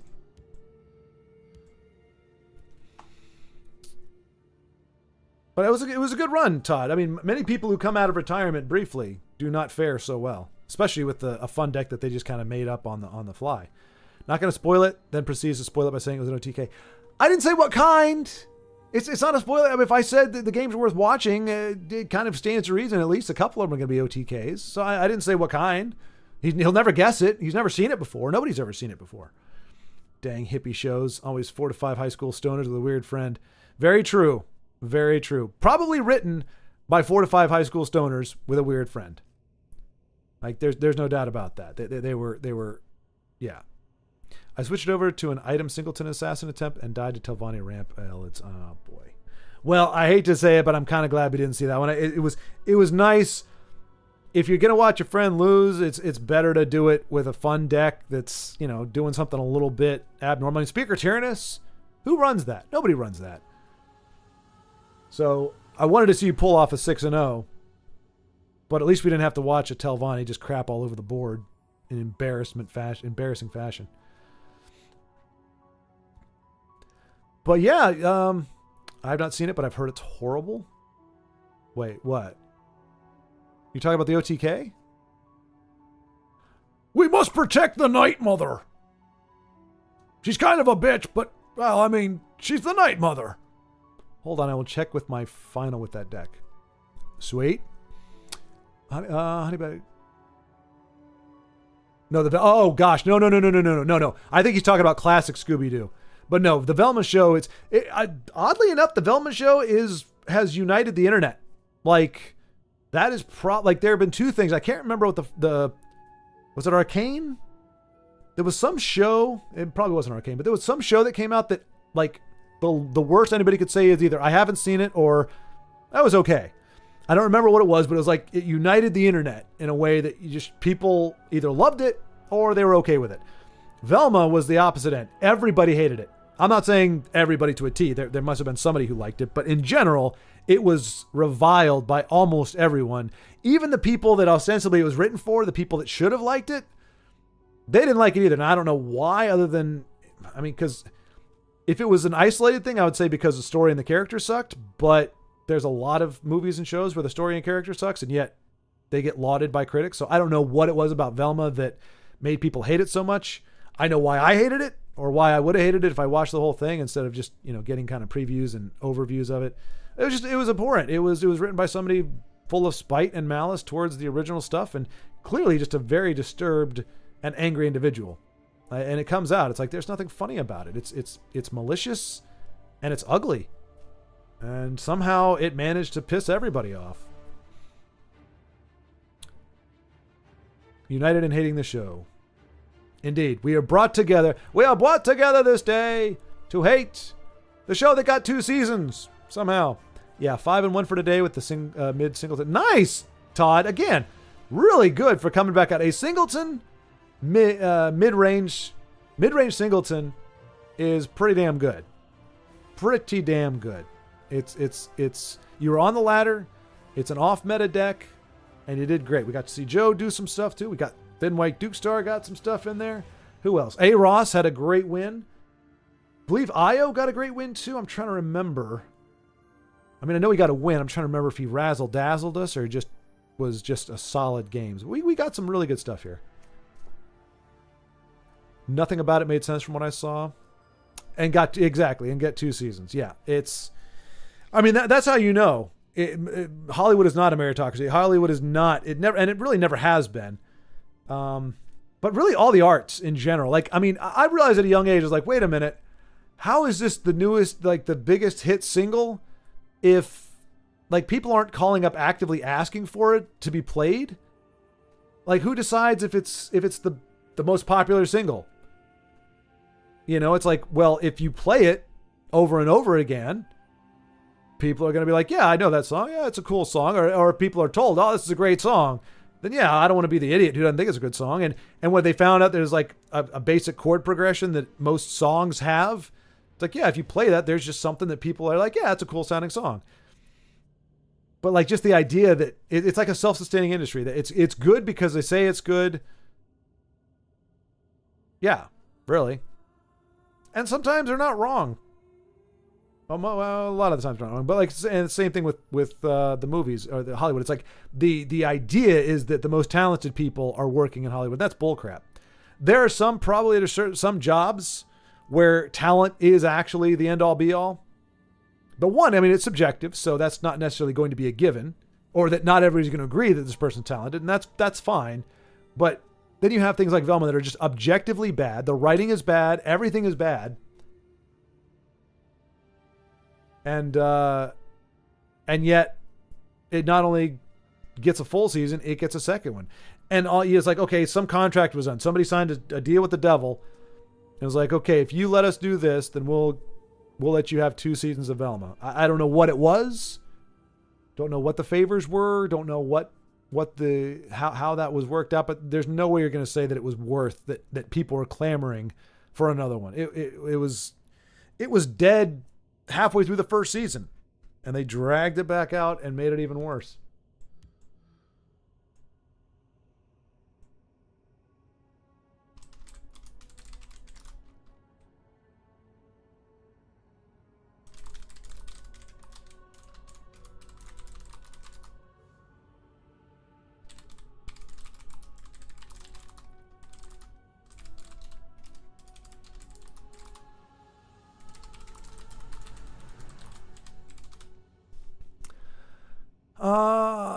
Let's see. Well, they have to remake and ruin everything eventually. Yeah. Well, sometimes, Lagmeister, they do remakes where they actually try to replicate the formula of the first one. Like they look, okay, what made the first one work? Let's try to do that again. And sometimes, they kind of find it. Sometimes they don't. Sometimes they find it, but it's way too far out of people caring. The remakes we've been experiencing are not that. They are destroy the past, tear it down, build back better kind of thing. So let's figure out what worked. Oh, it's something we didn't like, we didn't agree with. Well, let's just take that out then. Let's do our own thing. Parade it around in a skin suit of the actual IP, and hopefully people will buy it because it has things that they recognize. So these are malicious. It's at the lower level, it's incompetence. They've got, you just have a dearth of talent in these industries for the most part at this point. But above them, the leadership is not necessarily incompetent. They know what the hell they're doing, and it's abhorrent. But they're just like, we don't like it. We're going to reconstruct this to fit our modern paradigm. And if you're not on board with that, you're not part of the modern audience. And we go, okay, that's fine. And I think they really overestimated how many people were desperate to be accepted and to be acknowledged as the modern audience. Not a lot of people. Not a lot of people. So they say, hey, this movie is for the modern audience. If you don't like this movie, you're not part of the modern audience. We go, okay, guess I'm not part of the modern audience. That's okay, because this is horse shit. This is Dracula from Castlevania horse shit. This is, I don't know. I just, how many games? What's the other one? This is the birds and the stupid level 6-2 from Ninja Gaiden horse shit. For the 4 chords recycled and repeated into all manufactured hit songs. Yeah, yeah. See, that's what I'm saying. It's a formula. You see. I'm not really retired per se. I just haven't really pushed on the ladder. I like to play when talking to those who are watching and or playing with other people or playing against other people. Fair enough, Todd. Fair enough. You just mentioned earlier you were kind of like, yeah, I want to play, and then I start playing and I go, this is why I don't play. But it sounds like you do have a brief rekindling of your romance with the game, which is good.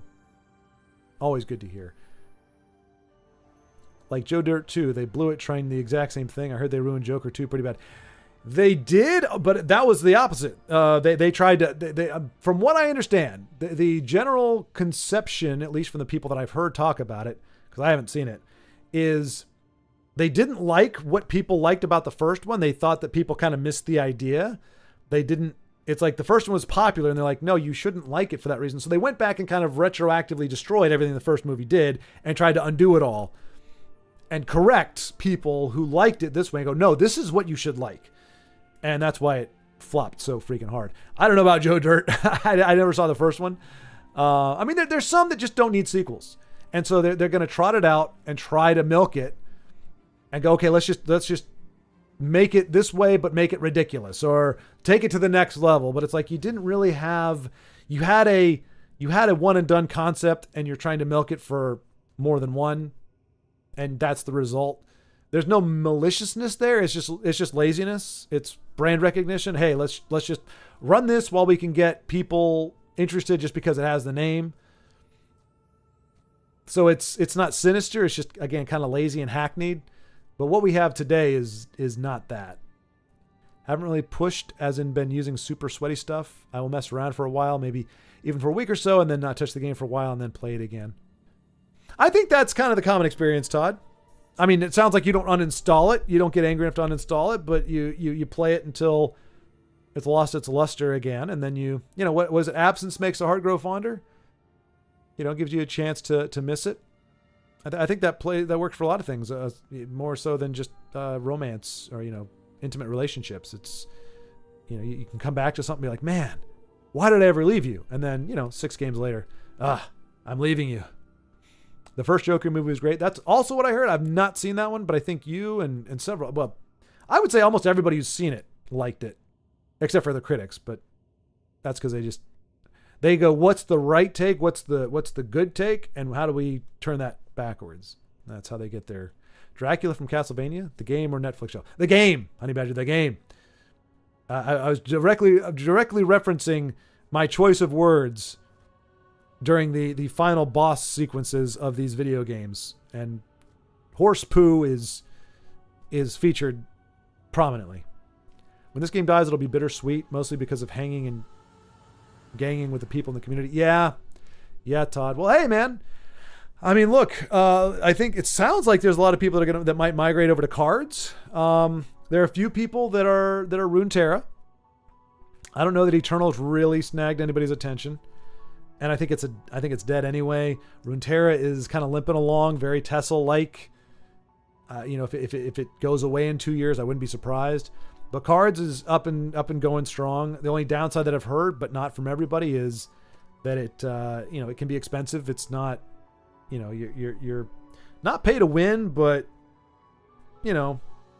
much better experience if you pay versus something like Tessel, where you could put together a basic aggro deck and climb the ladder well enough.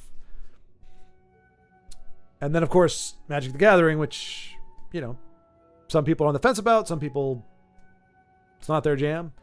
But yeah, so there will be pieces of the community here and there, but trying to think if there's a way to.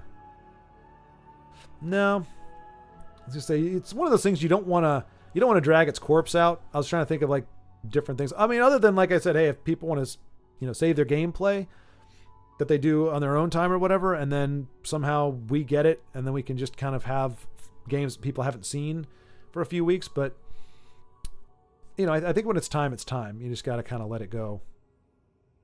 You can always join Baldric in World of Tanks. I think Baldric has departed the chat, so he cannot defend himself. But I think he plays World of Tanks. I think you're right. I figured they had to ruin it for a quick cash grab and not to have to make another one.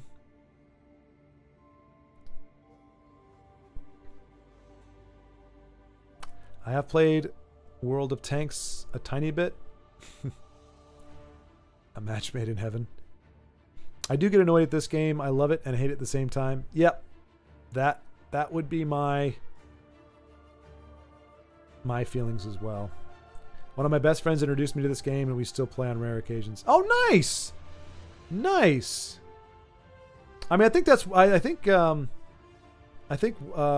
of Tanks is alright, just not my style. Yeah, I'm kind of in the same boat. Schward, BL2 when tomorrow or Sunday? So tomorrow is D&D with IO, and try to get house stuff done. So Sunday night, if we want to shoot for 6, because I'm supposed to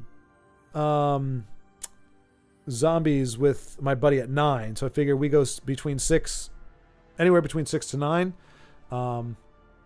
If that works for you, that way you can sleep in and everything, and it gets you out early enough that you can go to work.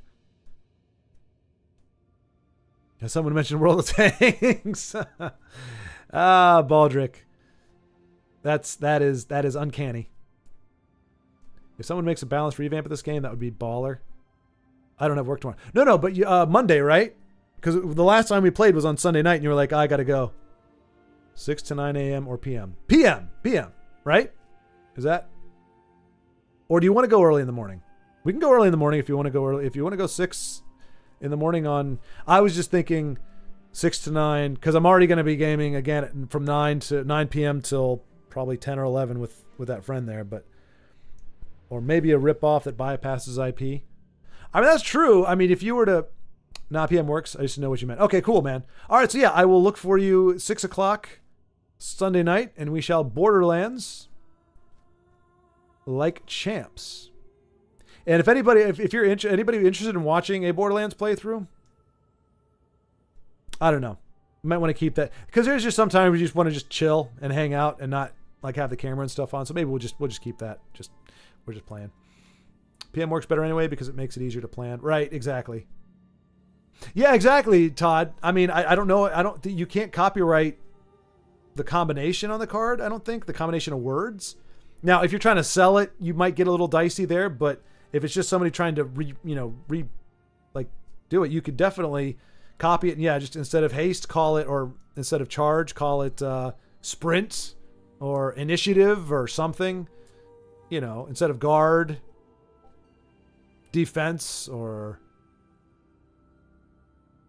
Yeah, I mean, Wally nut stuff.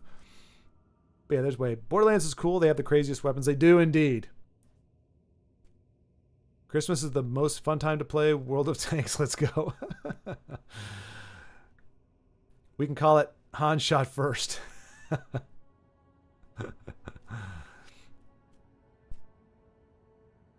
Wait. Hold on. I thought I got the joke. What are we talking about here? Hang on.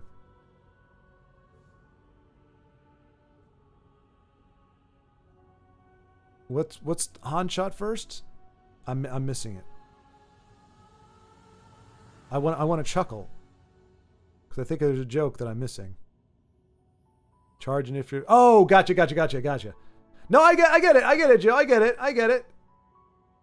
Yeah. No, I get it. It would be more flavor text, right? A little more flavor text than the actual attribute. But yeah. Charge, initiative, Greedo hand.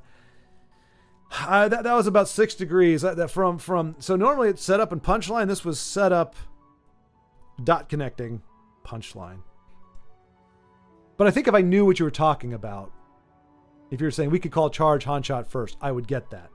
I just didn't know exactly what you were referring to because we talked about it a lot. But anyway, folks, I am wearing thin. My nose is getting stuffed. Hopefully I'm not coming down with something. I'm going to eat some food and chill. It has been a pleasure hanging with you all today and seeing the amazing stuff that you all have been doing, are still doing in this game.